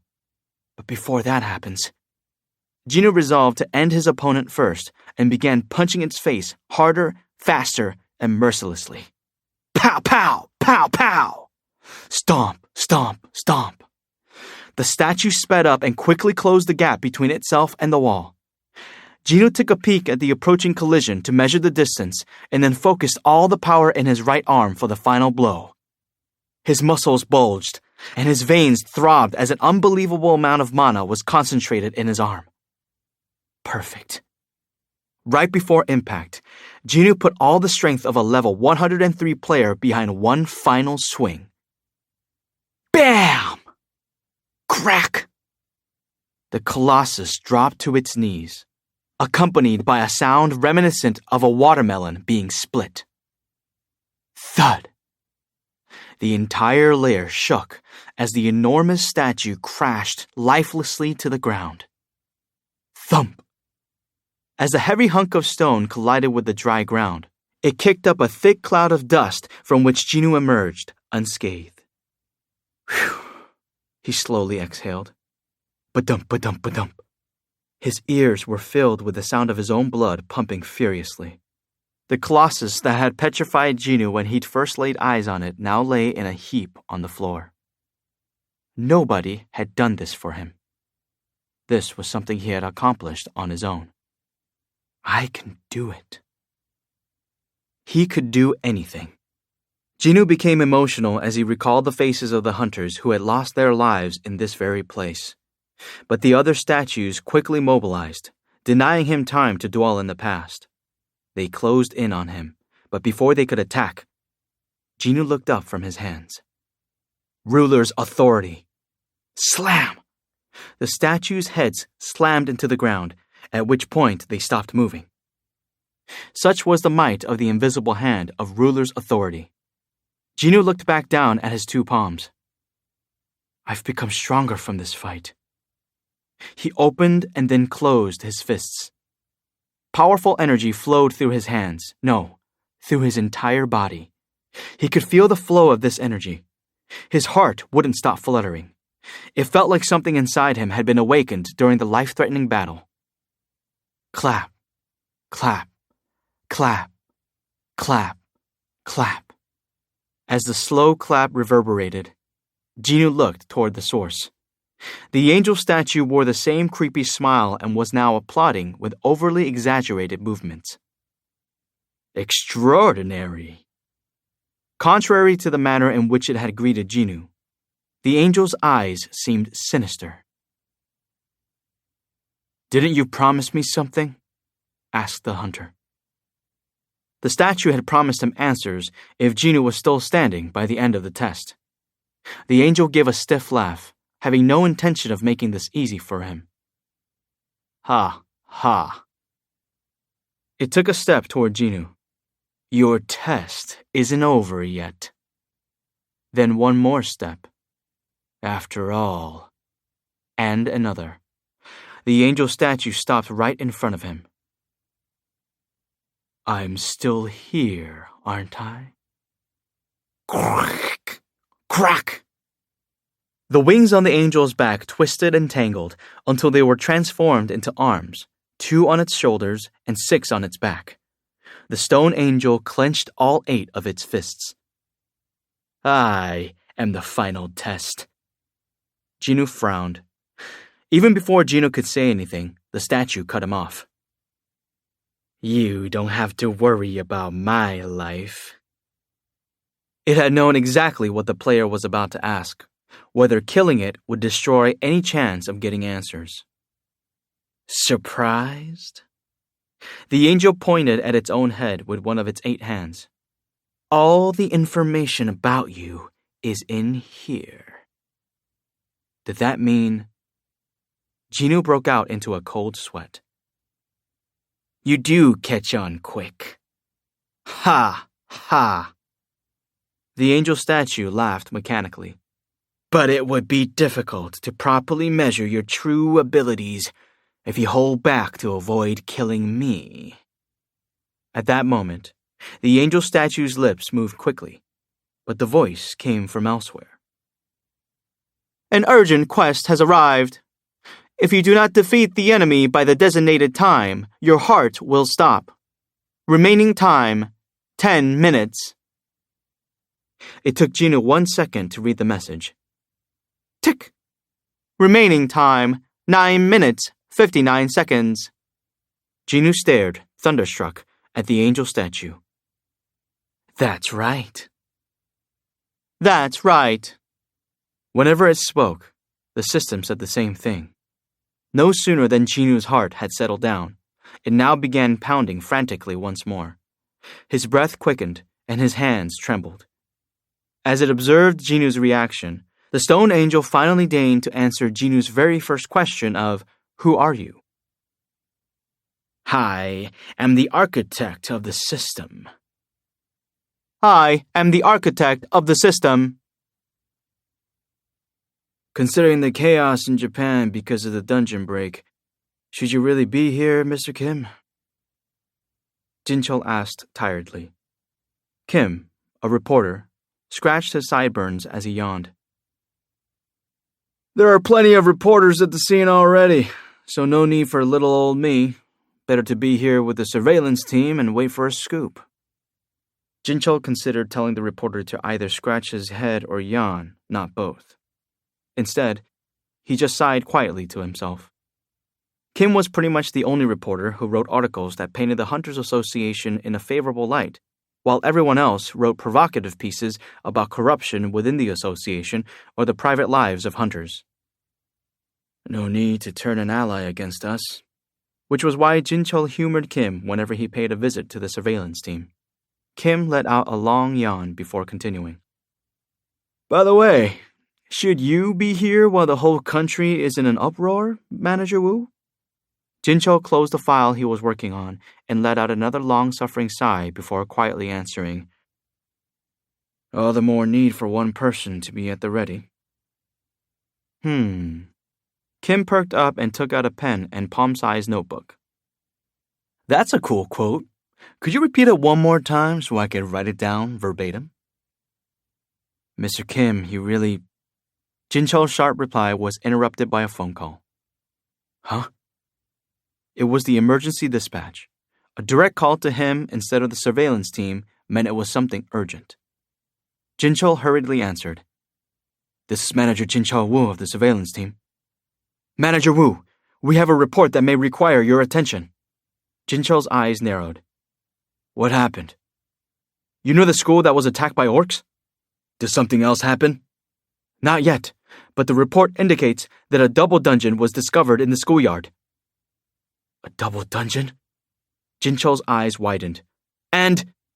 The emergency dispatcher seemed to have something else to say. Jinchul pressed them. And? I was told that Hunter Jinu Sung has entered the gate. There was no time to be surprised as the angel statue lunged at Jinu. Tightly clenched fists came flying at the hunter, quick as lightning. His opponent was too close and too fast to evade. Jinu's brain made a flash decision based on past experiences in battle. He instinctively raised his arms to block. It wasn't a wrong move, but it wasn't the right move either. Bam! The angel sent Jinu flying into a wall. Crack! Pieces of rubble fell to the ground. Jinu choked down a pained groan. The punch hurt him more than he'd expected. However, the angel statue was already right in front of his nose before he could recover. Pow! Jinu narrowly dodged another punch by tilting his head. The angel's fist left a hole in the wall behind him. But that was only the beginning. With its adversary pinned with his back to the wall, the angel mercilessly threw a barrage of punches. One blow was strong enough to instantly kill a high-rank hunter. Pow, pow, pow, pow, pow, pow, pow, pow! The angel's eyes widened.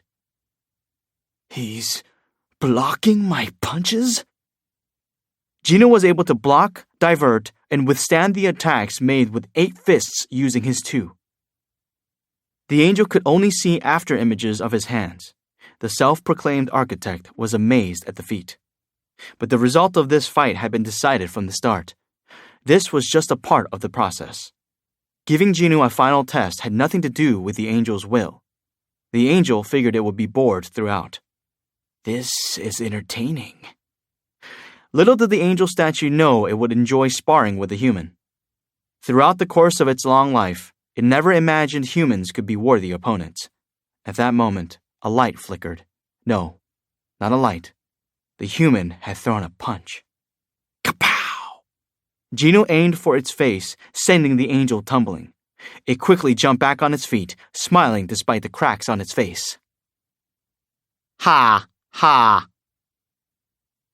The angel couldn't remember the last time it had had this much fun. It was so delighted that it shook with regret that this time would soon come to an end. Phew.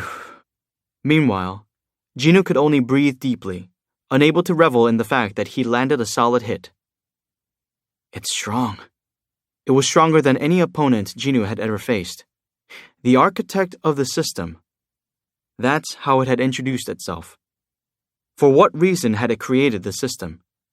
Why had it chosen Jinwoo as a player? What was going on in the world right now? Jinwoo had a mountain of questions. But before I can ask them, he had to defeat it. The hunter clenched his fist tightly. It was then that he felt something warm and wet on his face. Drip. It was blood from a cut on his forehead. I guess I wasn't able to avoid all those attacks. Jinwoo had thought he'd perfectly evaded the blows, but it seemed he had missed one. To make matters worse, blood was seeping into one of his eyes, and he couldn't see properly. On the other hand, his enemy was doing fine. Either way, things weren't looking good for him. I'm at a disadvantage in close-quarter battles. That much was obvious. The angel statue was a few times bigger and had 6 more arms. It was next to impossible to avoid or block strikes coming in such quick succession from different directions. The wound on his forehead proved it. Then, Jinwoo needed to shift the narrative. As he reached this conclusion, the angel threw another punch toward him like a bullet. Blam! The blow struck a wall and brought it crumbling down. The angel turned to see that Jinwoo had already put distance between them before it realized he was gone. I won't lose to it in speed. If Jinwoo could keep some space between them as he attacked. Jinwoo activated Ruler's Authority. Wood! The strong force slammed down on the angel statue. It was the same move Jinwoo had used to kill Beru. However, Jinwoo couldn't believe what he was seeing. The same skill that had moved even the Colossus's torso only bent the angel's neck by a fraction. Jinwoo didn't know with what exactly, but he was certain his opponent was countering with something invisible. How is it doing that? He soon found out. This is really, really fun. At some point, the deep voice of the angel statue and the female voice of the system had synchronized. The unnatural combination grated on Jinwoo. I'm truly having so much fun. The angel stretched out its 8 arms, and the weapons in the hands of the other statues began to quiver. Is that? Jinwoo's jaw dropped. The weapons floated into the air and flew toward the angel statue. Each of the angel's 8 hands gripped a separate weapon. It's Ruler's hand. The angel was able to use Ruler's hand as well. Despite not having mastered the skill to the degree Jinwoo had, it was now clear how it had blocked him. His opponent was truly unlike anything he'd ever faced. Tick. Jinwoo's gaze traveled up. Remaining time, 6 minutes, 19 seconds. He had about 6 minutes left. I need to end this quickly. Having discovered that long-range attacks were ineffective, Jinwoo switched gears and summoned a Demon Monarch's dagger. He had lost track of the other dagger after having thrown it somewhere earlier. 8 weapons against 1 dagger. Ba-dump, ba-dump. His heart pounded as he felt cornered. Tack! The angel statue jumped nearly as high as the ceiling and landed in front of him. Crack! The stone tiles shattered at the impact, sending pieces of rubble everywhere. Jinwoo raised his dagger, weathering the fine pieces of debris pelting his ankles. I can do this. He would succeed. Jinwoo regulated his breathing as he looked the angel in the eyes. A chill ran up his spine as 8 weapons, including a sword, spear, blade, axe, and hammer, rushed toward him as if they were alive. Whew. He exhaled forcefully and opened his eyes wide. Under these interior lights, which were neither bright nor dark, his movements left a trail. Bang, bang, bang, bang, bang, bang, bang, bang, bang, bang. If bullets could block bullets, would they sound like this? In an instant, Jinwoo and the Stone Angel exchanged countless blows, causing a cacophony of noises one would hear in a war zone. In a world where everything else was in slow motion, the two engaged in fierce battle that moved against the flow of time. They were evenly matched, with neither inferior nor superior to the other. I can sense it. Jinwoo moved his shoulder ever so slightly. The angel's sword missed him by a gap so small, it was unnoticeable to the naked eye. It didn't matter that he couldn't see out of one eye at the moment. Jinu's perception had reached its limit and then gone beyond, allowing him to track the movements of his enemy's weapons even without seeing them. He just barely evaded the angel's attacks and landed counterattacks one after another. The wounds sustained by his opponent multiplied. It maintained its speed, but Jinu sped up. The angel statue was stunned. The architect didn't have to go this far for the test. However, this human compelled it to come out full force. The statue was literally using its full power, but finding itself matched. How was this possible? The angel stared at Jinu suspiciously and soon understood. There's only a trace, but it's in him. The architect shuddered at the realization. Is this why Jinu was able to easily wield such power? Yet, this was something for which the angel had been hoping. As a smile crept across its face, a severed arm flew through the air. The stone angel looked up. The one that had dropped its weapon was its right arm. Ah! Although this was not its real body, it felt pain. It stumbled backward. To think a mere human would. The eyes of the angel statue turned red, and its true nature awakened, pushing its duty to the back of its mind. How dare you! At its exclamation, the other statues rose. Stomp! Even those with their heads bashed in got up from the ground. Jinu took note of their positions and, without panicking, threw himself at the architect once more. Clang! The angel used 4 hands to block his dagger, yet its feet still slid backward. Agility, perception, strength, stamina, all of Jinu's stats were beyond its expectations. Grah! The angel cried out like an animal, mobilizing the other statues. The battle between Jinu and the guardians of the temple was underway. Tick. 3 minutes, 2 seconds. The countdown continued. Jinu's dagger sliced off one of the 6 arms that were formerly wings. Ah! Yet the retaliation of the revived statues was nothing to laugh about, and it was impossible for Jinu to avoid so many incoming attacks. He focused on evading any fatal blows, ignoring the rest to keep up his attack on his primary target. This rapidly depleted his stamina. Clunk! A statue slammed the shield down onto Jinu's right shoulder. Ugh. Jinu looked over his shoulder to see the statue holding the shield, preparing to strike again. Jinu frowned. Never mind the other lackeys.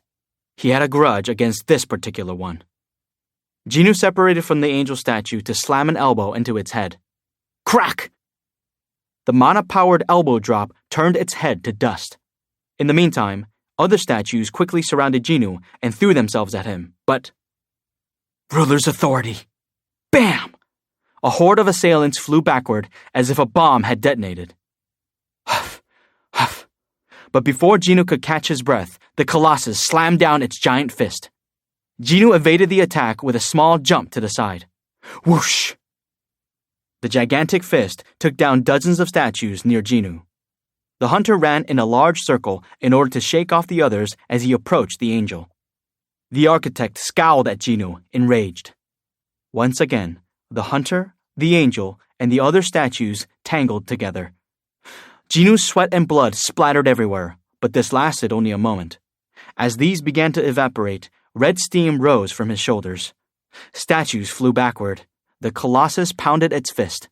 The angel statue's hands moved at lightning speed, and at the center of it all was Jinu.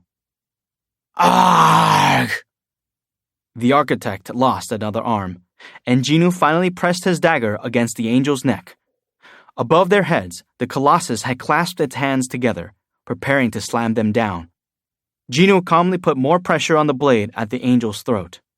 It was at that moment that the architect voiced its surrender. I've lost. Immediately, the rest of the statues froze. The test is over. Tick. The timer came to a halt as well. Remaining time, 2 minutes, 11 seconds. Steam rose from Jinu's body. He lowered his gaze to the angel after confirming the timer had stopped. I have a question for you. I will answer any question within the extent of my knowledge. The angel statue was expressionless as it readily agreed to cooperate with Jinwoo. Jinwoo pondered what he should ask. When he had first asked the angel who it was, he'd been met with a laugh and told he'd asked the wrong question. Now that he knew the angel statue's identity, even more questions flooded his mind. So he followed the statue's advice. Who am I? The ranks of the surveillance team arrived at the location. There were 7 high-rank hunters, the most elite members the association could summon on such short notice. However, Jinchul was fully aware that even this much combat power wouldn't be much help to Hunter Sung. Still, worst-case scenario. They could buy time to let Jinwoo escape. They had come here determined to help however they could. Is that it, sir? I believe so. The hunter stepped out of a van and onto the school grounds. The members of the Bravery Guild had been awaiting them since reporting the incident. Their faces brightened at the sight of the surveillance team. Over here! The guild master ran up to greet them. Jinchul's eyes remained trained on the gate. He sensed an extraordinary energy emanating from it. He turned to his subordinates. Let's hurry. Yes, sir. The hunters of the surveillance team picked up the pace. They crossed the field quickly and arrived in front of the gate, but as they did, Jinchul stopped in his tracks. Manager Wu? Sir? The support team following him stopped as well. Jinchul cautiously took off his sunglasses. The hand holding them trembled slightly. What the hell is this? A nauseatingly forceful storm of magic power was brewing. The space around the gate looked distorted by the magic power leaking out from it. Appalled, Jinchul took a step back. Was this an illusion or an omen of bad luck? It almost seemed like a black curtain was covering the gate, like a shadow of death. It made the hair on the back of his neck stand up. Jinchul instinctively knew that the fight taking place inside the gate was not one he could join. One of Jinchul's subordinates was alarmed by his pale face. Manager Wu, are you okay? Jinchul asked a question in return. Is there a large guild available nearby? The subordinate searched the association's files. Yes, the Hunters Guild members are on standby in the area. What about the 2 S-rank hunters? Both Hunter Jongin Che and Hunter Hae-in Cha are scheduled to participate in the raid. Jongin Che and Hae-in Cha. Those 2 might be able to do something. Jinchul looked back toward the gate again. The tremor in his hand was spreading to the rest of his body. He nervously swallowed, barely able to steady his voice enough to give the order. Tell the Hunters Guild that it's an emergency. Jinwoo posed the question the angel statue had suggested.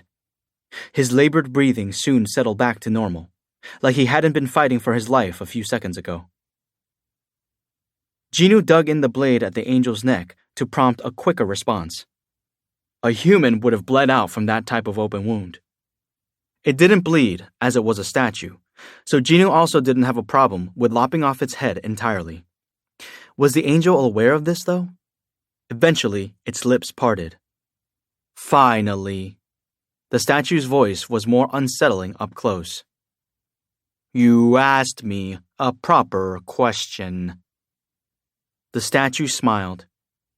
Despite having lost a few arms, and with the dagger sinking into its neck, it showed no fear. Where is its real body? Jinwoo scanned the entire area, but couldn't locate it, even with his heightened senses. If the statue was using a skill to conceal its true form, how incredible would that skill have to be? The angel statue continued. The answer is in you. In me?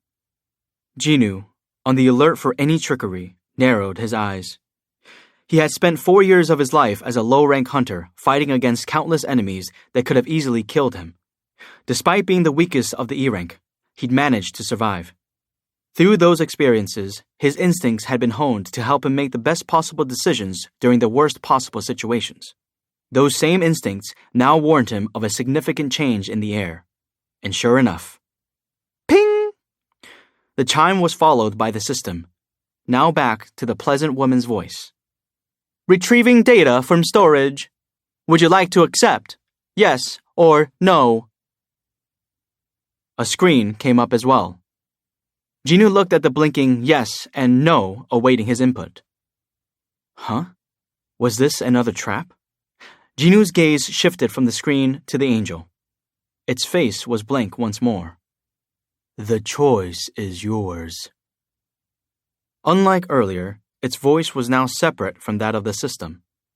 A stiff, mechanical-sounding male cadence grated at Jinwoo's ears. Jinwoo pursed his lips. Data from storage. Did the system have a save file like in a video game? One Jinwoo could check? Numerous thoughts raced through his head, but he had already made up his mind. This might be his one and only chance to discover the truth, so there was no turning back now. Besides, if this was a trap, the system wouldn't have gone through such a complicated process, as it had the ability to stop Jinwoo's heart at any time. If this was the final test, then I've earned the right to check the file. Jinwoo briefly recalled what the angel had said before the fight began. If you're still standing when this test is over, I will tell you everything. That will be your reward from me. His reward was the right to check the data. Jinwoo made up his mind, and having made his decision, he spoke deliberately. Yes. Darkness surrounded him. Bing! And then came the system's voice.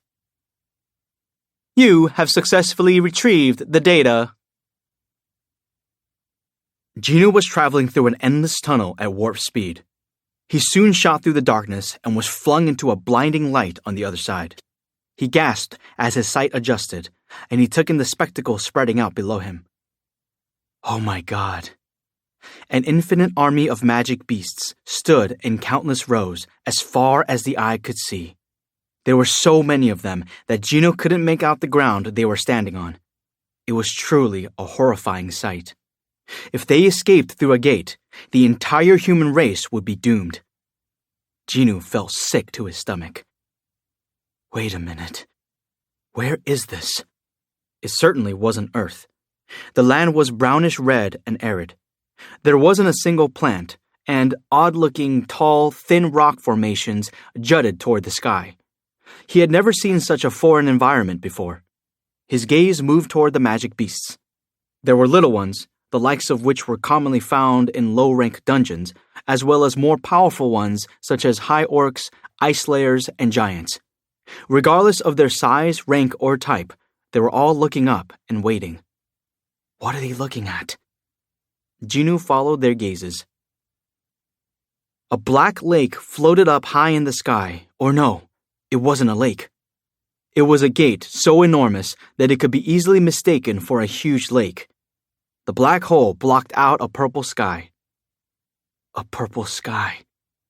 Given the color, Jinwoo was now absolutely sure this wasn't Earth. Something was about to go down between the magic beasts and that gate in this otherworldly place. Jinwoo swallowed hard. In the prolonged, eerie silence, his nervousness grew. Vroom. What would come out of the gate? Jinwoo was expecting an army of humans, armed to the teeth, charging through the gate just like magic beasts did in gates on Earth. Crack! Pouring out of the broken gate were winged soldiers in silver armor. They swarmed out like angry bees whose hive had been disturbed, occupying the heavens the same way the magic beasts covered the land. It was a grand spectacle that blew Jinwoo's mind. However, the magic beasts had the opposite reaction, crying out and going berserk at the sight of the soldiers filling their skies. It was clear what Jinwoo was witnessing. This was war. Kroom! The soldiers struck the ground like silver streaks of lightning. More gates opened, and silver soldiers swarmed out. With the magic beasts on the ground and the soldiers overhead, the two hostile groups clashed spectacularly in an epic battle. Magic beasts roared and shook the earth. Vroom! The silver soldiers blew horns that sounded majestically. Weapons clashed, armor was crushed, and yells turned into screams and groans. The land was stained red. It was immediately obvious who held the upper hand. The silver soldiers easily lopped the heads off magic beasts, capable of tearing apart high-rank hunters. There was no question that the monsters were outmatched, and the battle tilted in favor of the soldiers. Nonetheless, despite their assured victory, soldiers continuously streamed from the gates, and in no time, the silver wave swept over all the beasts below. Grrrr! Ah! What began as a battle was now a massacre, as the swords and spears of the soldiers were as merciless as Genu had been with his enemies. The numbers of magic beasts dwindled rapidly. Genu couldn't explain why he had mixed feelings as he watched the horrific creatures being so helplessly overwhelmed. Do I feel bad for them, or am I jealous that humans can't have that kind of power? His musings didn't last long, as something extraordinary happened next. With the complete annihilation of the magic beast at hand, the soldiers of the sky ceased their onslaught and froze one by one. What's happening? Did the soldiers suddenly feel compassion for their enemies? No, that couldn't be it.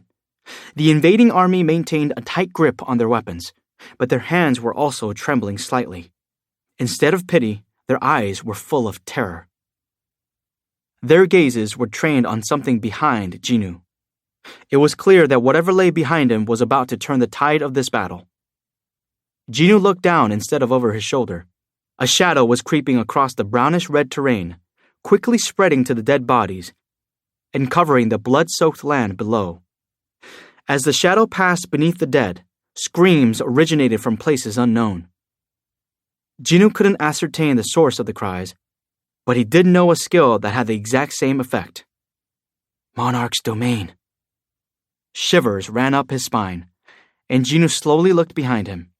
There stood a knight covered from head to toe in black armor. An ominous dark aura rose from the knight and the horse he rode. Could that be? Genu instinctively knew there was only one name befitting this knight. Shadow Monarch. Simply being in his presence made the very air feel heavy and suffocating. Everyone, from the soldiers of the sky to the intelligent and unintelligent magic beasts alike on the ground, held their collective breath and gave the Shadow Monarch their full attention. All eyes on the battlefield were on him. Shadow Monarch glared at the flying soldiers and stretched out his hand as if grabbing something. The aerial army flinched and retreated slightly. An eerie silence weighed heavily on everyone's shoulders. The monarch's dignified voice shattered the quiet. Arise! Badump! Genu's heart leaped. Arise. That single word caused a ripple that spread out at a frightening speed, animating the shadows. The blood-red battlefield turned into rolling black waves. The shadow soldiers turned their dark eyes toward the enemy, their strange cries indistinguishable from angry roars or screams of anguish. There was no more fear of the enemy in those eyes. This scene was cause enough to make the soldiers of the sky tremble, but the monarch didn't stop there. The knight gave a mighty bellow that reverberated in Genu's heart instead of his eardrums. It shook hearts, knees, and the land below. The shadow soldiers raised their weapons high and answered. With that, the shadow soldiers were transformed.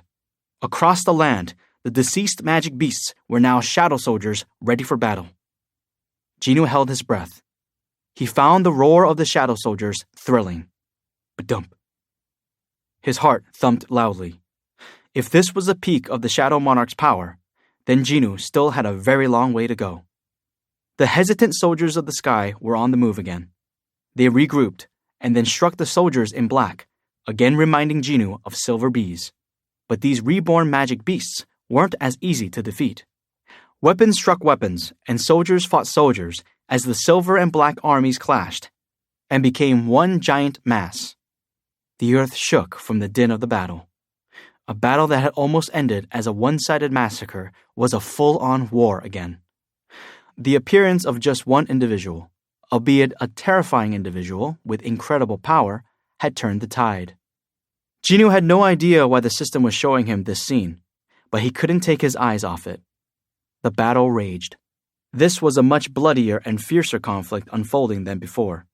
While the magic beasts had been no match for soldiers of the sky in life, they were able to stand their ground as shadow soldiers after death. However, what made them truly terrifying had nothing to do with bravery or combat abilities. The intrepid soldiers of the sky still overpowered their shadow enemies in terms of fighting skills and weapons. Reincarnation hadn't helped the Shadow Army in that regard, so initially, it did not seem as though the scales of war had changed. However, as soon as the shadow soldiers were defeated, they immediately regenerated. Ah! A shadow soldier writhed in pain and cried out as it was stabbed. The silver soldier, certain of its victory, lowered its spear and drew its sword to behead the black creature. Shh! But as soon as the head flew off, the decapitated body and head dissipated into smoke and rematerialized whole a couple of steps away. The silver soldier flinched, and the shadow soldier took the opportunity to return the stab to the chest. Crunk! The sword pierced the silver armor and came out the other side. The soldier of the sky fell helplessly to the dirt. Thud! Its eyes lost focus as the life drained from its body. But then, it heard a majestic voice. Arise! At some point, the silver soldier realized it was holding a black spear. This was not the end for it, but rather a new beginning. Its eyes turned solid black as it looked at its former comrades. Its former brothers-in-arms trembled as they made eye contact. But this new recruit knew its mission. And eagerly accepted its new lot in life. Jinwoo took a wider view of the entire battlefield. The conflict between the silver soldiers emerging from the gates in the sky and the respawning soldiers in black was quite even, the number pouring out of the gate matching the ranks rising from the shadows of the dead. Is this what war in hell would look like? No human could truly comprehend the atrocities raging in this expansive land. The delicate balance between the two opposing forces shifted as soon as the Shadow Monarch stopped issuing commands to his army and joined the fray. His black horse charged onto the battlefield. Whenever he swung his sword, he mowed down thousands of enemies in his path, and the dead then rose again as his shadow soldiers. With a mere wave of his hand, soldiers of the sky attempting to flee lost the use of their wings and plummeted to the earth. Ruler's authority. The Shadow Monarch ravaged the land like a storm. For the first time since the battle began, the silver soldiers were pushed back. The millions who had conquered both sky and land were forced back by a single enemy. Jinwoo let out an impressed hum. The end looked nigh. However, just as the army of the sky was being driven back, an eerie wind blew, followed by an intense aura that brought goosebumps. The Shadow Monarch looked back even with the enemy in front of him.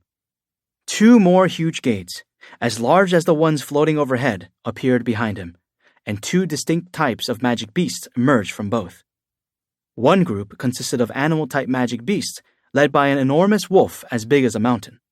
The other contained knights and soldiers waving the standards of noble clans as they charged. Jinwoo's eyes widened at the sight. Huh? Jinwoo recognized all the crests on the standards. Ricardo, Pathos, Locan, Ingleus, and even Radar. Isol. They were the crests of the noble clans from the demon's castle. Jinwoo didn't have time to wonder why the demons had appeared. The animal-type beasts and the demons attacked the shadow soldiers in tandem. Those shadow ranks in their path were torn apart by the joint attack. But that was just the beginning. The mighty soldiers of the sky renewed their onslaught. With the silver soldiers in front of them and the joint animal and demon armies behind, the shadow soldiers were surrounded. The tides of war had turned once again. Badump! Jinwoo grabbed his chest, and it throbbed in pain. The hunter slowly shifted his attention toward the Shadow Monarch standing next to him. He could somehow sense how the knight felt. But how? Just as Jinoo could sense the emotions of the Shadow Soldiers, he also picked up on what Shadow Monarch was feeling. Intense anger was boiling inside him. No, it was beyond anger. It was profound rage. Shadow Soldiers were repeatedly dying and regenerating. Though their ability to recover may have appeared endless, Jinoo knew all too well the limits of this power he likewise possessed. It only lasts if you have enough mana. Once one's mana levels were drained, the Shadow Soldiers would stay down, and the Shadow Monarch would have no soldiers to command. Jinoo sensed that his vast store of magic power was slowly draining. The monarch turned his horse around and charged the new arrivals. The ensuing battle was fierce and resulted in piles of dead bodies and an ocean of blood. The flame of the war lit by countless soldiers was consuming all living things. However, the end was nigh. Not many creatures remained on the battlefield. The monarch himself had lost his mount during the battle, but that didn't stop him from cutting down 2 demon knights in his way. He then stood before one demon, leaning against an odd-looking rock formation to catch its breath. Its face was obscured by a helmet, but Shadow Monarch knew whom he faced. "We could have ended the war today. Why did you betray me?" The demon feebly looked up. It had suffered serious wounds and was unlikely to survive. The voice that came from behind the helmet sounded near death. "What could have been? We could have exterminated all of you, but..." Shadow Monarch's voice was cold as ice.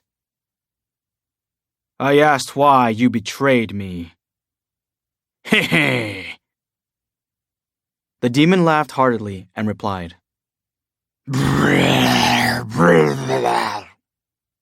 Jinoo couldn't make out what it said. Had he misheard? No. Though Jinoo couldn't understand, the monarch apparently did. He reached out and grabbed the demon by its neck to pull it closer. The demon gurgled in pain. Crunk!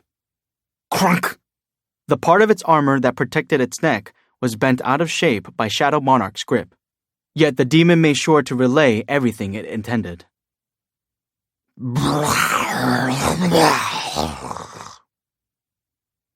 Schlick! The monarch's thumb plunged into the demon's neck. Cough! The demon coughed blood.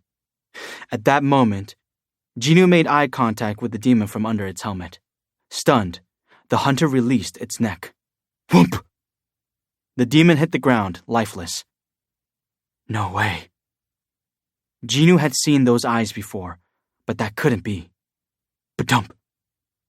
Jinoo's heart pounded hard.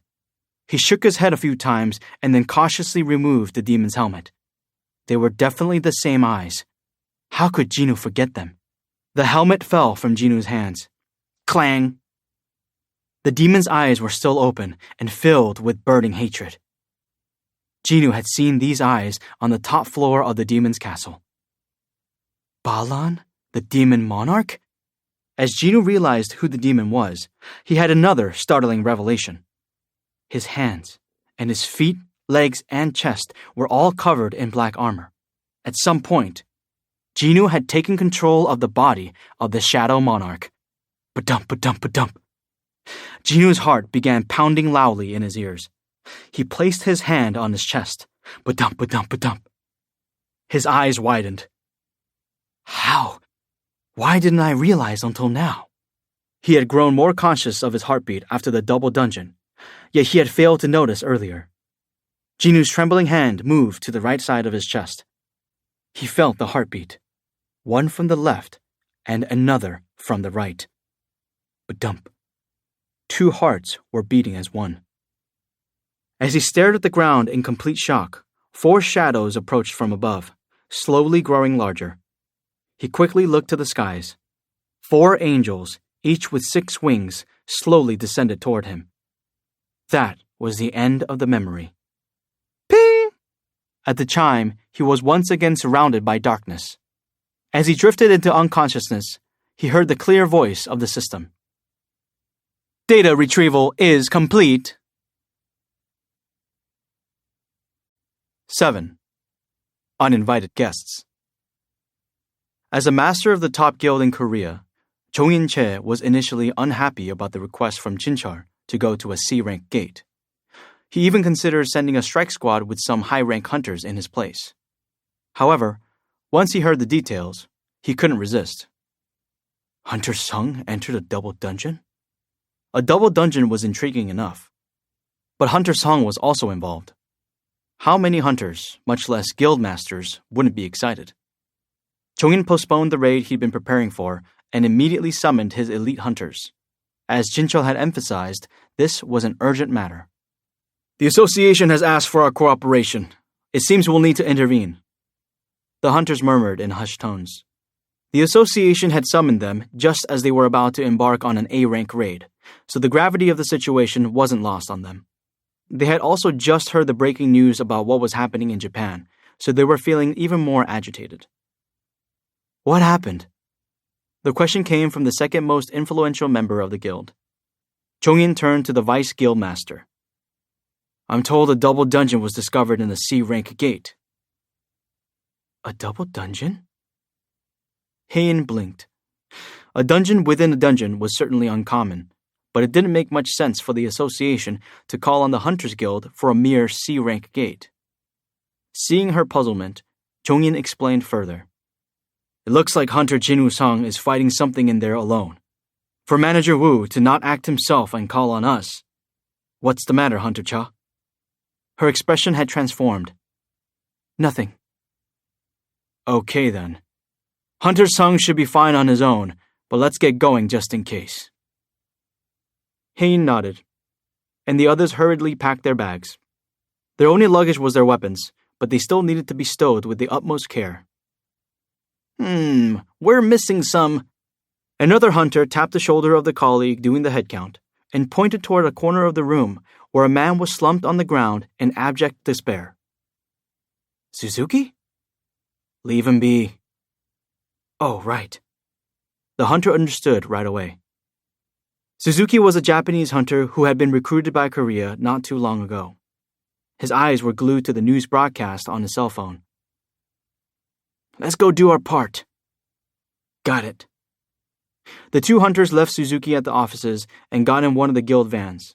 One by one, the vehicles carrying the elite strike squad sped off to their destination. Yikes! Hot! The cigarette had fallen out of the startled Kim's hand. It landed on the sand, so there was no need to put it out. The way he aggressively stomped on the butt, though, spoke to his emotional state. Still, this was no time to vent one's frustrations on some stupid cigarette. Kim's gaze turned back to the parked vans. He'd been so busy noting that every person emerging from the vehicles was an elite member of the Hunters Guild that he hadn't initially felt the cigarette ashes falling on his fingers. Jong-in Che, Hae-in Cha, and Jong Ho-yoon? Even Ki-hoon Son? The top dogs of the Hunters Guild had gathered in this location. To think he'd stumbled on this galaxy of stars after following Jinchul on a whim. Strangely, the gate in question was only a C rank. Kim's mouth went dry. He couldn't even begin to imagine what was going on inside. Manager Wu was usually forthcoming about these matters, but as even he was keeping tight-lipped, Kim had been unable to do much except chain smoke to calm his nerves. All the butts he'd discarded had formed a small mound at his feet. Jinchul paid no attention to the yearning gaze of the reporter and hurriedly approached Jong-in. Like Jinchul earlier, the latter couldn't tear his eyes away from the gate. Holy shit! What the fuck? What is that thing? Jong-in couldn't stem the tide of the curses from spilling unconsciously from his mouth. Jinchul possessed exceptionally sharp senses for a brawler, but Jong-in was Korea's most powerful mage. When it came to detecting the flow of magic energy, he was only behind Yoon Ho-baek with his eyes of a beast and Jin Woo-sung's supernatural level of perception. Can you handle it? That's how Jinchul framed his question, but Jong-in heard the unspoken, I cannot. He replied grimly, You said Hunter Sung was inside? Affirmative. Jong-in nodded slowly. Who else would be? Better yet, who else would be capable of taking on an enemy emitting this much mana? Is he trying to single-handedly save the planet or something? Chongin blurted out. Jinchul sympathized with a tired nod. It sounded quite plausible to him. Whether he can handle it or not, we still need to go in there. We owe it to Hunter Sung. If the combined might of Jinwoo Sung and the Hunters Guild couldn't tackle this, then no one else in Korea could. In other words, if they couldn't stop the beast here, the country was screwed. What was that? Did they say Hunter Sung? Kim, who was doing his best to eavesdrop from a distance, picked up Jinwoo's name and his eyes became as wide as a rabbit's. Hunter Sung is in there? Kim stared at the gate before he hastily scanned the area. Besides 2 S-rank hunters, there were a sizable number of A-ranks, in addition to Hunter Sung already inside. My notepad! Where's my notepad? Smelling a huge scoop, he rushed to find his notebook. From this point on, he couldn't afford to miss a single word uttered or the smallest event transpiring here. Everyone else was preoccupied with what was going on in Japan. This opportunity was like manna from heaven, a once-in-a-lifetime exclusive involving 3 S-rank hunters and the Hunters Association. Is that why Manager Wu wouldn't give me a quote earlier? Hunter Sung's information was classified, so he was a VIP under special supervision by the Hunters Association. No wonder Manager Wu had stayed mum. The elite strike squad finished their preparations as Jinchul and Jongin ended their conversation. The tanks picked up their defensive gear, the damage dealers grabbed their weapons, and the healers equipped themselves with magic tools charged with mana. They were ready as quickly and efficiently as one would expect from the top guild in the country. Jongin exchanged looks with Haein and nodded. Haein nodded back to let him know that her inspection of the squad was done. They were good to go.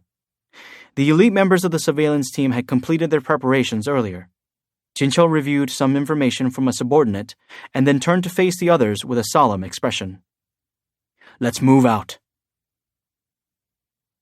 They had a long way to go. The hunters sped down the tunnel, but they didn't run. Although they were all high rank, not everyone could move at the same speed. Haein was especially fast, but when she tried to dash ahead, Jongin grabbed her by the wrist. What are you going to do alone, Hunter Cha?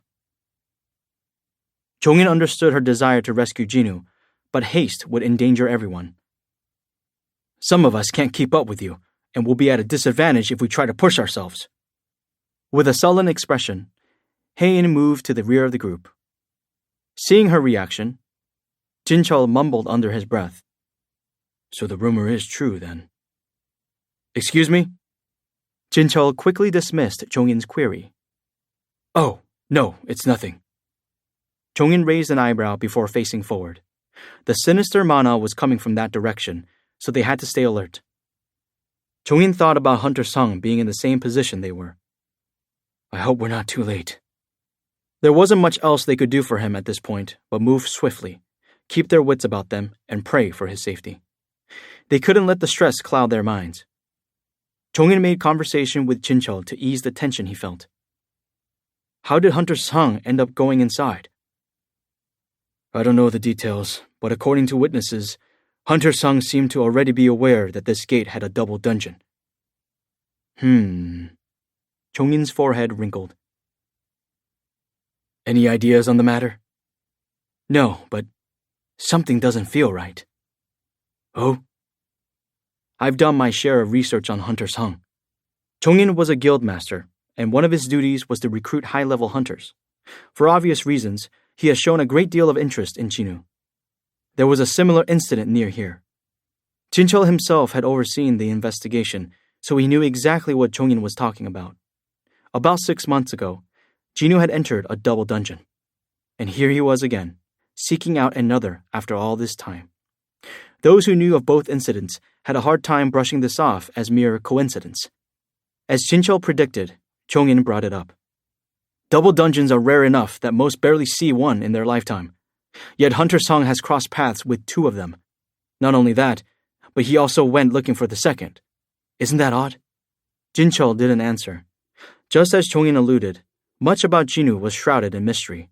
The double dungeon, his reawakening, his unique abilities. But one thing was certain. The Hunters Association, heck, all of Korea, desperately needed Jinwoo Sung. That was why Jincheol had asked the Hunters Guild for help right away, without waiting for clearance from his superiors. Hunter Sung's safety was to be secured by any means necessary. There would be time to ask questions later. Rousing himself from his thoughts, Jincheol raised his head. We're here. It would have taken almost an hour for most hunters to arrive, but it only took about 10 minutes for the elite strike squad and surveillance team to travel the same distance on foot. The end of the tunnel was in sight. I think that's it. Yes, I sense something. Jongin froze as he registered a menacing presence. Thankfully, he could still sense Jinwoo's presence as well. Everything's fine as long as Hunter Sung is okay. Jinwoo's abilities combined with support from the elite hunters here should have been sufficient to handle whatever kind of magic beast was up ahead. Reassured, Jongin called out to the group. Let's hurry, everyone! The elite squad from the Hunters Guild and the Association charged through the huge doorway resembling the entrance of an ancient castle. The sight that met them was unlike anything they'd ever laid eyes on. What on earth? What the hell is this place? There were countless broken stone statues littering the floor. Rubble was piled up throughout the room. Look! One of the hunters pointed to a truly enormous statue of some unknown deity standing frozen in time, its hands interlocked in the middle of slamming the ground. Its head, with half its face blown off, caught their attention. Jincheol's heart began to race as he recalled the testimonies of the survivors from the previous Double Dungeon incident. They mentioned all this, the statue of a god, the other stone guardians, everything. They'd each reported the same thing. This place was occupied by a monstrous statue that could vaporize a C-rank hunter with one look, as well as innumerable stone statues whose movements could not be followed with the naked eye. The entire area was scarred by an epic battle that had recently taken place here. Wait, where is Hunter Sung? With the threats neutralized, their priority was to confirm Hunter Sung's status. Jongin eventually spotted him farther into the room. He's over there! Jinwoo was lying quietly on his back, as if asleep, just below the fists of the Colossus. Hunter Sung! Hain raised both her arms to stop the hunters about to rush to his aid, dead in their tracks. Jincheol impatiently turned to look at her and noticed how sweaty her face seemed. Hunter Cha? She bit her lower lip. There's something over there. It was then that a certain stone statue kneeling next to Jinwoo slowly raised itself up. The wings on its back were shredded, and it was missing an arm. I don't remember inviting humans in here. The angel statue stood up straight and, having scanned the intruders, grinned. Ah. The hunters were rendered speechless. Jongin didn't know what to say, but he was sure of one thing. This living statue was a source of the ominous energy he'd been feeling this entire time. The mana radiating from it was so strong that the space around it looked distorted. Jongin's entire body had goosebumps, even as he gazed upon the statue from a distance. He peeked at Jinwoo. Considering his opponent was such a being, he understood why Jinwoo was lying unconscious on the ground. He also understood that only Jinwoo could have destroyed all the other statues while simultaneously contending with the angel. Jongin was impressed beyond belief. And now it's up to us. A big drop of sweat dripped down the side of Jongin's face. He wasn't even sure whether this enemy was a magic beast, but it was definitely stronger than the monstrous ant from Jeju Island. Jongin swallowed with difficulty. Hain and Jincheol had turned pale. They too could feel the immense power of the being before them, and were appropriately distraught. Meanwhile, the other hunters behind the trio were bowled over for another reason. Did that thing just speak? I'm not hearing things, right? A magic beast that speaks our language? The hunters exchanged looks of disbelief. They were witnessing the impossible. It was a well-established fact that intelligent magic beasts had their own language. When gates began to appear, people had tried learning their language, but their attempts failed due to the magic beast's brutal natures. Those captured with much effort gradually went insane in the presence of the humans. Even when restrained, the beasts went berserk, trying to kill their captors, not caring if they broke their own flesh or broke their own bones in the process. They eventually either mentally collapsed or were put out of their misery. Humans and magic beasts cannot coexist, and communication with them is impossible. This was the consensus among the scientific community that studied the creatures. Yet, here one stood, speaking Korean as if it was the most natural thing in the world. This magic beast could be considered the find of the century, but it filled the hearts of all the hunters with unexplainable dread. Their primal instincts sounded an alarm in each of them. As the statue took a step forward, the hunters took a trembling step back. The angel's gaze slowly scanned from left to right, as if relishing the fear and panic on their faces. Mighty humans. Its eyes resembled those of a predator eyeing its next meal. You make a sufficient first offering for His Highness. Would a smiling snake look this creepy? The hunters were immobilized by the sight. His Highness? Was there another magic beast? Chongin was puzzled, but he didn't have time to parse the creature's words. The angel statue ripped the arm off one of the statues on the ground. Crack! What is it doing? The bewildered hunters got their answer when the angel placed the severed arm on its right shoulder and the two parts melded together. What the? The angel leisurely stretched out its newly attached arm. Zoom. It appeared right in front of them. Before they could react, it threw a powerful punch with its new fist and crushed a hunter's face. Pow! Face crumpled, the hunter flew back and slammed into a wall. By the time his nearby colleagues attempted a counterattack, the angel had disappeared. Where? Over there! It had returned to its previous location as if it hadn't moved at all. It wiggled its fingers. The test of its new hand had been successful. Myungchul! No! The cries of the hunters confirmed they had a casualty. He'd died on the spot. An A-rank tank from the best guild in Korea had been killed with one blow. Chongin's eyes darted around in a panic. Hunter Sung fought this thing all by himself? Chongin was more concerned with trying to find a way out of the situation than dealing with the pain of losing his colleague. However, not everyone could handle it as objectively. You son of a bitch! One of the female hunters in the group was the deceased hunter's lover, and she charged the statue, enraged. In each hand burned a ball of fire. Before she could chuck them, though, someone grabbed her wrist. She turned her head to see Hain. She shook her arm and yelled at the S-rank hunter. Let go of me!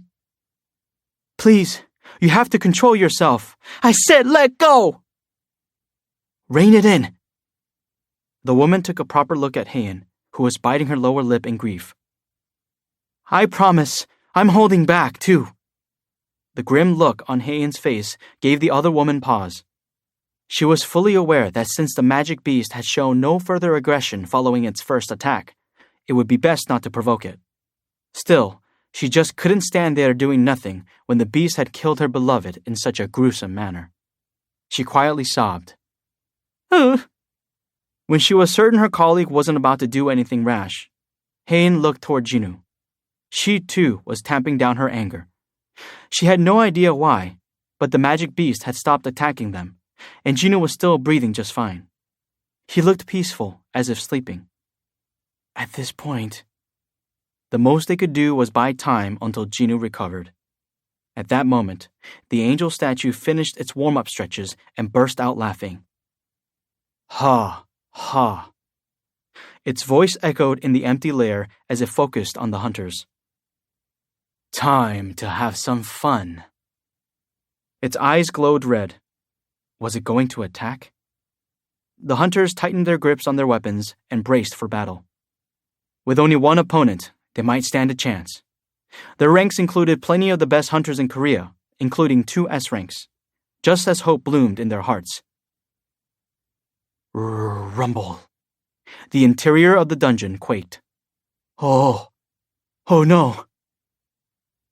A shadow of despair fell over the hunters' faces. One by one, the broken statues began to twitch. Statues without heads, statues with holes in their chests, and statues without arms or legs began hoisting themselves upright. But most worrisome of them all was a statue of the deity that could only be described as gargantuan. Shit.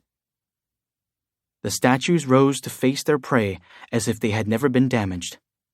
Their emotionless faces made them even more grotesque. The hunters retreated until they bumped into something. Huh? It was the door, which had firmly shut and locked while the hunters were distracted. The statues weren't going to let anyone out alive. The angel spoke up. Those of you still standing after my puppets have fallen will have the opportunity to witness the glorious rebirth of the king. It had mentioned the king earlier as well. What the hell is it talking about? Jinchul frowned. He couldn't understand what the monster was blabbering about, but he was certain of one thing. It planned to kill everyone here. He gritted his teeth. Jinchul had worked for the Hunters Association for 4 years and had survived numerous dangerous situations by fighting tooth and nail. That was his plan today. He had no intention of laying down and dying. But even if I don't make it, Hunter Sung had to survive. When he gazed at Jinu, the angel statue coincidentally waved its hand at Jinu at the same time. This one took down my puppets in 5 minutes. It then pointed a finger at the other hunters. I wonder how long it would take for all of you to die.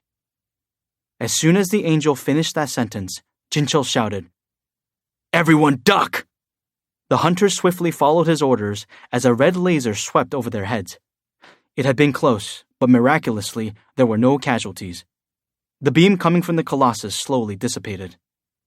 Oh? The angel statue watched them with interest as it took a step back. They should prove amusing until the king opened his eyes. Huff, huff, huff. Jinchul was breathing hard and sweating profusely. He shuddered to consider what would have happened if he'd been less informed. They survived the first attack thanks to the testimonies provided by the previous survivors, but it wasn't over yet. No, this is just the beginning. Jinchul raised his head to see the statues advancing toward them. Had he not been a top A-rank hunter, he would have been unable to follow their movements. He jumped to his feet, wound up for a punch, and struck a statue with his specially made gauntlet. Kapow! His eyes widened. One strike should have been enough, but the statue was still standing. He'd assumed the statue's durability to be compromised due to its damaged shoulder. But he should have known better considering who'd caused said damage. The statue's head recoiled slightly, but it soon recovered from the impact and swung at Jinchul with its sword. Tisk! Jinchul tutted to himself. He'd put his full power into that punch without considering a counterattack, and the statue's speed and proximity left him with no room to dodge. Kaboom! An explosion sent the approaching statue flying to the side. Jinchul scrunched his features and shook his head to stop the ringing in his ears. A voice came from his right. Are you okay? It was Chongin, the ultimate hunter. Jinchul nodded to express his gratitude. There was no time for further conversation. Stomp. The Colossus was on the move. Tack, tack, tack, tack, tack. The smaller statues already had the hunters surrounded. President Che! The tanks called. Provocation skills don't work on them! What? Chongying's expression hardened. Without provocation, the statues would instinctively go after the weakest hunters first, which usually meant the healers. With their healers down, their line of defense would soon fall apart and wouldn't last long. To make matters worse, the Colossus was raising its ginormous fist. How are we going to get out of this alive? They were trapped at the edge of the cliff, and there was only one possible way out of this mess: waking up the unconscious Hunter Sung. That damn angel had said as much. According to the statue, Hunter Sung dealt with all of them in just 5 minutes. If the angel statue had previously defeated Jinu because he'd been weakened by the other statues, then the current situation was dramatically different. Dozens of excellent hunters had his back. We need to wake him up. A fireball appeared in Chongyin's palm. He wasn't called the ultimate hunter for nothing. The power and accuracy of his fireballs were as good as any high-tech modern firearm. This was their Hail Mary. Chongin shot the flames at Jinwoo. This type of magic might give Jinwoo a little jolt, but it wouldn't harm him. If he woke up from the impact, the hunters would have a shot at victory. Please! The fireball left a long trail in the air. Kaboom! The angel statue slid between Jinwoo and the incoming projectile, and the fireball exploded against its torso. Chongin was startled by the angel's sudden defensive move. Its face was twisted and distorted. How dare you! For the first time, the stone angel bared its teeth. How dare you interrupt the king's sleep? The king? Who was it referring to?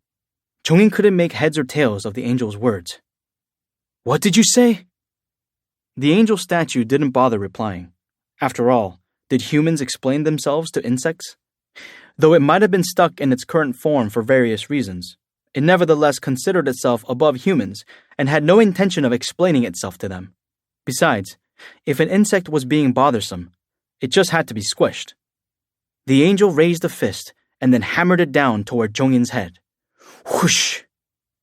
Chongin felt his heart sink, but just as he'd always told his guild members not to give up until the bitter end, he didn't turn away. A flash of light temporarily blinded Chongin right before the blow connected. Clang! Chongin blinked to see the sword of light held before his very eyes. Hunter Cha! Heian stood her ground as she blocked the angel's fist with her sword of light. A second later, and Chongin's head would have been ripped off. Chongin let out a tiny sigh of relief as Heian turned to him. I've got this, so please give the others a hand, President Che. I'm on it. Chongin dashed off to join the fray. The angel regarded the sword encased in light with interest. Ha ha! It was hard to believe there was another human besides Jinwoo who could block its attacks. You're entertaining. Very fun. As the angel statue put pressure on its fist, Heian's knee dipped slightly. She wasn't sure how long she could hold out, but she'd give it everything she had. A feeble moan slipped out of her full lips, and her wrists shook. Let's see how long you can go. The angel snickered as it turned up the heat. The stone floor beneath Heian's feet cracked under the weight. Even using just one arm, it possessed an unbelievable amount of strength. Heian clenched her teeth. I can't take much more of this. Realizing she wouldn't last much longer, Heian threw all her strength into pushing aside the fist. The burst of power forced the angel back a step. It gave a pleased smile. Ha! Ha! The statue had expected her to be a short distraction, but she proved far more amusing than it had originally anticipated. It appeared there was more fun to be had. How wonderful. This time, it focused its power in both hands. Gulp. Heian swallowed hard. Mana radiated in abundance from the angel's hands. If she could have, she would have run for it. But with Jinwoo out of the picture, if she abandoned everyone, there will be no one left capable of fighting this creature. Her glare intensified. The angel, on the other hand, smiled widely and took a big step forward. Standing nearly 3 meters tall, it towered over her. It commenced attacking in earnest. As it had against Jinwoo, the angel statue delivered a barrage of wild punches. It was regretful that it only had 2 arms left, but that was more than enough for a human of this caliber. The fists shot at Heian like a hail of bullets. Heian narrowed her eyes in concentration. Sword dance! Her movements sped up significantly, and her sword drew elegant arcs in the air like she was dancing. But the blows were far too quick, and it took everything she had just to defend herself. Each strike was powerful enough to instantly end her life if she let it get past her. Clang, ka-clang, clang, clang, clang, clang, clang, clang, ka-clang, clang, clack, clang, ka-clang, clang, clang, cling, cling, cling, cling, cling, clang. That's it. Just like that. Ha, ha. The angel was enjoying relentlessly bombarding Heian with a torrent of punches that would be invisible to the average human.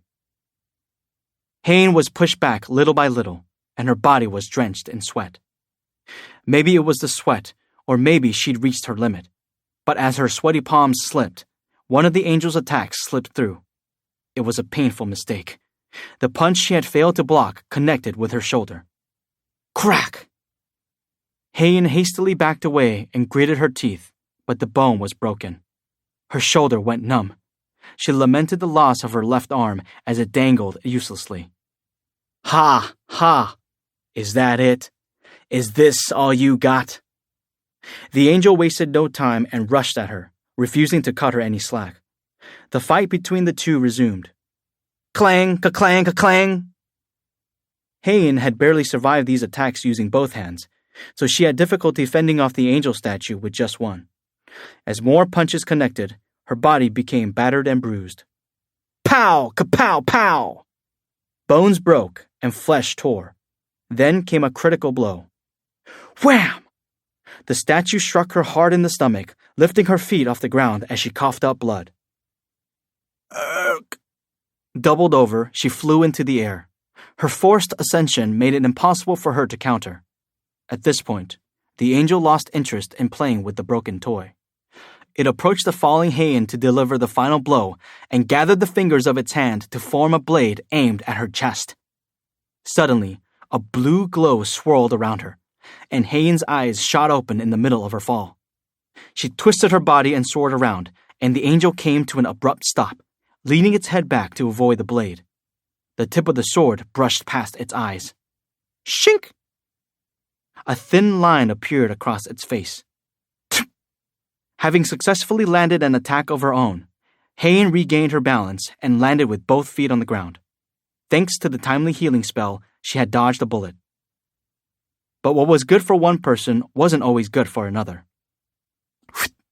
The angel statue spun around to locate the source of the healing spell. Shit! Heian yelled, Get out of the way!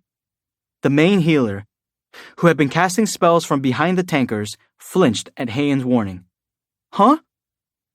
But as he turned his head toward Heian, he came face to face with the angel statue. Oh! The main healer's jaw dropped. Without hesitation, the angel statue did to him what he planned to do to Chongyun earlier. Bam! The healer's head slammed into the ground. His legs twitched a few times before becoming limp. No! The hunters surrounding the angel statue rushed toward it in anger, but their foe was an unstoppable force against which none of them could stand. Pow! Pow! Each time the angel statue threw a punch, an A-rank hunter was helplessly defeated.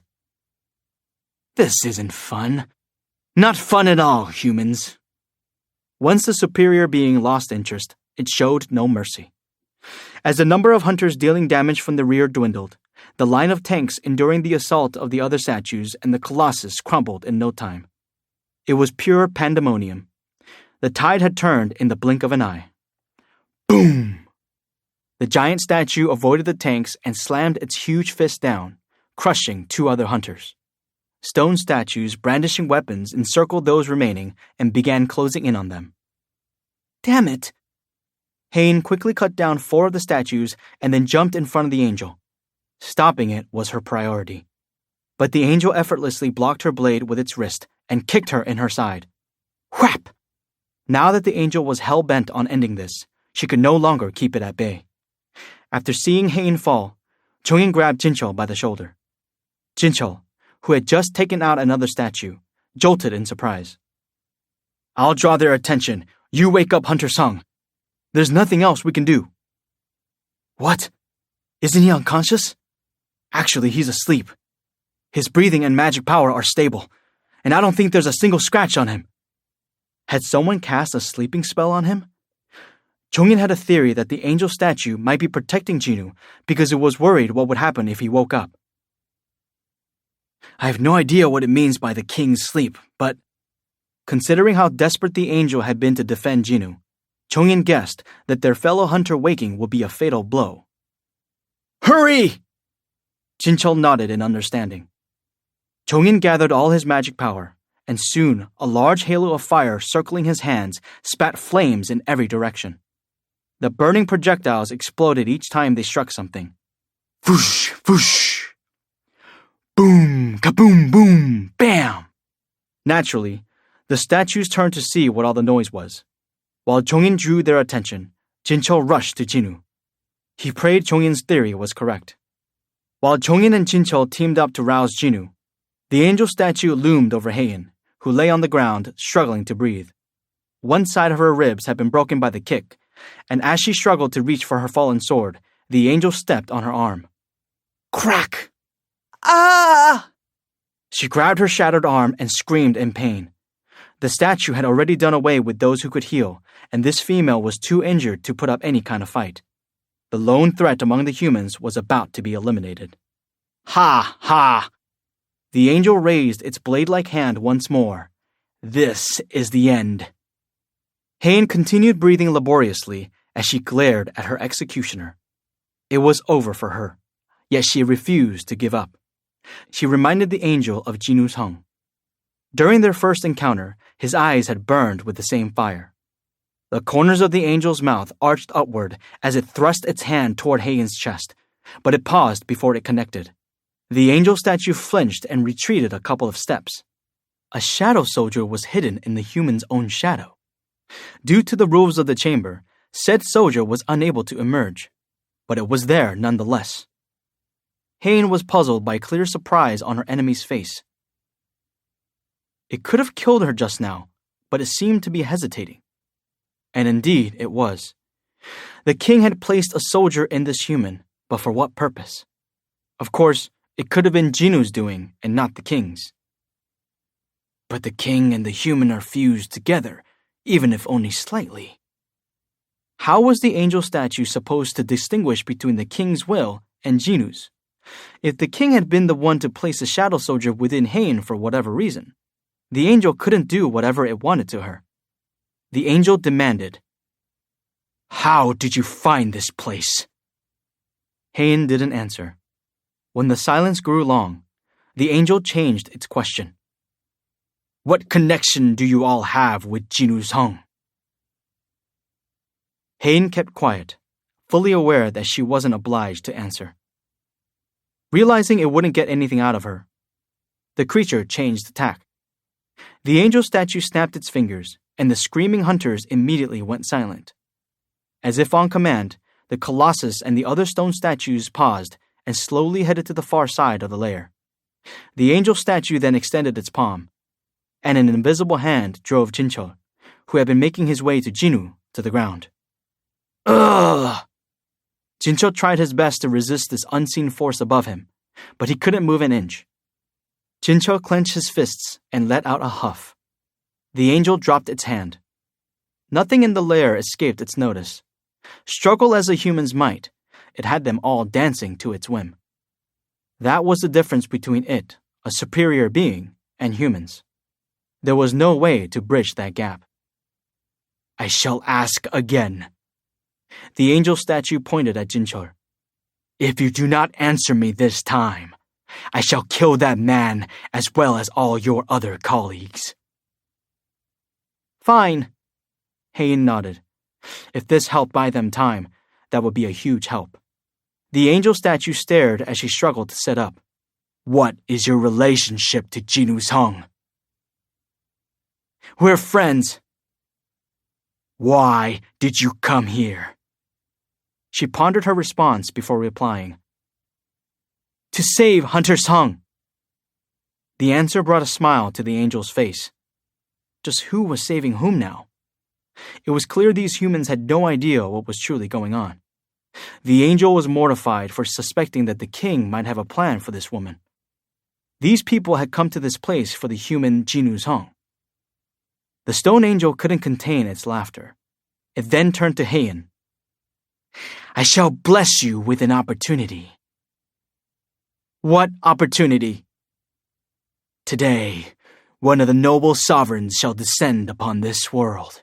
I shall bless you with the opportunity to witness such a glorious moment in history." Until the angel statue could confirm the king's intentions, it had to keep her alive. However, she was the sole exception. It didn't plan on letting the other humans go free. "Every human except you." Its smile had vanished, and the angel now looked downright maniacal. "Will die right here." After all, it wasn't okay for these uninvited guests to be present for His Highness's majestic return. A voice from behind challenged him. "Says who?" Before the angel statue could turn around, a fist connected with its face. Kablam! The statue slammed into the far wall. Boom! The impact shattered the wall, sending rubble tumbling down. Before the angel statue could collapse to the floor, Jinu appeared in front of it and grabbed it by the throat. "You!" Jinu's other hand was on his own chest. Sure enough, it hadn't been just a dream.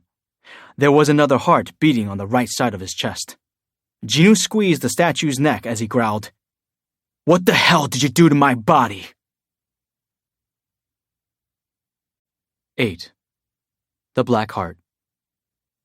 At some point while reliving the memory, Jinu had become the Shadow Monarch himself. In that moment, he came to the realization that a mana-powered heart that constantly radiated magic power had been beating inside his chest. Was this all in his head? That was something he could easily check. Stats. Jinu called up the stat window with his hand still wrapped around the neck of the angel statue. Out of the many statistics tracked were his current reserves of magic power, which the system labeled as MP, or mana points. MP 109,433. Jinu was stunned. 100,000? He could hardly believe what he was seeing. The last time he checked his MP, which was immediately before departing for this very dungeon, it had only been around 9,000. There was no mistake about it. His MP had increased over tenfold. Something else caught his attention. My title. The title line blinked as if to indicate it had changed. Even though Jinu hadn't personally switched anything, the title had been revised. It now read, Demon Hunter. Jinu had simply ignored it until now because its information hadn't been revealed, so he went ahead and checked the details. Title, Demon Hunter. The required conditions have been fulfilled. You have recovered the memories of defeating Balan, the demon monarch of White Lightning. A great power has accepted the player as its owner. Buff, Black Heart. MP, plus 100,000. The Black Heart. That was the reason for the insane jump in MP. 100,000 more mana would be enough power to pretty much regenerate his Shadow Soldiers ad infinitum. The image of the Shadow Monarch as he led the army of respawning soldiers against the Silver Soldiers who blotted out the sky sprang to mind. His soldiers had been in a never-ending cycle of death and rebirth that allowed them to gradually overwhelm their enemies. The soldiers of the sky, although strong enough to push back an opposing force roughly the same size as their own army, couldn't keep up with the regenerating Shadow Soldiers and were ultimately forced to retreat.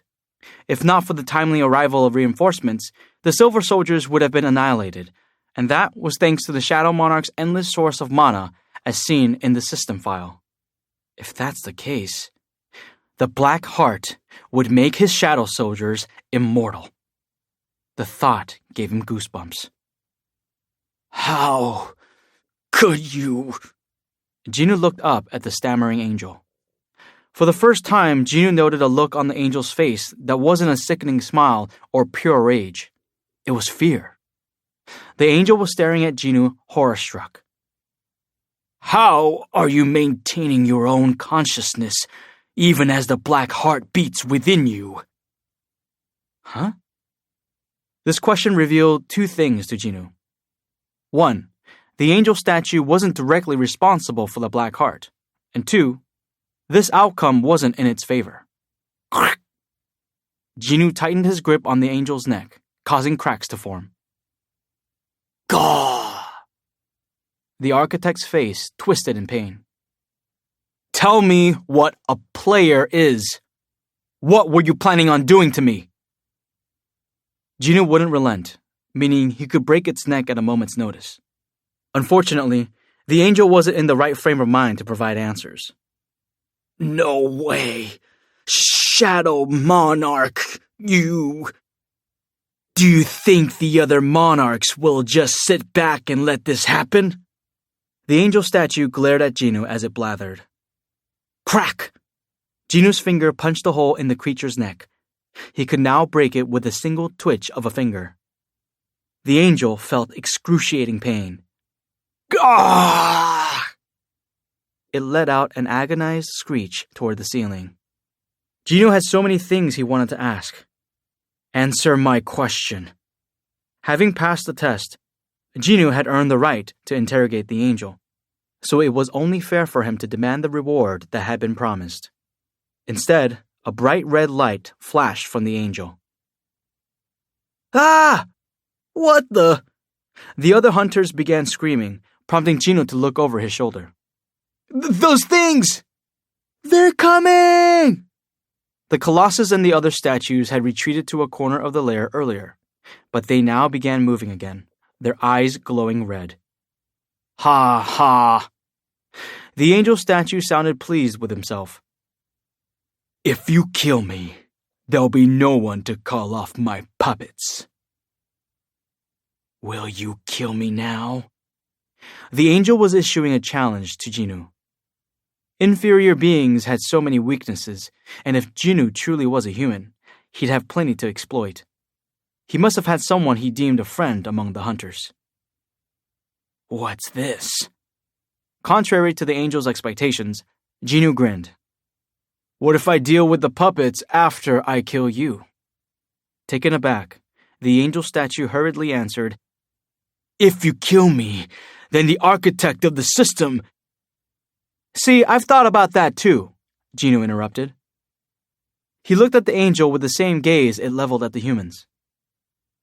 You know, even if the architect of the system disappeared, I doubt the whole system would collapse. Jinu called the statue's bluff. He knew everything it had purposefully omitted. The angel had been careless and forgotten why it had chosen Jinu in the first place. He excelled at seeing through the rules. You force my hand, then. The angel statue played its last card. Bing! System administrator access denied. System administrator access denied. System administrator access denied. Ping, ping! The chime went off several more times, but the same notification appeared. System administrator access denied. The angel froze. It had attempted to manipulate the system, but had been rejected. When Jinu shrugged, the angel thrashed in his grip. You bastard! Gah! It apparently had no intention of providing Jinu with answers. No reason to let you live, then. Jinu released the angel's neck and threw a mana-powered left hook. Kapow! He not only punched through the statue's body, but also left a gaping hole in the wall behind it. Whew!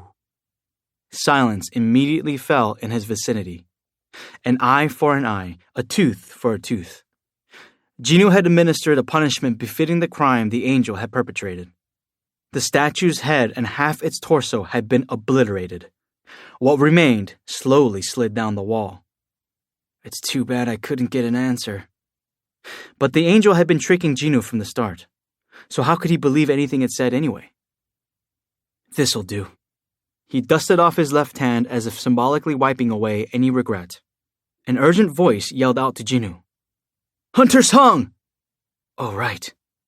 Jinu turned.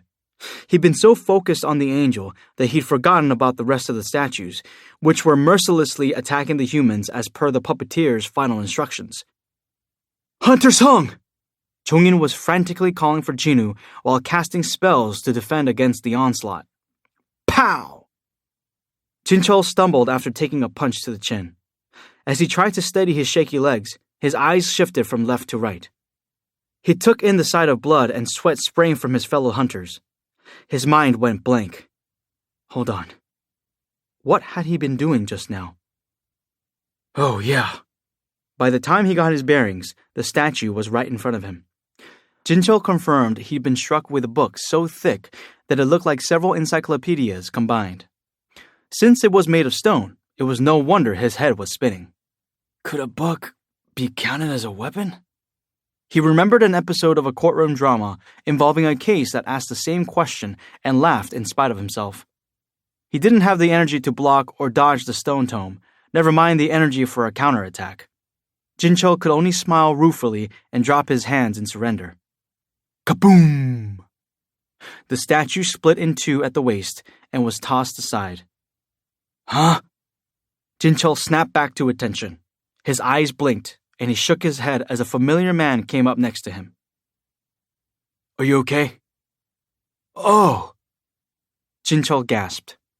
It was Jinoo. Shocked, Jinchul could barely get out his question. Did you just use your bare hands? Let's talk details later. Jinoo ran off, leaving his comrade behind. He looked around until light bouncing off metal finally caught his eye. It was his missing demon monarch's dagger. Found it. Jinoo stretched his hand out toward the blade, using his invisible hand to deliver it into his real one.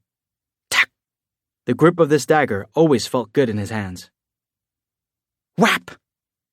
First, Jinoo kicked aside the statue blocking his way, and then started mowing down the others. Hup! As he did, he took a deep breath. He alone could move freely as time slowed. He vanished from view, and the only thing the other hunters could make out were the statues being destroyed. Shk! Thud! 4 assailants fell to the ground simultaneously. Hunters whom Jinoo had pulled from the brink of death stood there with their mouths agape. Huh? Jinchul joined them and muttered, He renders you speechless, doesn't he? Yes, the hunters nodded. It's the same for me. Despite having seen Jinoo in action several times before, Jinchul was no less amazed. A bittersweet look crossed his face as he placed a cigarette between his lips. One of the members of the surveillance team approached him. Manager Wu, should we be standing around like this? What do you mean? Hunter Sung is fighting the beasts and... They trailed off as they got a proper look at Jinoo. What? Jinchul stuck a cigarette into the hunter's open mouth and lit it for him. Do you think there's room for us out there? No, sir. So let's stay out of his way and smoke. Yes, sir. Other hunters who had also been watching Jinoo in admiration gathered around Jinchul. He quickly ran out of cigarettes. Suddenly, the tip of Jinchul's nose began to tingle. I lost count of how many times I almost died here. The statues had seemed undefeatable to him, so he was relieved and overjoyed to witness Jinoo taking care of business all on his own. Manager Wu, are you crying? No, of course not. I've got smoke in my eyes. Oh yeah, me too. Me too. Same. There was so much cigarette smoke in the air, all the hunters were teary-eyed. Bam! Ki-hoon blocked the punch from the Colossus with his shield and let out a grunt. Ugh! His knees buckled. With no healer to help him, he had no choice but to endure the blows on his own. But he'd reached his limit. Somebody help! When he strained to see where his teammates were, he spotted them gathered leisurely to one side. What the hell? They weren't going to bother coming to his aid, even though he was pouring out his blood, sweat, and tears to keep them safe. Pissed off, Ki-hoon bellowed, What the hell are you all doing? The other hunters responded by pointing at something above him. He took it as a warning of another impending attack, and he hefted his shield and braced for impact. But nothing came. Ki-hoon abruptly noticed how quiet it was. What now? He surreptitiously sneaked a peek from under his shield and saw that the rest of the stone statues had been destroyed. What? Flabbergasted, he lowered his shield. It was only then that he could clearly see what everyone had been pointing at. There was the Colossus, standing as tall as a skyscraper, and there was Jinoo, perched on its shoulder. Huh? Kaboom! Jinoo punched the remaining half of the giant statue's face clear off. The headless behemoth began to teeter. Whoa, huh? Every fiber of Ki-hoon's being told him he needed to run like the wind. Sure enough, the Colossus came tumbling down right where he had been standing a second ago. Kroom! The entire area was blanketed by thick clouds of dust. After a coughing fit, Chongin waved his hand in the air to clear the dust from his face as he approached Heian. Hunter Cha! Sir? Are you okay? Can you get up? Heian gave a low moan and shook her head. Every inch of her body was screaming at her. Chongin frowned sympathetically. Let me help you. Take it easy now. As Chongin tried to support her torso, Jinwoo appeared next to them after wrapping up his task. May I help, Hunter Cha? Pardon? As Chongin turned toward Jinwoo, he felt Heian gently push his hand aside. In his confusion, he agreed. Oh, yes, sure. Jinwoo immediately lifted the blushing Heian in his arms. Please hold on a little longer. He ran to the exit and kicked the locked door. Thud. One kick was all it took. The door the high-rank hunters had struggled to open in vain was now in pieces. On the other side, Jinwoo gently laid Heian on the ground. She was in bad shape, so he called up the shop, purchased a high-level healing potion, and poured it into her mouth. Gulp, gulp. Her wounds healed surprisingly quickly. How? Shh. Jinwoo held up a finger. Now was not the best time to explain. The other hunters exited the lair. It could have been worse, but while everyone looked awful, no one else appeared to need emergency treatment. Jinwoo closed the shop. The hunters were surprised to see Heian get on her feet, unaware of the potion's existence.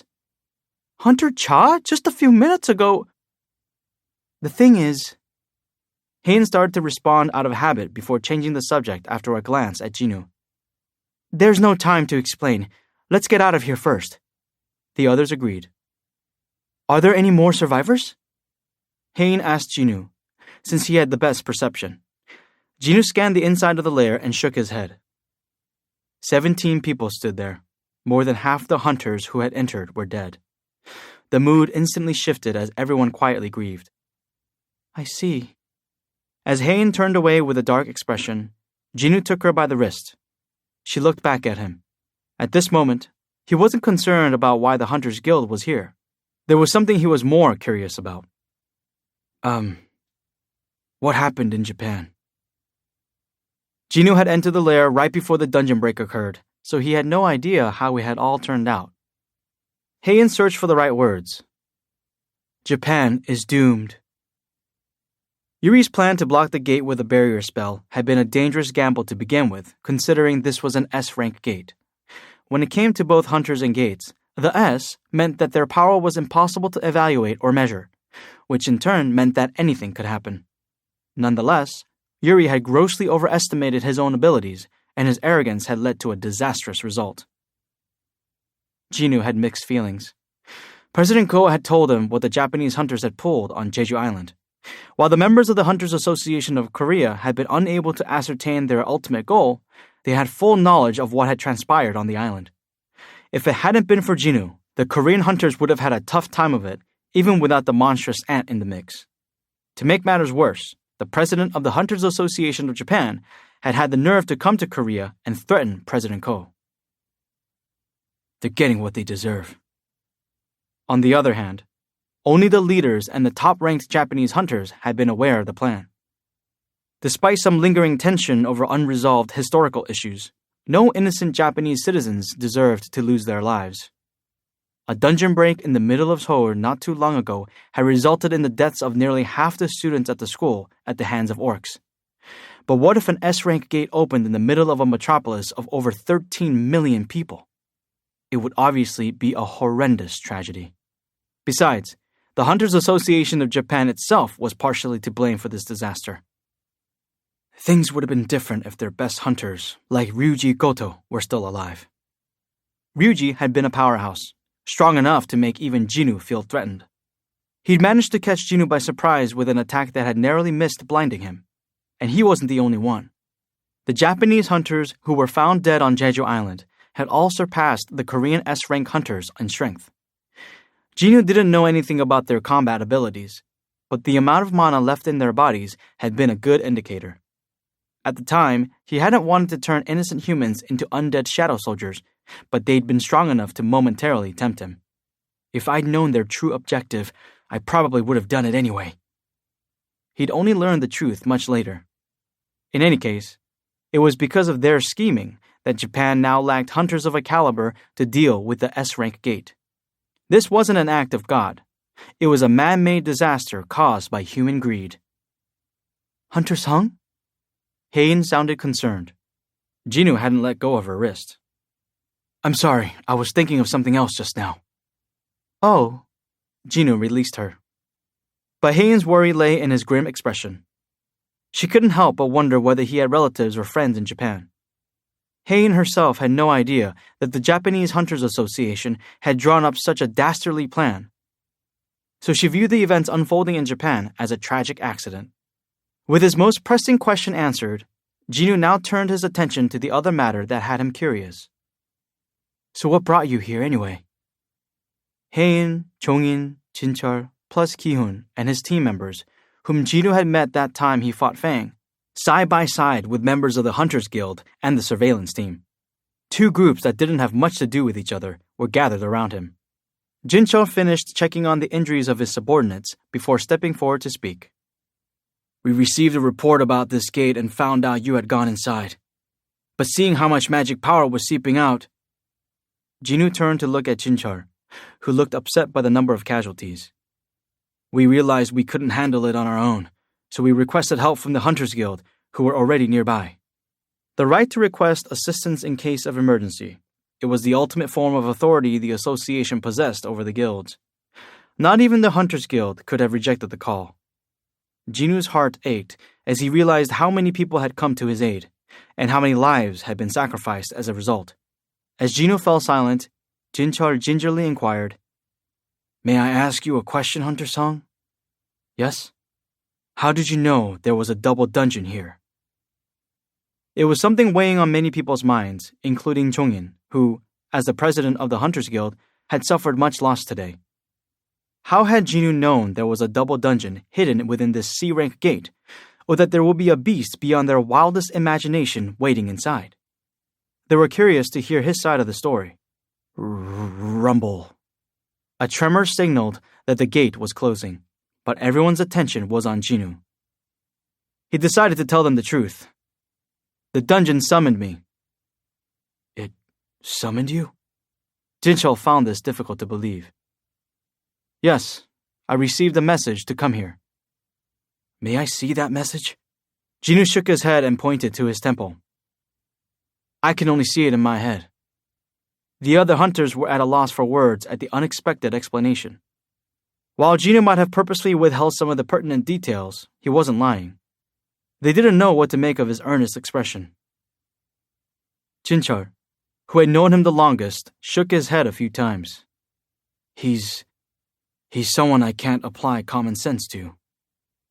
If the dungeon summoned him in his mind, maybe Jinwoo was a heavenly avatar sent to Earth to destroy every single dungeon. Okay, now I'm just being silly. While Jinchul huffed out a laugh, Jinwoo walked past him through the door and back into the lair. In a panic, Hain called out to him. Hunter Sung, we'll be in danger if we don't leave now. Hearing the worry in her voice, Jinwoo turned and answered, I know. Why wouldn't he know that? He had walked the entire length of the tunnel twice already. Doing so took almost an hour even at the walking pace of an average hunter, so if they wanted to get out before the gate closed, they were running out of time. Furthermore, Jinwoo's father had gone missing inside a gate. He was told that his father, despite being gravely wounded, had helped his teammates out of the boss's lair, only to end up trapped when the gate closed. Because nobody understood the dangers of a dungeon better than him, his reply to Hain was filled with conviction. I can't leave the hunters who came to my rescue behind. Those assembled who were anxious to leave froze at his words. The people who had lost their lives in that lair were their precious colleagues and friends, and no one wished to leave them behind. Unfortunately, there simply wasn't enough time to carry out their remains. Not only were the hunters exhausted, but they'd also have to take the time to locate and reclaim their friends' bodies from beneath the rubble of the lair. Hence, with tears in their eyes, they'd resolved to leave the fallen behind. I'm taking them back with me. The statement hit everyone like a bolt of lightning. No one could bring themselves to argue that there was no time left and that they had to get out now. They watched him in a daze. Chongin meekly asked, Could we please leave it to you? The guild members were like his family. He didn't want them rotting away in this icy cavern. Jinwoo nodded and turned around. Ba-dum. His heart was beating quietly. I need to focus on it more. Essentially, his two hearts beat as one. It took every ounce of his concentration to separate the sound of the black heart from his regular heartbeat. Jinwoo gathered the mana pulsing from the black heart in his fingertips. Is this how he did it? Jinwoo mimicked Shadow Monarch's hand gesture and raised his hand with his palm up, as if holding something. He could feel the powerful magic in his hand. He was certain he could do this. Jinwoo quickly located the deceased hunters' bodies through their mana signatures. His eyes were aglow as he broke the silence in the lair. Ruler's authority. Rumble. Bodies rose into the air from under the rubble. Whoa! No way! The hunters who were holding their breath as they watched Jinwoo now exhaled in amazement. Not only had Jinwoo instantly located the deceased hunters, but he dug them out without laying a finger on the bodies. It was like a superpower one would see in a movie. The floating bodies levitated out the door. Wow, how is that even possible? In the same way the average person was fascinated by a hunter's powers, these elite hunters were astonished by Jinwoo's abilities. Chongin, who held extensive knowledge about magic power, couldn't believe what he was seeing with his own eyes. What kind of skill is that? He had never seen or heard of this kind of ability before, but after watching Jinwoo's display, Chongin realized he'd been misunderstanding something. When he'd first laid eyes on the angel statue, he'd been convinced that it had defeated Jinwoo. He was totally wrong. What magic beast stood a chance against a hunter wielding such a mighty power? Chongin shook his head. It'd be impossible. Heck, Jinwoo had taken down the angel as soon as he woke up. How could anyone not be amazed by that? Jinwoo carefully moved the lifeless bodies to one side, and he summoned his shadow soldiers, which he was allowed to do outside of the temple. The shadow soldiers scooped up the bodies in their arms. The living gawked at Jinwoo as he addressed them. Let's get out of here. The hunters nodded as the dungeon trembled once more. The shadow soldiers followed right behind the humans, and Jinwoo hung back to watch them before he turned to face the unmoving Heian. Although fully healed, she looked drained. Of course she is. The angel statue was a creature he'd had trouble contending with, so Heian would definitely be exhausted after fending it off single-handedly. Jinwoo approached her. Would you like to lean on me? Heian gave a wan smile and shook her head. He took her by the wrist again as she quietly looked up at him. He spoke softly to put her at ease. We should get going too. She wordlessly nodded as she mourned the deaths of her colleagues. Hunters began emerging from the gate. No one waiting outside had any idea of the scale of what had transpired on the inside, but the sight of the deceased hunters being carried out by the shadow soldiers made it clear that something awful had happened. Oh my God! Are those all... The members of the Bravery Guild who had reported this matter and the employees from the association who had been standing by all paled as they watched the procession. The number of casualties was simply far too high. They were elite hunters, the very best of the Hunters Guild and the surveillance team, and yet... Jinwoo and Heian were the last ones to step out into the night. Enough time had passed that it was now dark. The reporter, Kim, had stayed the entire time to keep an eye on the situation. His eyes widened as he took in the condition of the two S-rank hunters, caked blood, tattered clothing, and disheveled hair, the markings of an epic battle. Sure, Hunter Cha still looked quite lovely even in that state, but Hunter Sung looked like he'd been to hell and back. That's it! That's the shot! Kim raised his camera, his hands trembling. The reason he'd become a reporter in the first place was for this very reason, to document events such as this. He wanted to let people know that while everyone had been focused on Japan, certain individuals had willingly put their lives on the line to fight for their own country. Close to 20 of Korea's top hunters had perished today. If this dungeon had broken, it would have meant an even greater loss of life and destruction on an unimaginable scale. These people had made the ultimate sacrifice to prevent an even bigger tragedy. If Kim hadn't been here to report the heroic deeds of these people, would the public ever have heard their tale? He stalked the association to stumble upon stories like this. He was so moved that tears welled in his eyes as he busily snapped away. Jincheol's legs finally gave out on him, and he sat to rest just outside the gate, which was where Jinwoo found him. Hunter Song. Jincheol tried to get up, but Jinwoo stopped him and gestured at the reporter in the distance. Is he allowed to take my picture? Jincheol had to laugh. Taking your picture outside of work is prohibited, but just like the Jeju Island raid, it's impossible to stop them from reporting these incidents. Jinwoo nodded in understanding. His mother might freak out if she saw him in this state, but while that did worry him, he couldn't force the reporter to stop doing his job either. Besides, he also wanted someone to let the world know of the ultimate price these hunters had paid and how they'd prevented another tragedy. A quiet wind blew, carrying the sound of distant ambulance sirens with it. The following morning, the front page of every newspaper carried a headline about the dungeon break in Japan. Only one publication reported on the news about the double dungeon incident. That newspaper sold the most copies that day. 9. Blank check. The Hunter Command Center of America dispatched agents stationed in Asia to assess the situation in Japan. A helicopter left the safe zone and entered Tokyo's airspace. The senior agent who had volunteered to risk his life looked down and sucked his teeth. This is ghastly. Tokyo was worse off than he thought. The dungeon break had left the city in ruins. Buildings had lost their shape, cars were crumbled like paper.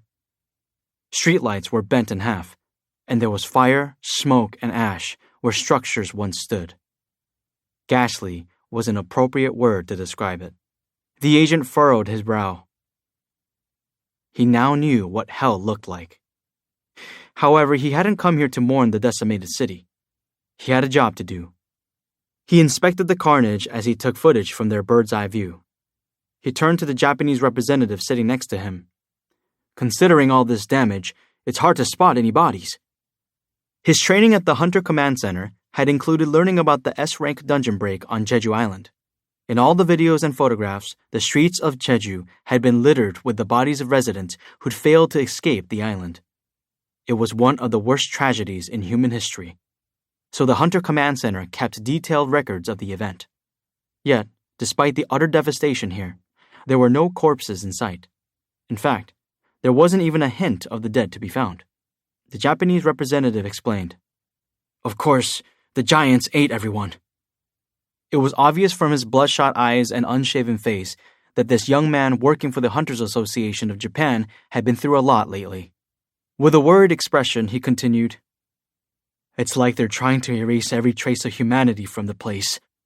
They knock down buildings, eat humans, and even uproot trees planted along the sidewalks." The agent agreed with his assessment. The giants from the S-rank gate were different from other magic beasts. Typically, beasts' sole aim was to kill humans, while these giant beasts were destroying everything in sight. No matter where they looked, there wasn't a single building or house left standing in the giants' wake. But thanks to that, we were able to buy some time. The association personnel gave a wry smile, unsure whether he should be grateful or sad that some people were able to escape with their lives because the giants were so thorough in their destruction. The warring emotions were on full display on his face. As he looked at the man next to him, the agent thought, "It's amazing he hasn't gone crazy."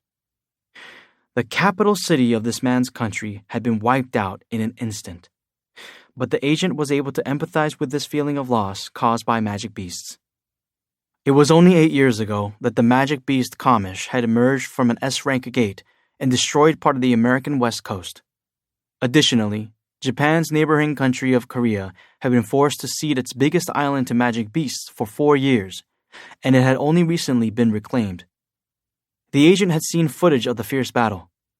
Despite having no ties to Korea, he also couldn't help but cheer when a young Korean hunter swooped in to save the day.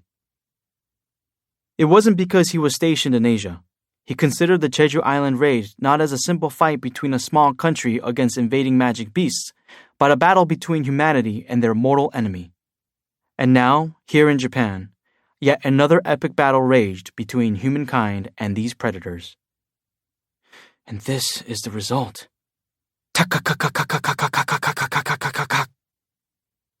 The helicopter was making an incredible racket, but the situation on the ground was so bad that the agent hardly noticed.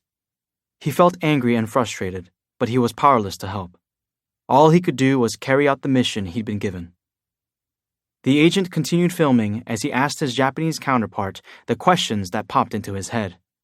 But then, he saw something that had him falling out of his seat in shock. "Oh, that's..." The American yelled in fright as the Japanese representative helped him back onto his seat. "So you saw it?" "Oh, over there! There's still a giant over there!" "Yes, one stayed. Well, no, more like it's refusing to budge from that spot." The young Japanese man shifted his gaze outside the window. The American agent wiped the cold sweat from his brow and did the same. A huge magic beast, bigger and taller than any living thing the agent had ever set eyes on, stood imposingly in a decimated section of downtown Tokyo. So that's a giant. The agent paled as the representative gave instructions to fly closer. Are you sure that's safe?" He'd been told that all the giants had left Tokyo, so it was perfectly safe. This wasn't what he'd signed up for. The Japanese representative calmly explained. "It's fine. As long as we stay high enough beyond its reach, it's 100% safe. Trust me, we've determined this through multiple reconnaissance missions." Gulp. The agent swallowed hard. Did he say multiple? The young Japanese man sounded so nonchalant about it, but how many people had been sacrificed for this intel? A chill ran up the agent's spine as he thought of what might have happened to those who'd gotten too close. Nonetheless, this was helpful data, as the agent's duty was to collect information on the S-rank magic beasts and report on the situation in Japan. He opened his eyes wide and looked down at the giant. The beast looked rather familiar. That's right. It was the giant that had broken through Yuri Olav's magic force field. While the other giants had spread out, this one, which many considered to be the boss, chose to remain. The Japanese employee spoke bitterly. "Do you also believe that the giant is guarding the gate?" Well, this is my third time seeing it this close, and I think something different every time. What about this time? It looks to me like... The Japanese man took his time completing his response. It's like it's waiting for someone. I see. The agent's eyes shifted back over to the giant. That was certainly a plausible conclusion. He didn't think it was much of a stretch for the Japanese employee to assess the current situation in this manner. As the two men discussed the boss-rank magic beast, the helicopter reached the limit of the safe area. Even with the helicopter buzzing overhead, the giant didn't flinch, like it didn't register the presence of the man-made contraption. It remained perfectly docile. However, according to the employee, this was its choice. The beast will attack anything within a certain proximity, whether the target is a person or a machine. There's no escape. How many flybys had it taken to reach this conclusion, though? As the young man spoke, the agent thought about Yuri Olav. The instant the magic beast boss broke through the barrier and snatched up Yuri, viewers had been aghast. His final moments had been broadcast live all over the world. Yuri Olav had been described in the Hunter Command Center's report as a man who seeks fortune and fame. In the end, he never got any money from Japan, but he did gain global notoriety, though that might not have been quite what he had in mind. As the agent recalled Yuri's dying moments, the association personnel spoke up. This is just my personal opinion, but... The man's theory about the magic beast waiting for something made sense, so the agent was interested in his perspective. Go on. The representative continued at the agent's encouragement. When I look at this beast, it doesn't feel like it's alive. Sure, it breathes and moves, but it seems more like a programmed machine. A machine? Unfortunately, the agent didn't agree with this theory. Up close, the giant was extremely imposing. This suffocating pressure wasn't something a machine could generate.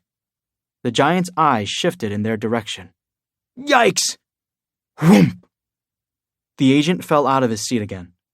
The Japanese representative promptly moved to calm him and helped settle his nerves. It's just looking at us. If we keep our distance, it won't hurt us. The agent nodded. He felt as if his heart had sunk to the floor. After a beat, he raised his camera, though the shakiness of the footage was a result of more than just the speed of the helicopter. After he was finished, the agent asked, "How many giants came out of the gate?" 31. All of them except the boss headed off in different directions. How many have you killed? Just 2. That leaves 28 out there destroying Japan? There aren't many hunters left to fight them. Everyone is busy running away. The representative's facial expression grew solemn. On the day of the dungeon break, the hunters who fought the giants had laid down their lives to give the residents of Tokyo enough time to evacuate. They were able to kill 2 of the giants in the process, but there was no way to stop the remaining 28. This was why the Japanese representative had agreed to accompany the American despite all the fires he was busy putting out. What are you doing? The agent tried to stop the Japanese man as he dropped to his knees and pressed his forehead to the floor. Neither pride nor dignity mattered any longer. If that was the only price to pay, he was more than willing to do so. The representative pleaded, "Please, help the Japanese people." The American agent paused at his handler's distraught tone. The representative switched to speaking in fluent English for emphasis. "If America doesn't help us, then Japan as a nation is doomed. Japan is a trusted ally of the United States. Please consider making this sacrifice just this once for Japan." Whether the words came from the representative's own heart or the Hunters Association of Japan, the desperation in the young man's voice was his own. The agent chewed his lower lip as he thought about it for a second before replying with some difficulty. "I'll put in a request." "Thank you. Thank you so much." As his Japanese guide bowed to him several times, the American didn't have the heart to tell him not to get his hopes up. The Hunter Command Center had become extremely strict regarding their hunters' welfare after losing so many high-rank assets to Kamish. So would they take such a risk for the sake of another country? I'm pretty sure they won't.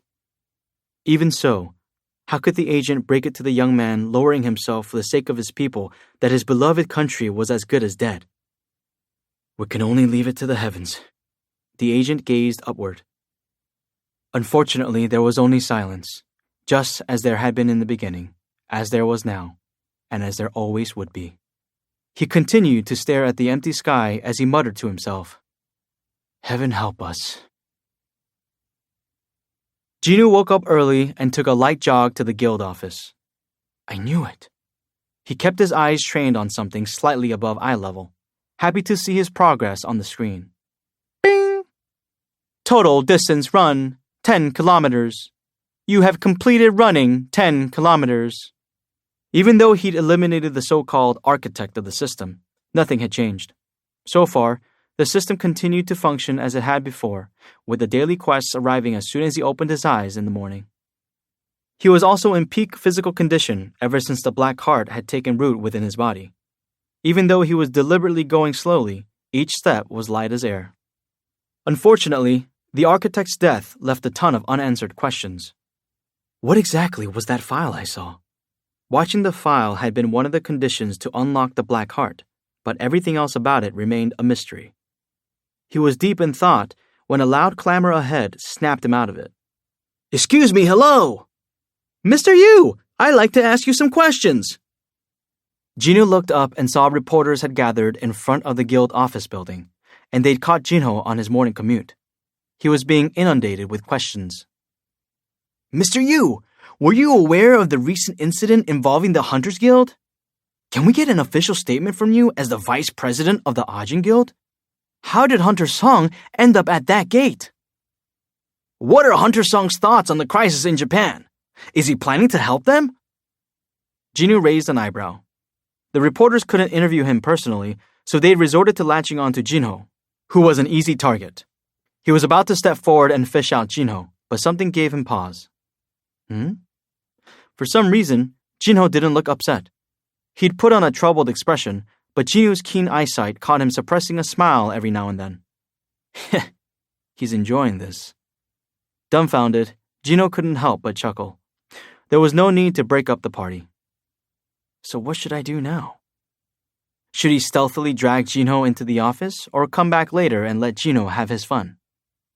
As Jinho considered his options, a car rolled to a stop behind him. Its window rolled down. Are you Hunter Jinoo-sung?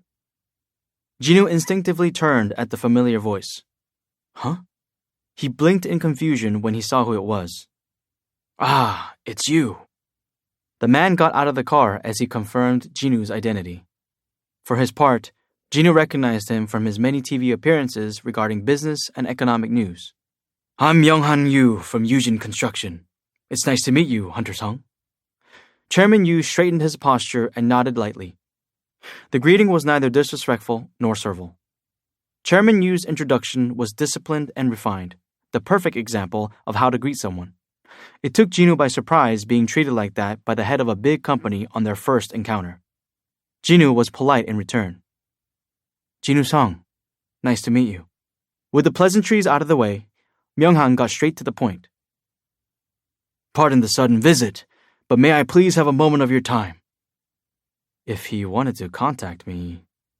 It would have been more convenient for Myung-han to go through his son, Jinho, instead of coming out here. Jinho kept the thought to himself. How can I help you? Myung-han looked apologetic, as if he had no choice but to approach Jinho in this manner. It isn't something I can discuss with you here. Jinho wore a comfortable tracksuit with the hood raised so no one recognized him, but Chairman Yu was starting to attract some attention. The frequent foot traffic didn't make this place exactly conducive to a serious discussion. Jinho understood that, but the problem was, I have no idea what Chairman Yu would want with me. He couldn't even begin to guess. If he absolutely had to come up with a reason, he would assume it was about Jinho. More people began recognizing Chairman Yu, and some took out their phones to try to get a picture of him. As he attracted more attention, Myung-han grew a bit anxious. If I miss this chance, it'll only become harder to get an audience with him. He needed to meet with Jinoo no matter what, so he gathered the courage to press him a little harder. I apologize, but could you come with me, Hunter-sung? I promise not to speak of anything that might offend you. Jinoo glanced over his shoulder. He caught sight of Jinho basking in the attention from the reporters and swallowed a laugh. Jinho seems preoccupied. Plus, since he'd recently been monopolizing high-rank dungeons in the area with permission from the large guilds nearby, he thought it might be a good time to take a break from raids. He acquiesced. All right, then. Thank you. Myung-han bowed his head in thanks and opened the passenger side door for Jinoo as a chauffeur might. Please, get in. Myung-han climbed in via the other passenger door and sat beside Jinoo. The car was so big that there was plenty of room between the two grown men. Before the car started moving, Jinoo asked, Where are we heading? I don't have a specific destination in mind. If you would like to go somewhere. Jinoo shook his head as the car took off. Myung-han made a suggestion. I know a place where we can talk without distraction. We can go there. Jinoo leaned back in his seat. He found it quite comfortable, as expected of a luxury car. After a smooth, quiet drive, they arrived at their destination. Here we are, Hunter-sung. When the driver approached Myung-han's door, he shook his head. The driver then walked over to Jinoo's side and opened the car door for him. Jinoo got out and looked up at the high-rise building before him. This is where we're going to talk? As Jinoo stood there speechless, half a dozen members of Myung-han's staff swooped in around them and gave perfect 90-degree bows. Welcome, Chairman Yu! Welcome, Chairman Yu! Jinoo was impressed by the simultaneous greeting of the 6 staffers. He could only imagine how many times they would have had to practice to become so synchronized. Please follow me, Hunter-sung. Chairman Yu casually led the way inside the building. The words Yujin Construction adorned the top. Eventually, Jinoo followed Yu inside. The chairman waited for his guest to catch up and then matched his pace. This way. Every employee they came across politely welcomed Myung-han. Though stone-faced, he acknowledged every greeting with a nod. Jinoo got a vibe from Chairman Yu that was very similar to President Ko of the Hunters Association. The respectful gazes his employees gave him spoke to his character. Jinwoo walked in silence behind Myunghan, and he quickly caught the employee's attention. Who is he? Wait, is that? No way! He had taken off his hood as he entered the building, so people recognized him and were floored. The best hunter in Korea and the best entrepreneur in Korea. The sight of them walking the halls of Yujin Construction together was surprising to all who saw them. Wow! Everyone's eyes popped out of their heads. The hearts of female employees palpitated, and male employees nodded in respect. Nobody knew why he was with the chairman, but as leaders in their respective fields, the two looked good standing side by side. They were revered by everyone watching them. The two men got in the executive elevator, awaiting them at the end of the gauntlet of gawkers. Chairman Yu's staff came to a stop, and the elevator doors closed, leaving Jinwoo and Chairman Yu alone. Jinwoo followed Chairman Yu's example and kept silent. The elevator went directly to the floor where Myunghan's office was located. Ding! Secretary Kim was waiting for them at the entrance. He quickly nodded in greeting at Jinwoo and bowed to Chairman Yu. My apologies, sir. You have a guest waiting for you inside. A guest? Chairman Yu's expression hardened. Didn't I tell you not to let anyone in while I was out? Secretary Kim rarely made mistakes, so Chairman Yu was more surprised than upset. Seemingly at a loss, Secretary Kim blurted out, I told him, sir, but he was quite insistent, so... Myunghan immediately knew who his visitor was. He shook his head and gestured toward his office. Nothing to be worried about. Please, this way. The door to the chairman's office opened to reveal a middle-aged man sitting on the couch perusing a newspaper to kill time. He looked up at them. Why is it so hard to reach you, my dear elder brother?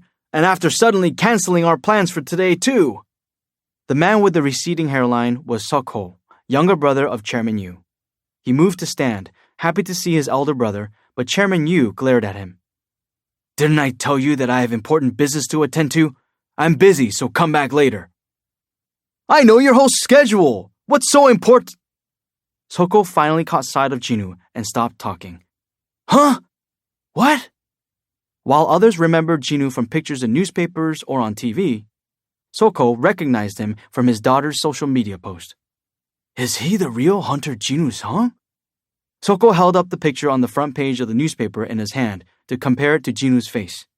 It was a bit awkward for the hunter, but strangely, he didn't feel annoyed. Maybe because his eyes resembled Jinho's? If Jinho grew bald with age, would he look just like his uncle? In Jinho's mind, he'd already registered Seok-ho as old Jinho. Ignoring his brother's glare, Seok-ho stuck his hand out and smiled brightly. Why, hello, Hunter Sung. Oh. Jinwoo found himself returning the gesture. Seok-ho shook Jinwoo's hand firmly, as if greeting an old friend as he introduced himself. I'm sure you've already heard a ton about me, but I'm Seok-ho Yu of Yu-il Pharmaceutical. Heard a lot about him from who? Jinwoo didn't want to embarrass the man who'd so enthusiastically welcomed him.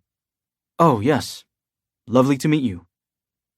Chairman Yu had been anxiously watching their exchange and was now taken aback as Seok-ho pulled his shoulders back and puffed up his chest. You saw that? My daughter has great taste in men, doesn't she? Chairman Yu's daughter was a musical prodigy, which always made Seok-ho feel a bit inferior to this elder brother. But now Seok-ho could stand tall. After all, Jinwoo was the most eligible bachelor in Korea. Seok-ho's social circle is larger than I thought. Chairman Yu had been planning to read his brother the riot act once Jinwoo left, but his irritation melted away. Their talk might go better if Jinwoo and Seok-ho knew each other. Oh, geez, what am I doing? Seok-ho finally released Jinwoo's hand. You two have something to discuss, right? I'll get out of your hair. He looked satisfied as he made to leave the chairman's office, but he stopped next to Jinwoo. By the way, Hunter Sung. Yes? Please come over any time. My house is your house. Come over any time? His house is my house. Ha ha ha ha! And just like that, the bright middle-aged man who talked nonsense was gone like the wind. While Jinwoo wasn't offended or anything by Seok-ho's booming voice and sunny disposition, He did strike the hunter as a strange man. Chairman Yu carefully asked his bemused guest, "So how do you know my younger brother?" There was no need for Jinu to keep up the act now that the man himself was gone. Jinu calmly replied, "I've never seen him before in my life." Chairman Yu's expression darkened at the response. "Damn you, Soko." Myung-han should have known better. But he had a visitor now. So the man nicknamed Poker Face erased the irritation from his face as he gestured for Jinu to sit. "Have a seat." He positioned himself across from Jinu. As if on cue, Secretary Kim entered the room. "Would you like some tea?" "I'm fine. Hunter-sung?" "I'm okay." Jinu shook his head. Chairman Yu addressed the secretary. "We have an important matter to discuss, so if you could wait outside." "Yes, sir." Secretary Kim exited the room and closed the door, guarding the entrance as he had been ordered to do in advance. Even the President of Korea would have been barred access, as this was a matter of grave importance. Silence surrounded Jinu and Yu, just like it had in the elevator. The weight of this silence was different, though. Chairman Yu needed to take his time, as it was a difficult subject to broach. By the time he finally opened his mouth, Jinu was feeling a little bored. "Hunter-sung." Jinu had been waiting patiently. "Yes." Chairman Yu removed a check from his inner pocket. It had been issued under Myung-han Yu's name by the main bank used by Yujin Construction. However, this was no regular check. It was a blank. "Here." Myung-han pushed it toward Jinu. Jinu looked down at it for a beat before looking up again. Chairman Yu spoke with much difficulty. "I'm not arrogant enough to believe that money can buy anything, especially with regard to an S-rank hunter." His mouth felt dry, and he was more nervous than when he'd assumed the business after his father's passing, or the first time he'd had to make a speech in front of tens of thousands of employees, or the time he'd been hounded by hundreds of reporters. This was more important than anything he'd ever dealt with in his entire life. His own life, the future of the company he had worked hard for, and a father's desire to see his children grow a little older were all hanging in the balance. "I will be grateful if you consider this as a token of my appreciation." Chairman Yu had a strong look of determination in his eyes. Jinu guessed why Myung-han had chosen this place for their discussion. Whatever he was about to tell him was never to be made public. This isn't about joining his guild. Myung-han had chosen this place for their talk because, barring a natural disaster, he could control the entire environment. Jinu was very intuitive, so he cut to the chase. "What would you like to buy from me, Mr. Yu?" 10. His resolve. Chairman Yu laid all his cards on the table. "The truth is, I have the same illness that your mother suffered from." Jinu was completely caught off guard. "Does Jinho know?" Myung-han shook his head. "Other than my doctor, only 3 people know. My wife, my secretary, and me. And I'm the 4th. "That's right." Jinu nodded as he finally understood why Chairman Yu had approached him directly in secret instead of going through Jinho. He wanted to hide his illness from his family. I mean, tens of thousands of employees rely on him. The stock of a company fluctuated depending on the well-being of its chairman, and even a single cough could trigger a drastic change. If it ever got out that Chairman Yu's days were numbered, Yujin Construction and its subsidiaries would be in trouble. For this reason, Myung-han was keeping his illness under wraps, even from his own family. His way of accepting this reality was to bear the weight of the world solely on his shoulders. Even so, he shared it with me. It was probably a calculated risk. Myung-han was a businessman, and not just any businessman, but a stellar one who didn't know the meaning of the word failure.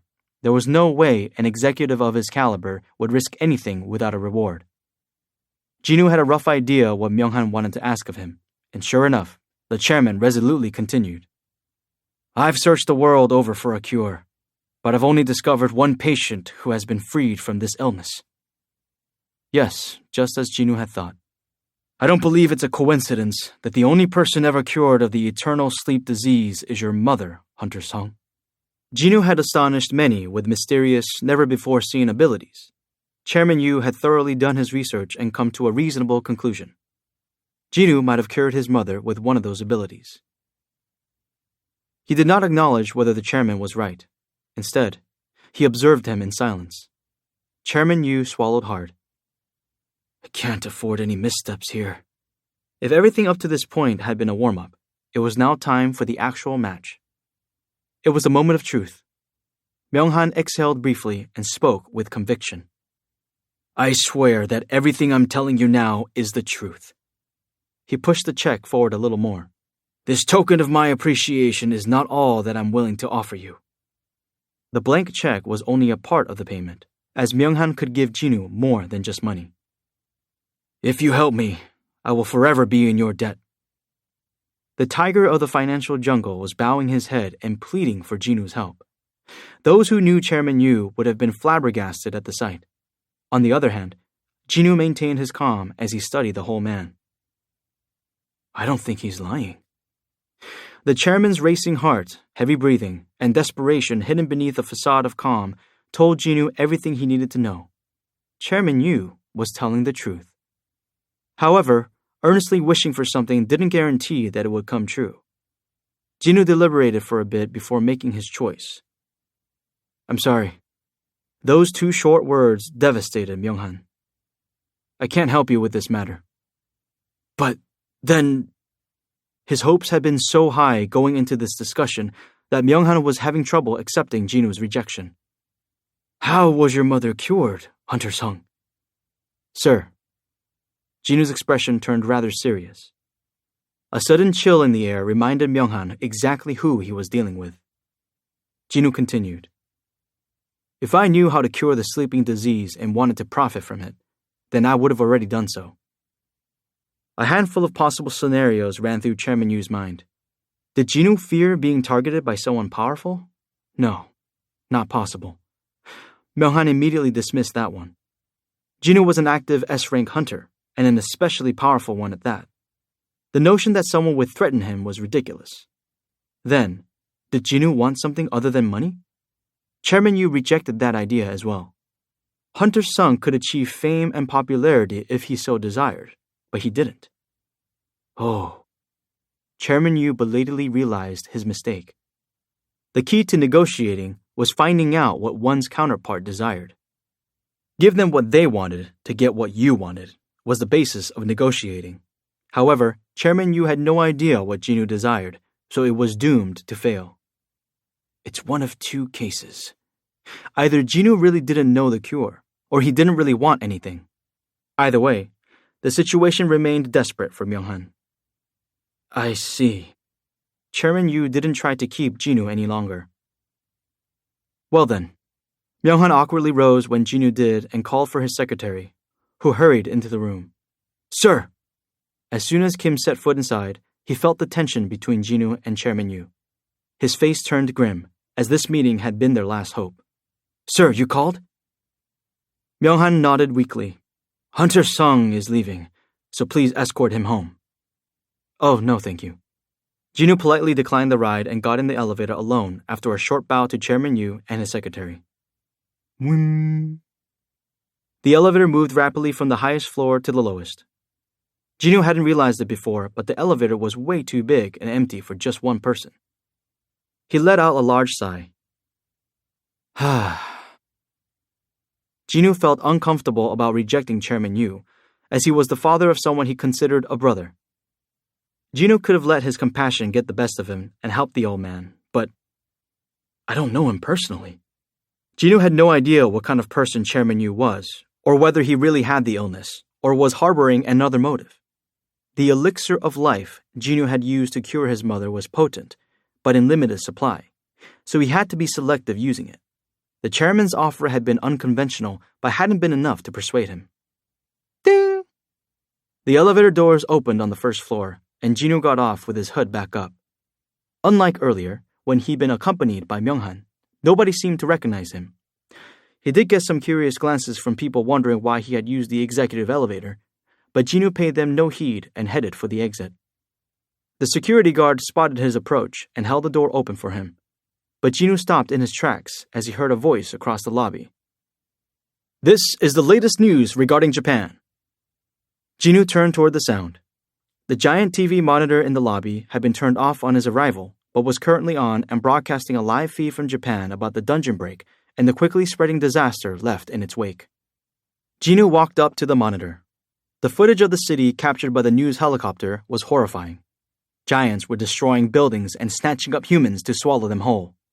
What remained of the army deployed weapons against the giants in vain. It was impossible to defeat magic beasts without the power of hunters. While not exact, the death toll was estimated at well over 1 million. It was the very definition of a tragedy. Jinu was stunned. This was the first time he'd seen any footage from Japan because after he left Jincho to wrap things up at the double dungeon, he'd gone straight home and passed out.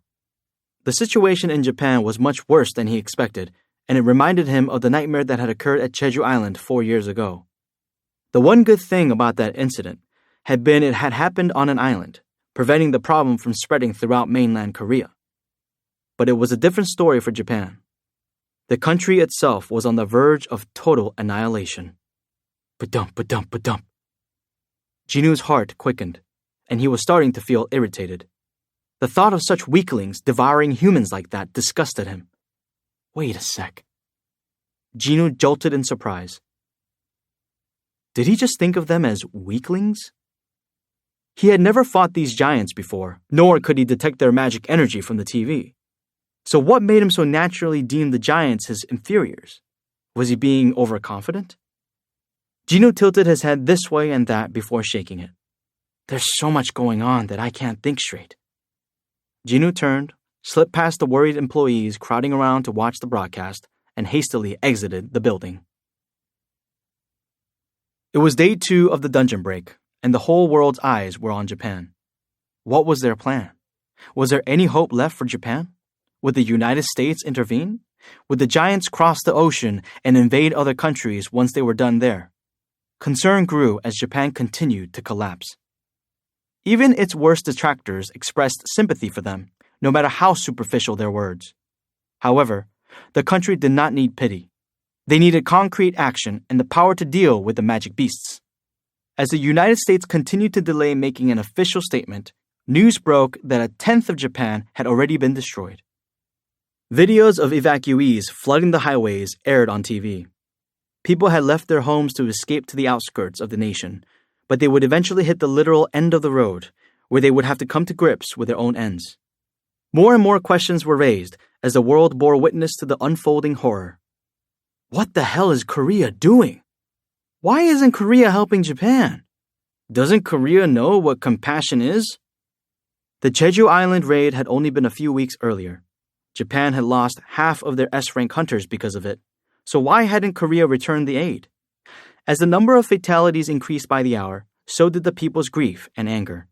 As the sympathizers with Japan increased, so did the criticism toward Korea. Make your move, Korea! Does loyalty mean nothing to them? Did Korea forget Jeju Island? It was a hot topic globally. To add fuel to the fire, people began growing suspicious of Japan's seeming willingness to ask everyone but Korea for help. Then, on day 3, President Koh finally decided it was time to call a press conference. He looked to the reporters and cameras that filled the room and quietly spoke. First, I would like to extend my condolences to the people of Japan during these trying times. Now, allow me to state the position of the Hunters Association of Korea. Prior to Korea's press conference, the Hunter Command Center also announced their decision. In the press room at the Hunter Command Center, the United States addressed the issue of the dungeon break for the first time. Hunters are assembling as we speak. Was the United States finally moving to help Japan? The throng of reporters in attendance cheered as if they were the ones being rescued, as none of them wished for the countless deaths that would otherwise occur. But as the atmosphere in the room heated up, the spokesperson shook their head. However, this is not in relation to Japan. What? The reporters murmured among themselves and exchanged looks. No one had been briefed in advance, so they looked to one another for clarification. The spokesperson gestured to the screen behind them. "Whoa! No!" The reporter's jaw dropped at what was being shown on the screen. A hush fell over the room, though an occasional moan could be heard here and there. The footage being presented was shocking. This gate was discovered today in the state of Maryland.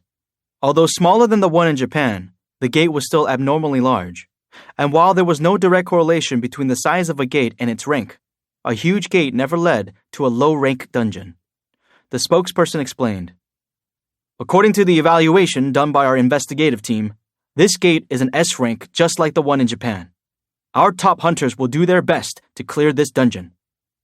Reporters expressed their despair by covering their faces with their hands, shaking their heads, or groaning loudly. It was unprecedented for two S-rank gates to appear around the same time. Of course, the United States had nothing to worry about because they had several dozen S-rank hunters scouted from all over the world to take care of it. But this spelled bad news for Japan. The U.S. has no firepower to spare for Japan. When the news broke that the help they'd been desperately waiting for was not coming, the Japanese people plummeted into anguish. It was the end. The giant magic beasts destroyed everything in sight as they advanced to the south, and the people who escaped north were running out of places to flee.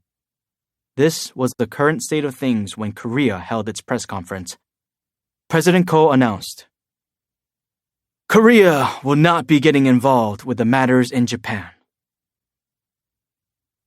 The day before the press conference, two people, Jinwoo and Jinho, were the only ones present in the huge office of the Ajin Guild.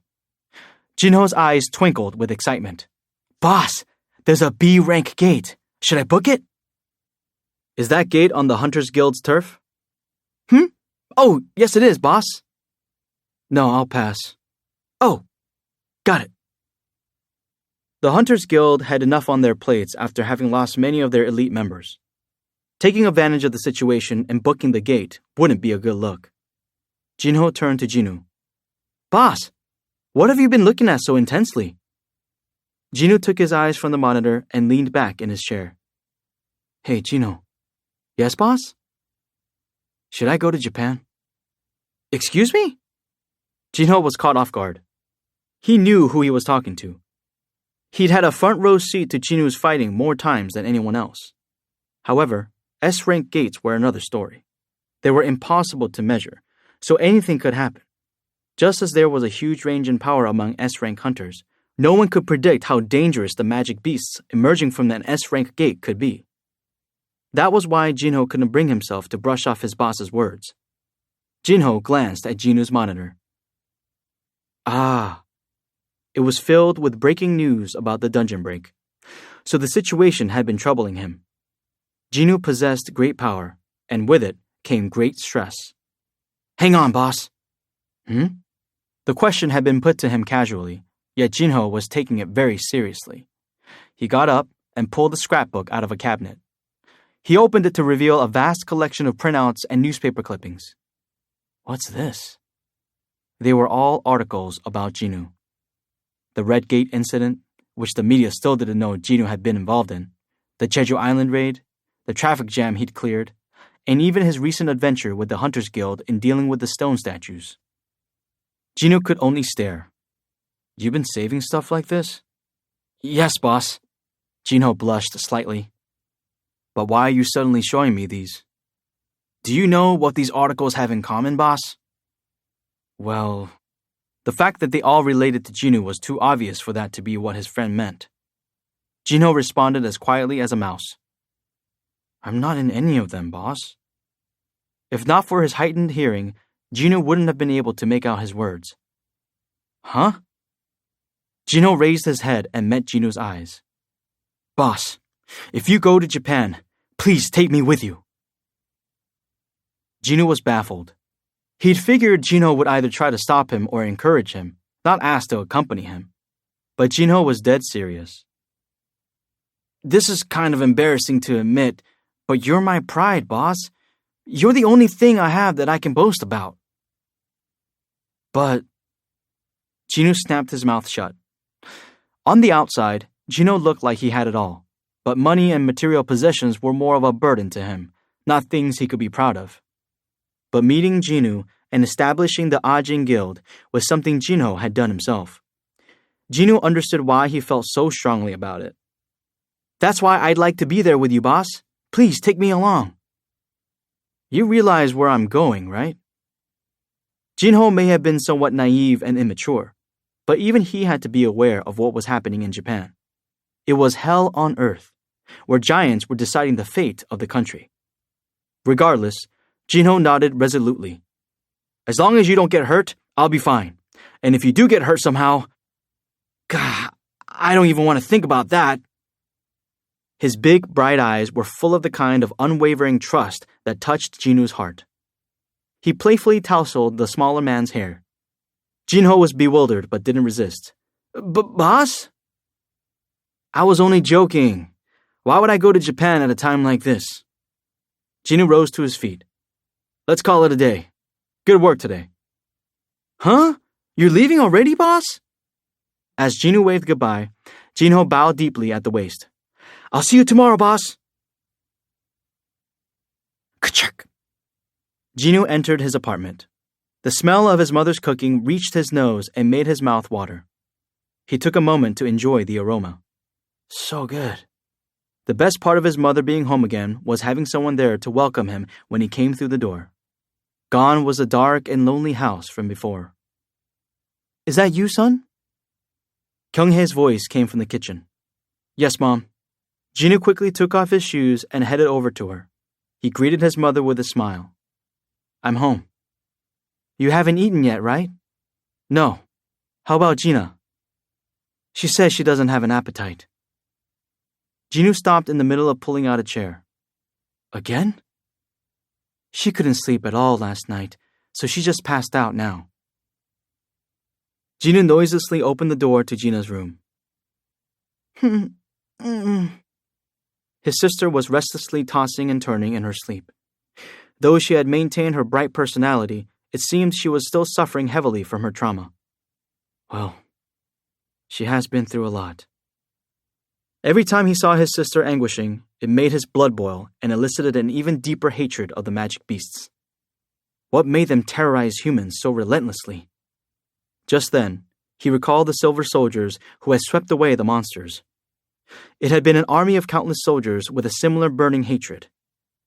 What if they really existed? Would they be our allies? The enemy of my enemy is my friend and all that. Jinoo watched his sister a bit longer before closing the door. And later, thanks for dinner, Mom. Jinoo headed to the gym at the Hunters Association to work out after dinner. Posting a shadow soldier there proved convenient. At times like this, when his mind was a jumble of too many thoughts, exercising was the best way to clear his head. It had been a while since he'd properly worked up a sweat. He summoned Beru. As he did some light stretching, the former Ant King respectfully kneeled and bowed before him. My king. Beru was the only soldier in Jinoo's shadow army who had any chance of withstanding his attacks. Yet even he flinched, sensing that Jinoo's power had grown. Congratulations, my king. I can feel that you have become much stronger. The incredible amount of magic power emanating from the Black Heart sent a chill down Beru's spine, and he was visibly trembling. However, Jinoo hadn't summoned his soldier to show off his buff. He gestured for Beru to stand. Beru appeared puzzled by the worried look on Jinoo's face, an expression he had never seen since joining the Shadow Army. Jinoo spoke in a hushed tone. You need to attack me with everything you've got. My king, how could I dare? It's all right. I want to get a proper workout, and you're the only one who can do this. I am ever so great. Jinoo leveled a suspicious glare at Beru as he made to kneel in a show of gratitude. Your vocabulary is improving. You didn't eat a human somewhere, did you? Beru shrank back, so Jinoo dropped it. He clenched his fists and repeated his order. Do your worst. It shall be as you command, your majesty. Beru raised his head and elongated his claws. Scrah! He unsheathed his talons fully, knowing they wouldn't harm Jinu anyway. The hunter grinned and gave a satisfied nod. Scree! With a loud roar that shook the whole gym, Beru jumped at him. Bam! Beru was slammed to the floor and splayed out on his back. Cree! 127 losses out of 127 fights. Beru had taken his best shot, but couldn't touch a hair on Jinu's head. In the few days since he'd seen Jinu, his master had grown much stronger. His respect for his king's power and loyalty toward him soared. Beru struggled to sit up as Jinu flopped down beside him. A few beads of sweat were visible on his master's forehead, but that was the best the ant could do. Any more, and the gym would have come crumbling down around them. Jinu sat on the floor in silence, staring into space. Beru carefully propped himself on his knees. My king, is something troubling you? Troubling me? Part of our minds are connected to yours, my king. Your distress causes us pain. Jinu couldn't believe he was being consoled by a shadow soldier. And not just any shadow soldier, but a former insect. He couldn't suppress a smile. Normally, he would brush off Beru's concern, but he couldn't this time. There's something I want to do, but I don't know how to go about it. What was happening in Japan wasn't his concern, nor did he know for certain what kind of danger awaited him there. Besides, he couldn't take on all the world's problems by himself. Then there were the complicated relations between the Hunters Association of Korea and the Hunters Association of Japan. Thinking about it all was giving him a headache. Beru's head snapped up. My king! Jinu was startled. This was the first time he'd heard Beru this emotional since transforming him into a shadow soldier. Nothing should stand in the king's way. Beru's voice was filled with conviction, and he sounded more like a longtime confidant than a magic beast turned shadow soldier. He who does whatever he wants, that is a true king. That's why I told you I'm not a king. The title Shadow Monarch was an arbitrary designation assigned to him by the system, after all. Beru strongly disagreed. With all due respect, you have enough power to do whatever you wish, my king. Jinu's eyes widened. Badump. For some reason, his heart responded to Beru's words. You are a king without a doubt, Beru repeated. Strangely, Jinu was unable to calm his racing heart. Whatever I want to do. When he stared forward again, his eyes were as cold as steel. The next day, after the United States issued their statement, President Ko also announced the Hunters Association of Korea's position regarding the situation in Japan. Korea will not be getting involved with the circumstances in Japan. There was a flurry of flashing bulbs. President Ko then proceeded to reveal in detail the Japanese hunters' plans to thwart the Jeju Island raid. The evidence he presented was irrefutable, including the surveillance camera recording of Shigeo Matsumoto, president of the Hunters Association of Japan, yelling at the top of his lungs at President Ko and revealing his sinister schemes. The Japanese reporters, who had been holding out hope that Korea would come to Japan's aid, were utterly devastated. Their hands holding the cameras dropped limply to their sides. The Americans had already declined to help mere moments before, but the ugly truth bomb dropped by the Koreans had been the final blow. Tears welled up in their eyes. That is all I have. President Ko concluded his presentation. Normally, he would be flooded with questions at this point in a press conference, but every reporter in the room was rendered speechless by the shocking revelations. The stunned press room was broadcast live across the country as people finally realized why Korea had stayed silent about the tragedy unfolding within their neighbors' borders. However, President Ko was about to leave the room, but then turned back. This is solely the decision of the Hunters Association. We will not stop any individual hunters from taking action. What did he mean by that? The reporters slowly stirred like animals waking from hibernation as they processed what President Ko had just said. There is one such hunter who wishes to take on the giants. Whoever could that be? Who would want to go to Japan by himself under these circumstances?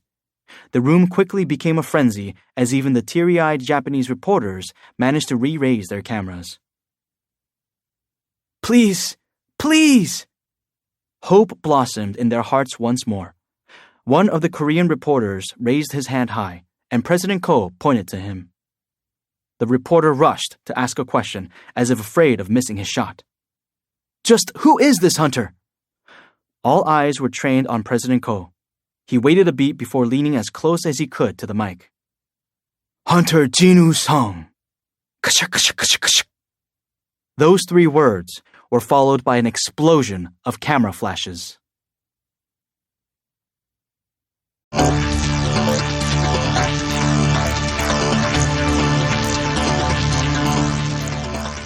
This has been a Yen Audio production of Solo Leveling, Volume 5. Written by Chu Gong.